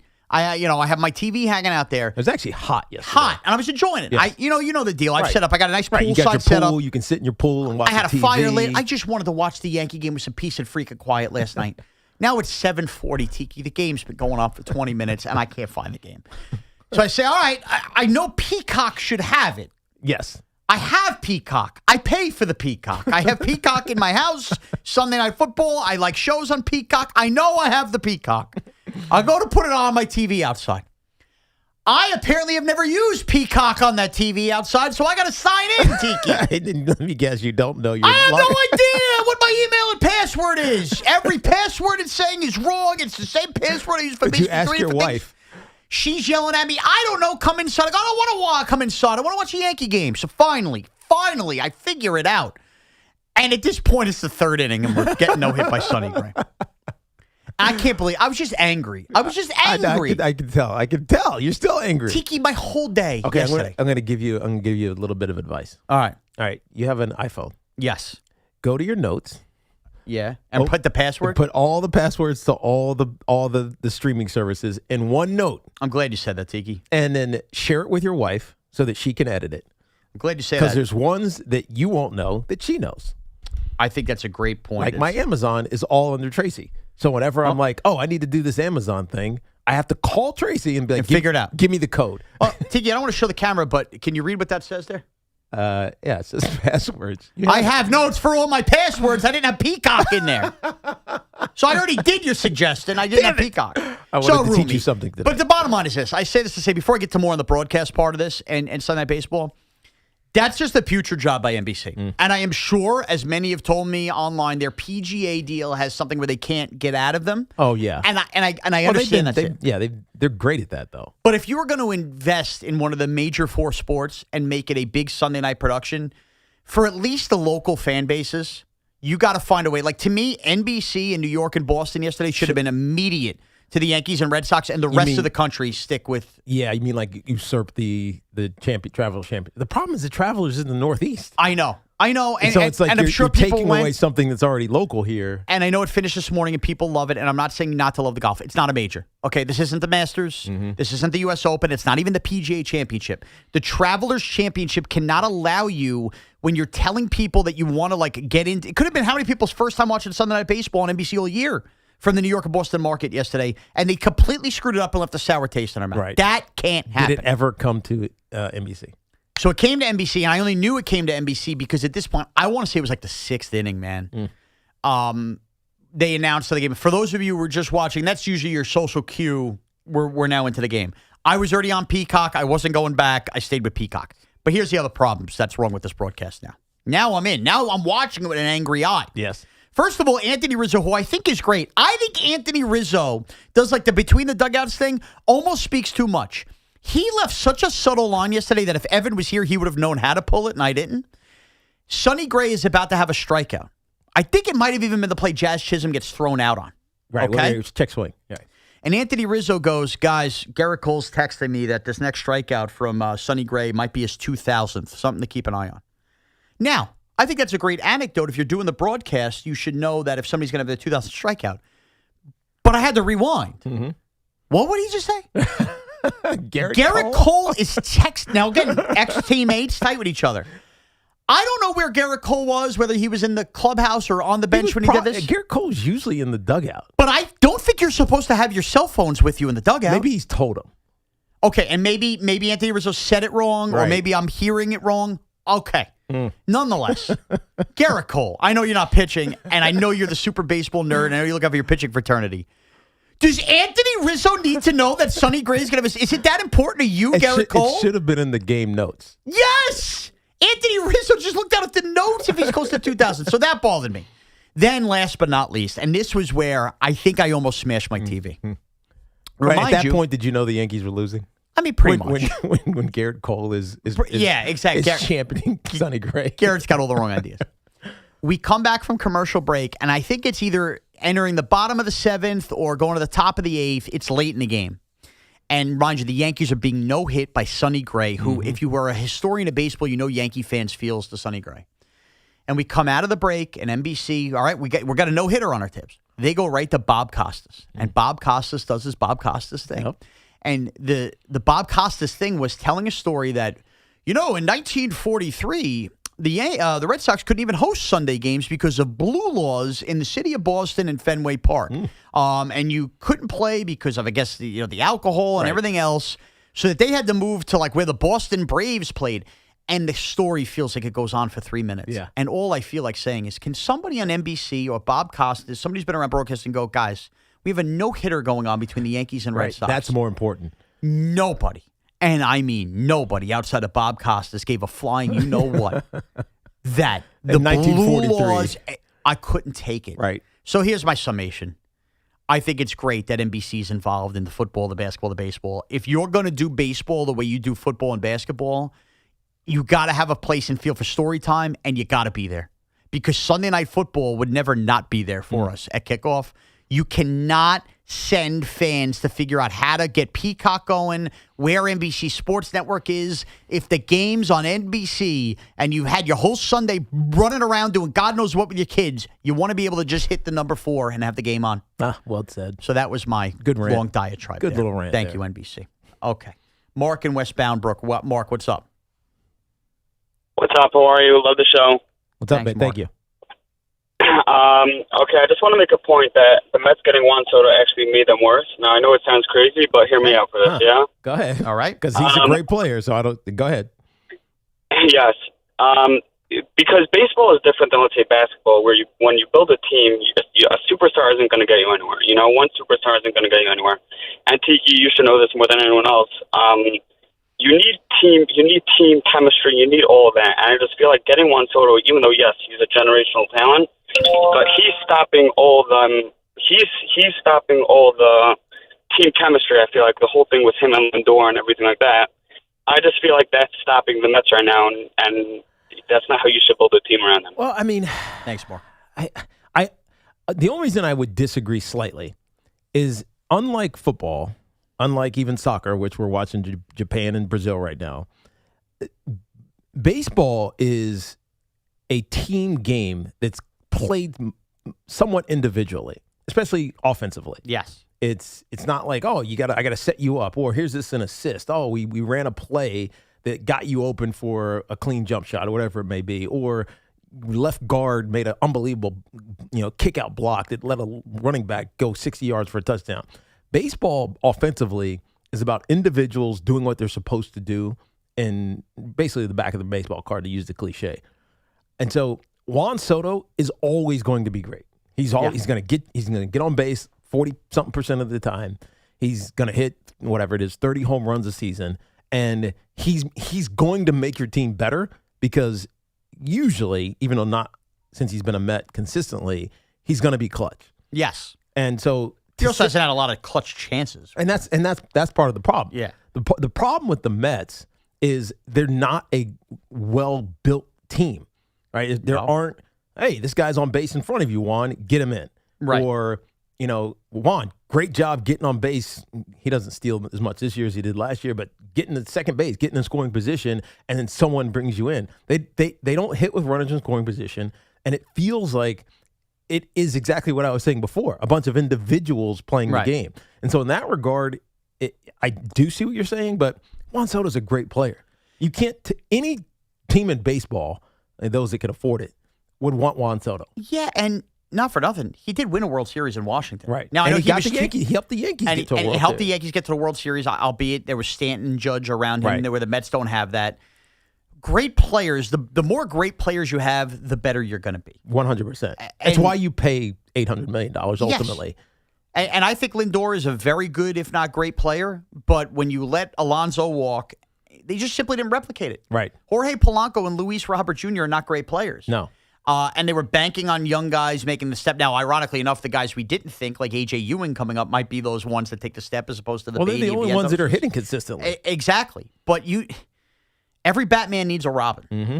Where has Juan Soto's Robin been? You took away Pete Alonso, and right now Lindor's been hurt all year. Right. It's a tough way to win baseball games. Part of it is circumstances. I do think part of it is also chemistry, but not in the way that we think about it from an in-game performance standpoint. Right. It's just the team isn't constructed well. And that's it. And it's become such a mess, Tiki. I don't know how one offseason that's already going to be clunky as it is between a freeze and a lockout is going to help that. And that's the other thing to keep an eye on with this lockout. I brought up the Yankees and the urgency if you miss a whole year. Remember, Evans alluded to this too. We're almost going to get like 2 off seasons, the quick who's going to sign before a lockout and then that immediate after. I don't think that kind of offseason is conducive to a David Stearns offseason. No. I don't. Because as soon as that lockout ends, when you're in like panic, what do you do mode? So these, because we know how David Stearns operates. It's these little subtle moves. That's what got them in 2024. That was his first year because he got hired in October of 23. That first year, it was like a bunch of little moves. Yep. Because they were bad, and then they turned it around. They had the right chemistry to what that's the last caller was talking about. They had a feel about them. They were all pushing towards each other, even if it was Pete Alonso humping the railing in the bullpen. Like they had an identity to them, and this year doesn't feel like there's that identity. No. And so, if anything, that's what they need to find. Who are you? What are you going to be and stand for? And we know it's not the rotation because it's been a problem. I mean, hell, last night I get Andy Green. I know his analytics side of this front office nature of his position and how he's going to inform him as a manager. But you started the game with an opener. Right. And then instead of going to Senga, you go to Tobias Myers. Right. It was like a double opener. Right. And ironically and enough, then it got out of hand a little bit because he gave up 3 runs, and it's like, okay, finish it out. Right. Like it's almost like they washed their hands of the game. In a way, I felt bad for Senga yesterday because by the time they called upon him, he did his job. I know he coughed it back up later, but it wasn't the worst Senga we've seen. No, it wasn't. Say that. But it just the order of it didn't make sense to me. Well, that's just the new way we got to get into it. I guess to that point, we didn't even talk about this, Tiki. The fact that they already went out and announced that Andy Green won't be the manager next year. I know. I mean, that was another part of this. It's just weird. Because it's weird how they're messaging this season. Well, because how could you, as a player, feel like you're going to take on the identity of the manager of this team when everybody's already told you he won't be the manager next year? Right. Like, what? It's almost like you've given up this year. Like anyway. you're almost going to not resent him, but if he does anything that runs afoul of as a player, I'm right? talking about from why an would you individual, care? You told me he's not going to be here. Right? He's not going to manage me next year. Right. I got to bust my ass for him or Right. deal with this crap while Right. we're in a losing year. I'm with you. That was very weird messaging. The more I thought about it, Steve and Brick. Steve, what's up, man? What's up, Steve? Yeah, 2 points. First of all, about the broadcast last night, I don't know if you remember, Shaun, you probably know this because you're the diehard, that when they did I think it was the 8th inning when Boone made all the pinch hit and he switched Spencer Jones, whatever. Schumann in center and Rosario in left. But they didn't show that when they come back. Like, you're waiting, like it's big because you're probably going to have to lose the DH. You're waiting to lose third base. You're trying to figure out. Steve, they didn't even bring up the losing of the DH until it was close to coming back up to that point in the order. That's what I'm saying. The whole time I'm waiting, I'm like, where's he putting? Who's going in left? Who's going in center? And then it's like, nothing, just pitch the ball. No, you had to wait till you saw outs in the field. Thanks for the call to know where. Okay, Schumann's in center. All right, Rosario's in left. But he's right. The Yankees, had that game gone another inning longer, we're going to have to either use Ali Sanchez to pinch hit or have like Fernando Cruz or insert pitcher here hit. Which, look, that goes back to Jazz getting thrown out of the game, right? And the bench already being light. But that was almost a major issue, and NBC did not pick up on enough of that. Chris and Seacliff. Cliff, what's up? What's up, Chris? I'm sorry. Hey, Shaun, how are you? What's up, dude? Tiki, yeah, it's all right. Hey, Tiki, how are you doing? I was good, dude. So, kudos to the fan because you guys are talking about trying to find programming of a Yankee game or whatever it may be. And you guys broadcast so well on the radio, and I just go to my car and listen to the fan. Oh, I love it. If I can't find it, I'm going to listen to Chris. I do that a lot. I do that a lot. I'll pull up. I put a headpiece in just one side of my wireless head things, and I'll listen to it with my phone. David Susan, yeah. Odyssey app, I do the same thing. Like I have like a little front porch. I have a couple games this year, and even I did it last week. One of the games. Let me sit out there for a couple innings and just listen. But the challenge with that is and this is what you were getting at. Yesterday was a ridiculously gorgeous day. That's it. My dad, father-in-law came by. Ernie and Doreen were hanging out. We were just sitting on the back porch. It was a beautiful day. Just sit out and have a beer and you want to be able to see that. Like there's nothing more beautiful than a baseball diamond in the summer. No doubt. I mean, when I go to games and Evan will take me every now and then, I just sit there and look at the field. I'm like, man, this is gorgeous. It's mesmerizing. It's mesmerizing. Football fields get ugly. Right. The baseball fields look amazing. That's exactly it. On a Sunday, when you have nothing else going on, kids are out of school, you don't got to worry about them getting up Sunday. Hell, if they want to stay up till 11 o'clock, by all means, sleep till 10 on Monday. It doesn't. You want to be able to find a place to chill and watch baseball. Baseball is it's what you rely upon. And you know what? Not for nothing, Tiki. This is the other part with that broadcast. I think this is what you're kind of hinting at. Look, when it comes to football Sundays in this country and how special they are with, whose house are we going to? What bar are we going to? Setting up the TVs and the multiple TVs. Like, there's like a preparation that goes into watching football on a Sunday. It's like the same thing with the tailgates. Yeah, like you know an hour before, I'm going to set this up here. Maybe Red Zone's going to go over here. And everything's settled. So when you sit down at 1 o'clock Eastern, you're good to go. When baseball's just supposed to be there. Yeah. There should be no prep work. So yesterday, again, okay, I know we're all doing things, right? It's a Sunday. If you have kids, you don't. Sundays in the summer are busy. That's the beauty of Sunday Night Baseball is you don't have to stop and watch a baseball game during the day, but when it's time to watch the game, I'm in the pool with the kids, I'm grilling dinner. I just know that first pitch is at 7:20. I just want NBC on. To go to that game last time and not have it on and not have anybody on that golf broadcast telling you how to get the game, it's an issue. Well, they didn't know either, I'm sure. No. NBC Sports. Then what are we watching? Doc Emmer call a hockey game again? John in Long Beach. John, what's up? What's up, John? Hey, how you guys doing? Good morning, guys. Tiki and Shaun. Good afternoon. What's up, dude?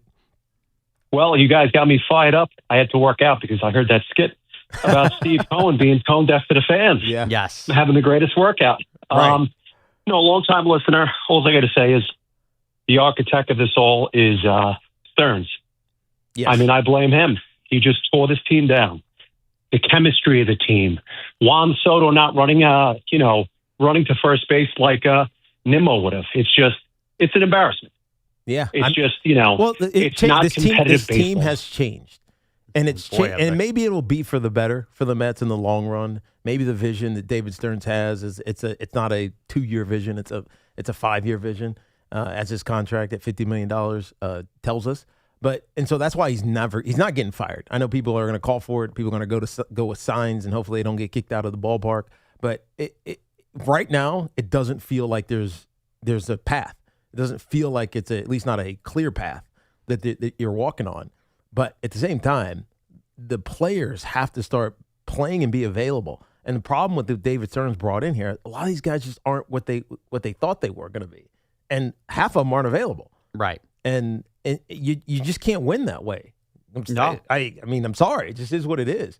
Evan and I have had this conversation many times, going back to April. And it's not the debate about whether this team can find their way. It's a debate of whether they're good. Right. And so, there are good players here and there, but this isn't a good team. It's just not. It's just not. There's no other way to put it. They're not a well-constructed team, and that's on David Stearns. All right, more when we come back, plus how I started my day yesterday, which is something Tiki also did last week. Maybe a little fun surprise review coming your way. It's Evan and Tiki with Shaun Morash here on The Fan. And this portion of the program is sponsored by Flag and Anthem, real clothes for real life. Training camp is right around the corner, and nobody gets you ready for football season like WFAN. It's a good variety of coverage. From luster moves to quarterback questions to the biggest stories in the NFL, our experts have you covered. Get ready for Kickoff 2026 on WFAN. July 4th weekend is upon us as we celebrate America's 250th birthday. Don't forget to check out Flag & Anthem's epic summer sale with 25% off site-wide, plus a free logo mini speaker with purchase. Use code WFAN25 for 25% off. Flag & Anthem, real clothes for real life. Anniversary coming up? Let me tell you something. You've already got the gift. It's sitting right there on your phone. That photo of the two of you, a great one. It says everything you've ever wanted to say better than any card ever could. There's a company called Fracture that takes that photo and prints it directly onto real glass. It looks incredible. As a matter of fact, it's museum quality. It never fades. Made in the USA. The reaction when she opens it is something else. That's the gift she holds on to forever. Easy to order, ships fast. Check it out at tryfracture.com. You won't be sorry. As World Soccer hits the big stage, Fanatics Sportsbook is making every game day worth more. Earn up to 10% fan cash on your soccer bets, win or lose. That's real extra value you can unlock every match, all tournament long. And fan cash isn't just for betting. You can use it anywhere in the world of Fanatics. On game tickets, merchandise, collectibles, profit boosts, and more. One ecosystem, endless ways to spend. Plus, new customers get up to $1,000 in fan cash. That's $100 bet match every day for your first 10 days. The world is ready. Are you? Fanatics Sportsbook. Winning hits different here. Must be 21 plus. Gambling problem? Call 1-800-GAMBLER or 1-800-MY-RESET. CT, call 888-789-7777. MA, call 800-327-5050. NY, call 877-8-HOPE-NY. MD, visit mdgamblinghelp.org. Not available in all states. Terms apply. See Fanatics Sportsbook app. You matter, and so does your well-being. If you're facing tough moments, struggling with anxiety, depression, thoughts of suicide, or substance use, help is here anytime you need it. Call, text, or chat 988 for free confidential support. New Jersey's 988 Suicide and Crisis Lifeline is here 24/7 for you or someone you love, with trained counselors who listen and care without judgment. You matter. Remember New Jersey's 988. A message from the New Jersey Department of Human Services. Looking for the lowest price on name brand tires? Get to Town Fair Tire and get the guaranteed lowest price on any name brand tire. Nobody beats a Town Fair Tire deal. Nobody. Name brands at discount prices. Town Fair Tire. The world is coming to New Jersey. Celebrate with Wild Fork Foods and unite around World Cuts. Wild Fork makes it easy and affordable to bring the world's flavors to your grill. From classic American favorites to globally inspired meats and seafood sourced from 20-plus countries like Brazil, Japan, Australia, Mexico, and beyond. All ready for your grill, your game day spread, or next gathering. Shop at one of their Long Island, New York, and North Jersey locations or visit wildforkfoods.com today. Wild Fork Foods, the widest meat and seafood selection under one roof. Hi, it's Chris Riccobano, founder of Untuck It. In the summer heat, you shouldn't have to think about what you're wearing. Untuck It makes it easy. Just get our shirts that breathe, polos that move, and shorts built for the heat. You'll need our performance shirts that stretch, wick sweat, and never need ironing. And our wrinkle-free linen that stays crisp and crease-free all day. 15 years, 15 million shirts sold. Shop our top summer styles at untuckit.com and 80-plus stores. Untuck It, shirts designed to be worn untucked. Summer's a gift. The gift of days that last a little longer. A brighter state of mind. So gift yourself a new Kia at the Kia Summer Sticker Sales Event. With specially tagged vehicles including the Sorrento, Sportage, Carnival, as well as the Niro Hybrid. All backed by a 10-year, 100,000-mile limited powertrain warranty. So the gift of summer can keep on giving for summers to come. Kia, movement that inspires. Call 800-333-4KIA for details. Always drive safely. Event ends 7/6/26. See dealer for warranty details. For adults with Crohn's disease or ulcerative colitis symptoms, every choice matters. Tremfya offers self-injection or intravenous infusion from the start.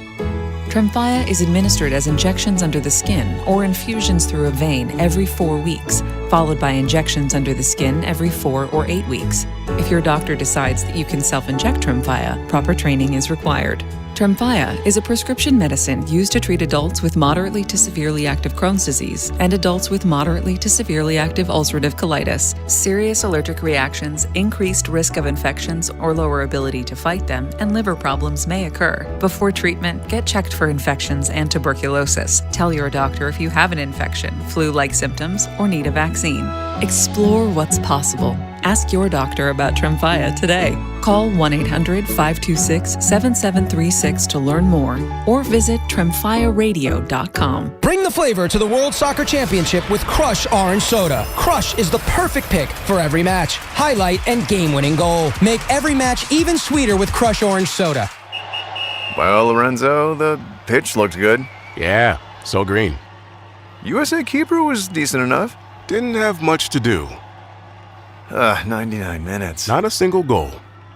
Well, Bet365 sure came through, though. I bet $10 and got $150 in bonus bets, just for signing up. At least someone scored. Bet365. Winning is everything. Gambling problem? Call 1-800-GAMBLER. 21 plus only. Must be physically located in New Jersey. T's and C's apply. In-app only. Bank of America is the official bank of FIFA World Cup 2026. Helping people achieve their goals is what we do. So if your goal is owning a home, we're here to help with guidance and resources, including up to $17,500 in select markets when combining down payment and closing cost grants. Visit BofA.com/home team. What would you like the power to do? Bank of America N.A. Equal Housing Lender. Credit and collateral is subject to approval. Restrictions apply. This is not a commitment to lend. Hey, Boomer Esiason here. After years in the game, I don't guess. I go with what works. With Red Pocket Mobile, you lock in your rate and you keep it. No price creep, no sudden jumps, just straightforward pricing and premium 5G plans starting at $10 a month. Visit redpocket.com to see why more Americans are switching to better wireless without paying more. Red Pocket Mobile, your new ultimate cell carrier. At Town Fair Tire, New England's largest name brand discount tire dealer, you get it all. The guaranteed lowest price, the most free services, and we accept all valid rebates from any manufacturer and from our competition. Yes, we accept them all, even competitor rebates. Town Fair Tire, New England's largest discount tire dealer, now with over 120 stores from Connecticut to Maine. Nobody beats Town Fair Tire. Nobody. Name brands at discount prices. Town Fair Tire. Hey, it's Todd from Ramsey Chrysler Jeep Dodge Ram. Are you ready to make this the summer? With incredible lease and financing options, get behind the wheel of any new Jeep or Ram truck during the Make This the Summer event at Ramsey Chrysler Jeep Dodge Ram. Exceptional people, exceptional deals. Take the guesswork out of cooking, folks. The Chef IQ Sense is a must-have wireless cooking thermometer that eliminates under or overcooking chicken, fish, or steak. Order the newly released third-generation Chef IQ Sense at chefiq.com. That's chefiq.com. You, an adult with uncontrolled moderate to severe Crohn's disease symptoms, and still packing a backup bag of clothes, just in case? Skyrizi Risankizumab Riza can help you take control of your Crohn's.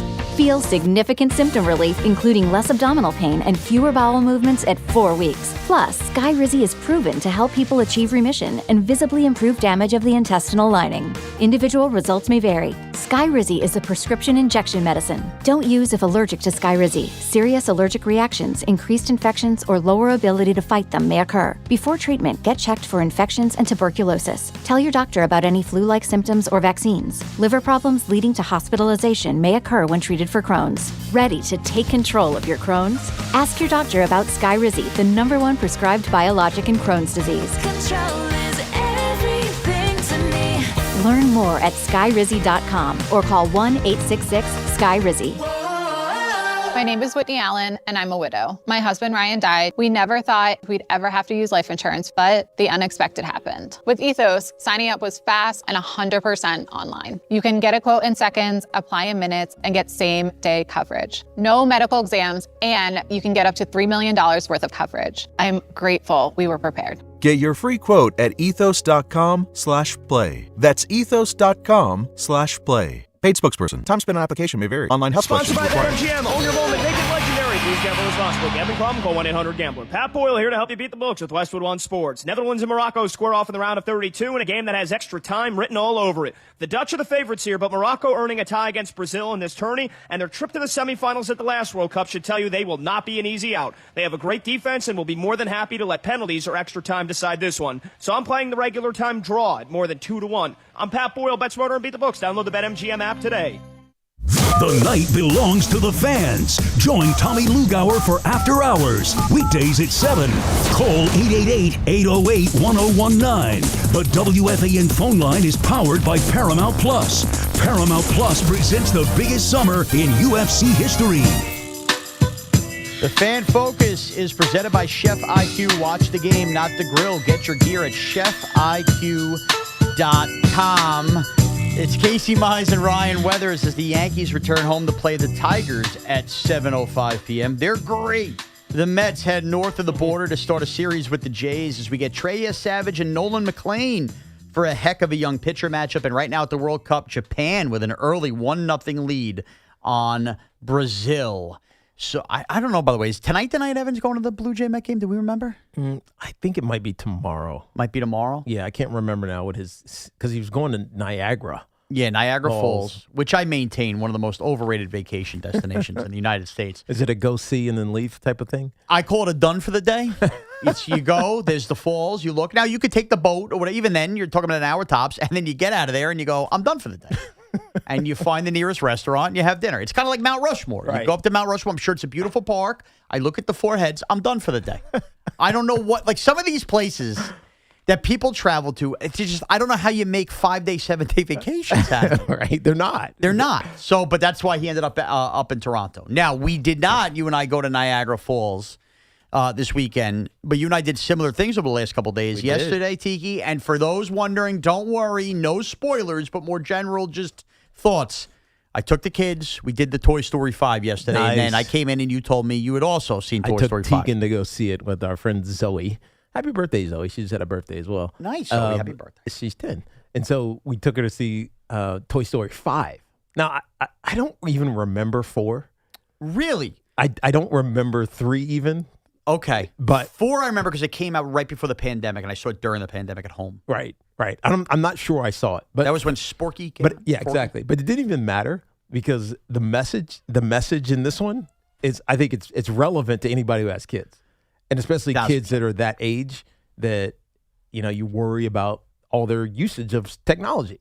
And so I actually enjoyed it. I didn't think I would. I kind of was taking Tegan just to chill and maybe I'd take a nap during the Yeah, I got you. It's like the 5th installation of this thing. Like, right. how good could it possibly be? It was actually really good. I'm glad you said that because Toy Story is one of those funny things for me because the original comes out in 94, 93. Mm-hmm. Point is, I'm like 7 years old. So I have seen and lived through different points in my life all these Toy Stories. And Toy Story 4 comes out, and I'm an adult that has just had a baby. Right. And now this is my first one where, like, my kids are in school now. So I've seen Toy Story when I was in school and playing with toys. Right. You were a kid. And now I've gotten to the age where I have my own kids. But your point is right. So, look, no spoilers needed. And by the way, that's kind of the story. Yes. It's about the growth and the parents and the kids, whatever. But it's about technology taking over and toys being less relevant than ever, but also just like the messaging between like how mean kids could be. Right. And kids have always been mean, but it feels less mean when kids are mean to your face. Yes, it's almost as crazy more as that mean sounds. that it's online. Yes. So I would say this: if you were having your dad, if you're one of those people who was like a 5th Toy Story, how do we need this? I gotta be honest, of all the Toy Stories, and maybe this is just me getting older, but you heard Tiki says too, I thought the messaging in this one, it had more of a deeper meaning. I liked it very much so. Also learned another hard lesson as a dad yesterday, Tiki. What's that?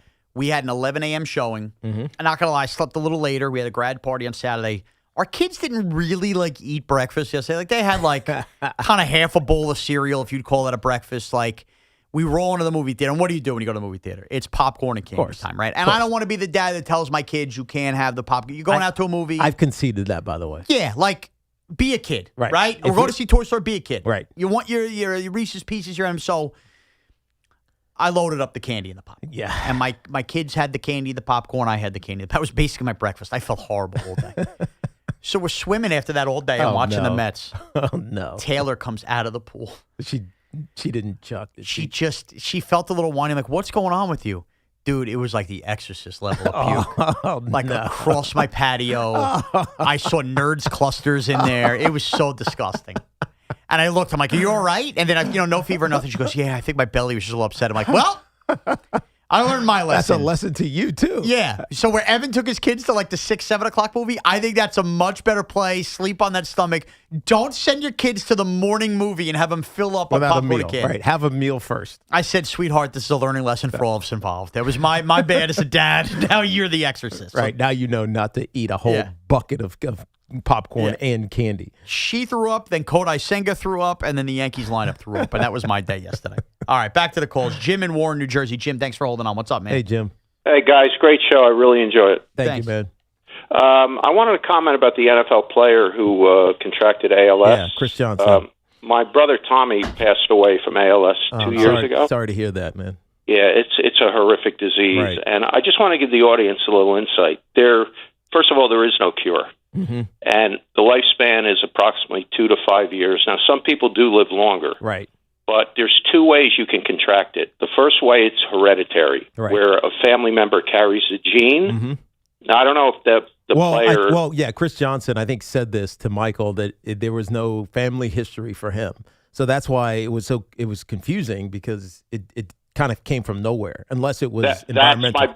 That's my brother's situation. He had the test done before he passed away, because I was concerned with myself and my son that if he carried the gene, but his test was negative, so he did not carry the gene. Now, the other way is they just don't know.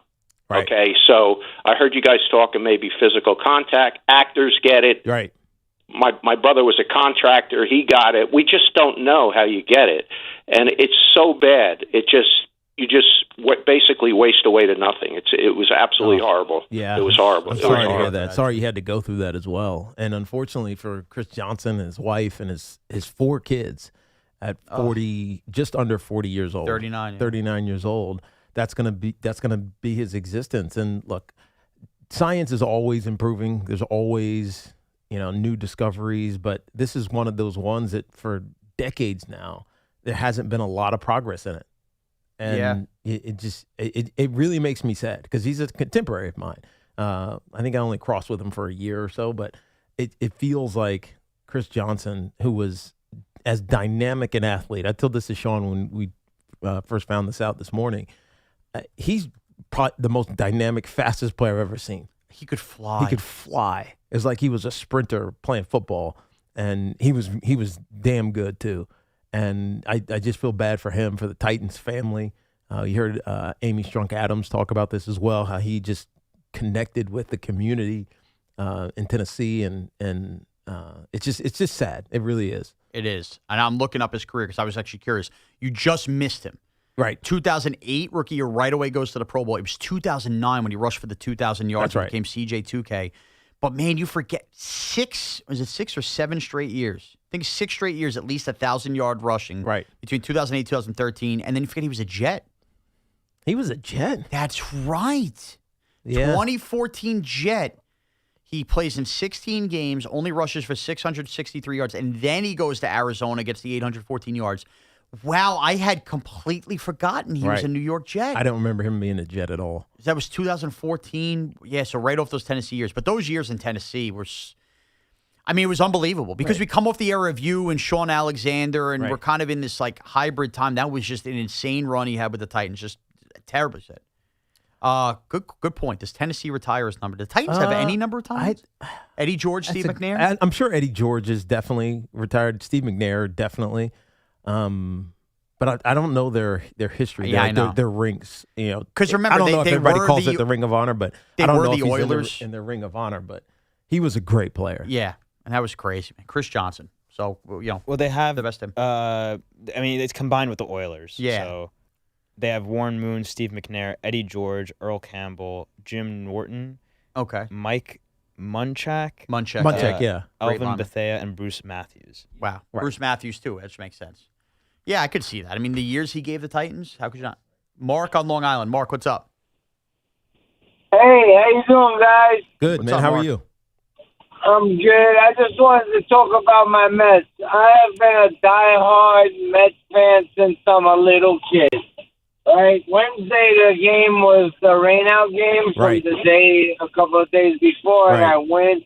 I was so embarrassed to be a Mets fan that it is just so sad I just don't know. I want your guys' opinion on, like, what can we do as fans to make these guys do so. Obviously, David Stearns doesn't know what he's doing. We all know that. We all know it's not Manaya's fault. He caught the axe. What can we do as fans? Mendoza, yeah.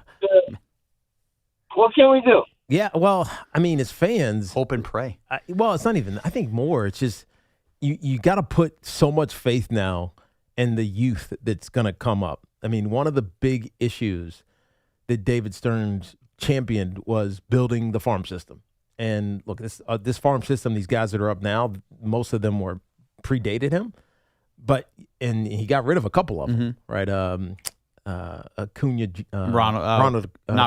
Luis Angel Acuna. Luis Angel Acuna, Sprout, Jet Williams, those guys. He kind of moved on from some of the farm system. So he kind of tore it down, and he's hoping to build it back up. But, I mean, I don't know if I've seen that yet. And no. I think as a fan, at this point in this season, the only thing you can do is like, all right, let's look for Carson Bench to be great. And A.J. Ewing. Ewing. Let's hope that he's great. Let's hope that Nolan McClain, who has his moments, until he gets in the fourth or fifth inning, and then he starts to slow down a little bit. You just got to hope that these young players become the foundation along with Juan Soto, because he's there for forever, become the next thing. And his vision comes to fruition. But I got to tell you, I don't see it. I don't see it either. Because even if Benj and Ewing are both enormous hits to this team, and define hit, whatever. I'm not saying they got to be perennial all-stars with Juan Soto.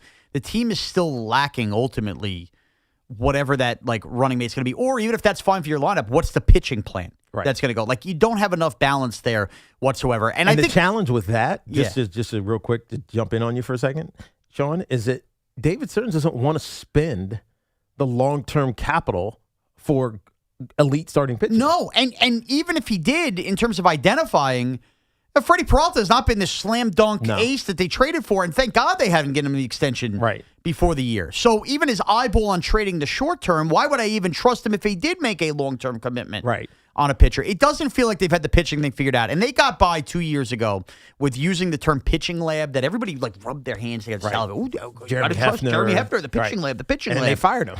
Right, they fired him, but in the end we learned the pitching lab was just, look, they got the most out of Shaun Morash, right?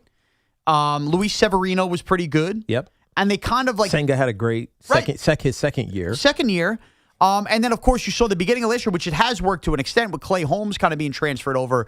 But it turns out, they probably just had career years a couple years ago out of those guys. Got a home run in Clay Holmes, but other than that, it's been in a lot of crap. Yeah. And the overinflation of the young pitching talent that was already here. Again, nobody's throwing Nolan McClain out, but you had Boomer calling him Tom Seaver. I mean, geez. Teddy and Yonkers. Teddy, what's up? What's up, Teddy? Oh, how you doing? First time, Shaun and Tiki. Good to hear from you. Let me ask you this question. I know the golden rule is that the closer can't pitch more than he's supposed to pitch. Right. But aren't there, Tiki, you're a professional athlete. Right. Aren't there extenuating circumstances? So you mean give him a second inning? To give him that 10th inning. Yeah. I know he pitched, I think, the 9th, and I think he might have pitched part of the 8th. Yes. I am not sure. Yeah, he had already, he had maxed out yesterday. It was the problem. The problem with Bednar, it's like he's not going to give you 2.5 engine. He's not going to do it. And remember, Boone came out with the runner on in the 9th, and we thought Bednar was getting pulled then, and he actually let him stay in. Right. That was they the max. survived that. Look, I understand what you're saying, Teddy, but you got to remember this about Fernando Cruz. If the Yankees can't rely on Fernando Cruz to get big outs, they got big problems. And by the way, he had a bad outing. That's it. And the problem is they've all had, so the Sticks had a bad weekend, and most of the pitchers, and again, Cam Schlittler's was not all his fault. Right. And we talked about this earlier in the week, that last week, the 6 runs he gave up, I think I read this in the notes, the Yankees notes that they release after every game. This was the first time in their history that they given up 6 runs, all 6 of which were unearned. Unearned, yep. And so they set some weird Yankee records. Right. And again, I can't look at it and say, oh, this is ineptitude, I'm worried about it. In fact, we started the show, I'm not worried about this because that's not replicable. That's not happening, multiple times when Cam Schlittler's on the mound. And even Garrett Cole's bad, 3rd inning? Yeah. he settled down after. He did. This weekend was a combination of 4 games where things that typically don't happen, but it happened at a time, and versus an opponent where a lot of spotlight on you. Yep. And obviously at the end of June, like we led with the June swoon idea, but these games all individually had quirky things, but the collection was the team didn't hit enough. No. I mean, you got no hit through 3 games beyond 4 innings in 3 straight games. Right. Hadn't happened since 1963. That's the bigger theme. And the thing that the Yankees do well is get on you early and then keep piling on you. And that just never happened. And then they finally scrapped together a good, fun comeback last night, and then Cruz coughs it up. And that was the look. Bednar had already thrown 2 innings. He wasn't going to throw a third. No. I can't get up. We would have been really. We're going Bednar 3 innings here. No the same way. thing likely would have happened. Yeah, or he gets hurt doing that. Right. Fernando Cruz had a bad outing. Fernando Cruz is the Yankees' second most important. You want to tell me Tim Hill? Whatever. 1A, 1B. Second most important reliever behind David Bednar. He had a bad outing. Right. If that continues, the Yankees are in real trouble, and they really need to figure that out. But I'm not going to get on Boone for not letting Bednar go to a 3rd inning and instead going to Fernando Cruz. Cruz striking out with the splitter was the move there. I mean, I was confident. I was confident too. Bob in Keyport, what's up? How you doing, Sean? What's up, going man? on?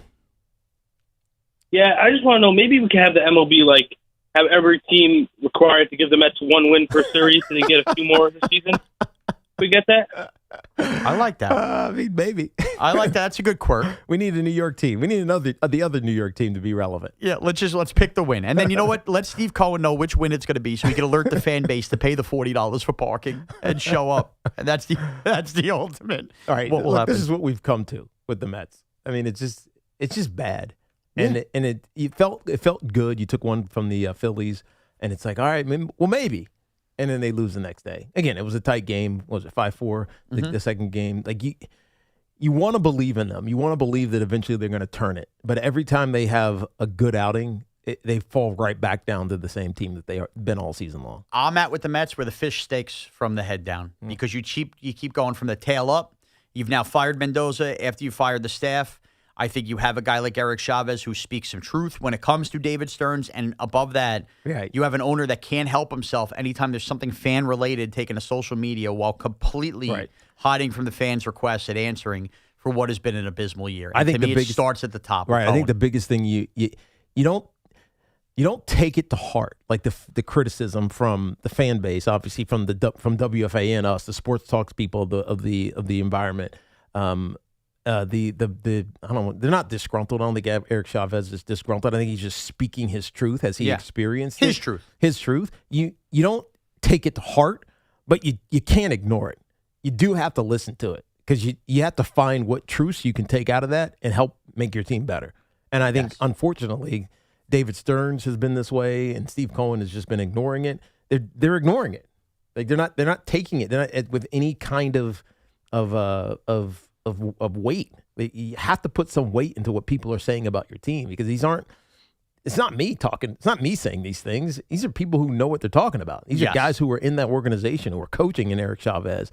And I mean, we haven't heard anything from like Nimmo or Pete Alonso or any of those guys. I think they've just said, whatever, that's in my past. But I'm sure they'd say the same things. And the MLB app did fail me earlier when I wrote out the fan focuses. It had McClain and Yes Savage listed. It is now listed as Minaya and Yes Savage. So whenever that happened yesterday, this morning, my apologies. We don't get that great young pitching matchup, but you do get Minaya and Yes Savage. Doesn't speak well for the Mets at bats in Toronto tonight, you'd think. Trey Yes Savage, one of the best young pitchers in baseball. Yep. If Evan Roberts is there, I hope that he's okay and enjoys himself, even if the Mets have a listless at bat. As far as the Yankees go, look, they got to get right against Detroit. That's it. And Ryan Weathers has not been great the last couple starts. They did see Casey Mize last week in Detroit. So if you're going out to Yankee Stadium tonight, good homestand ahead. You got Detroit, then you have Minnesota coming in for the weekend and the 4th of July. When the Yankees are right, they beat up on the AL Central. So this is a week off of this sweep to the Boston Red Sox to get right. And now I should have looked this up too. Tampa Bay, who took the lead on the Yankees for a division lead. They are off tonight. Who the hell do the Rays play this week? That is ultra important. Well, they just swept at Kansas City. Right. But they're not playing tonight. So the Yankees can gain a half game or they can lose a half a game by the Rays being idle tonight. We still have Japan up 1-0. Remember, tonight We get Morocco and Netherlands. Netherlands. That's 9 o'clock. That's a 9 o'clock game. And I think we get a 5 o'clock game. Yeah, too. there's a 5 o'clock game as well. I believe it's Germany, Paraguay. Germany. Another good one. Thanks to Alex, who was all over the World Cup. We do get Team USA on Wednesday night. We'll continue our countdown to that. Tiki and I will be back tomorrow as Evan closes out his trip north of the border. We also don't know if he got arrested or not for that unpaid ticket in Toronto. I'm sure we'll hear all about that when he returns as well. Thanks to Joe, our intern there, helping out on all the info. Thanks again to Alex, our soccer maven and World Cup insider. And thank you to all of you on the phones at 888-808-1019. The Carton Show with Carton and Big Mac coming up next. We'll catch you tomorrow at 10 a.m. Take care, everyone.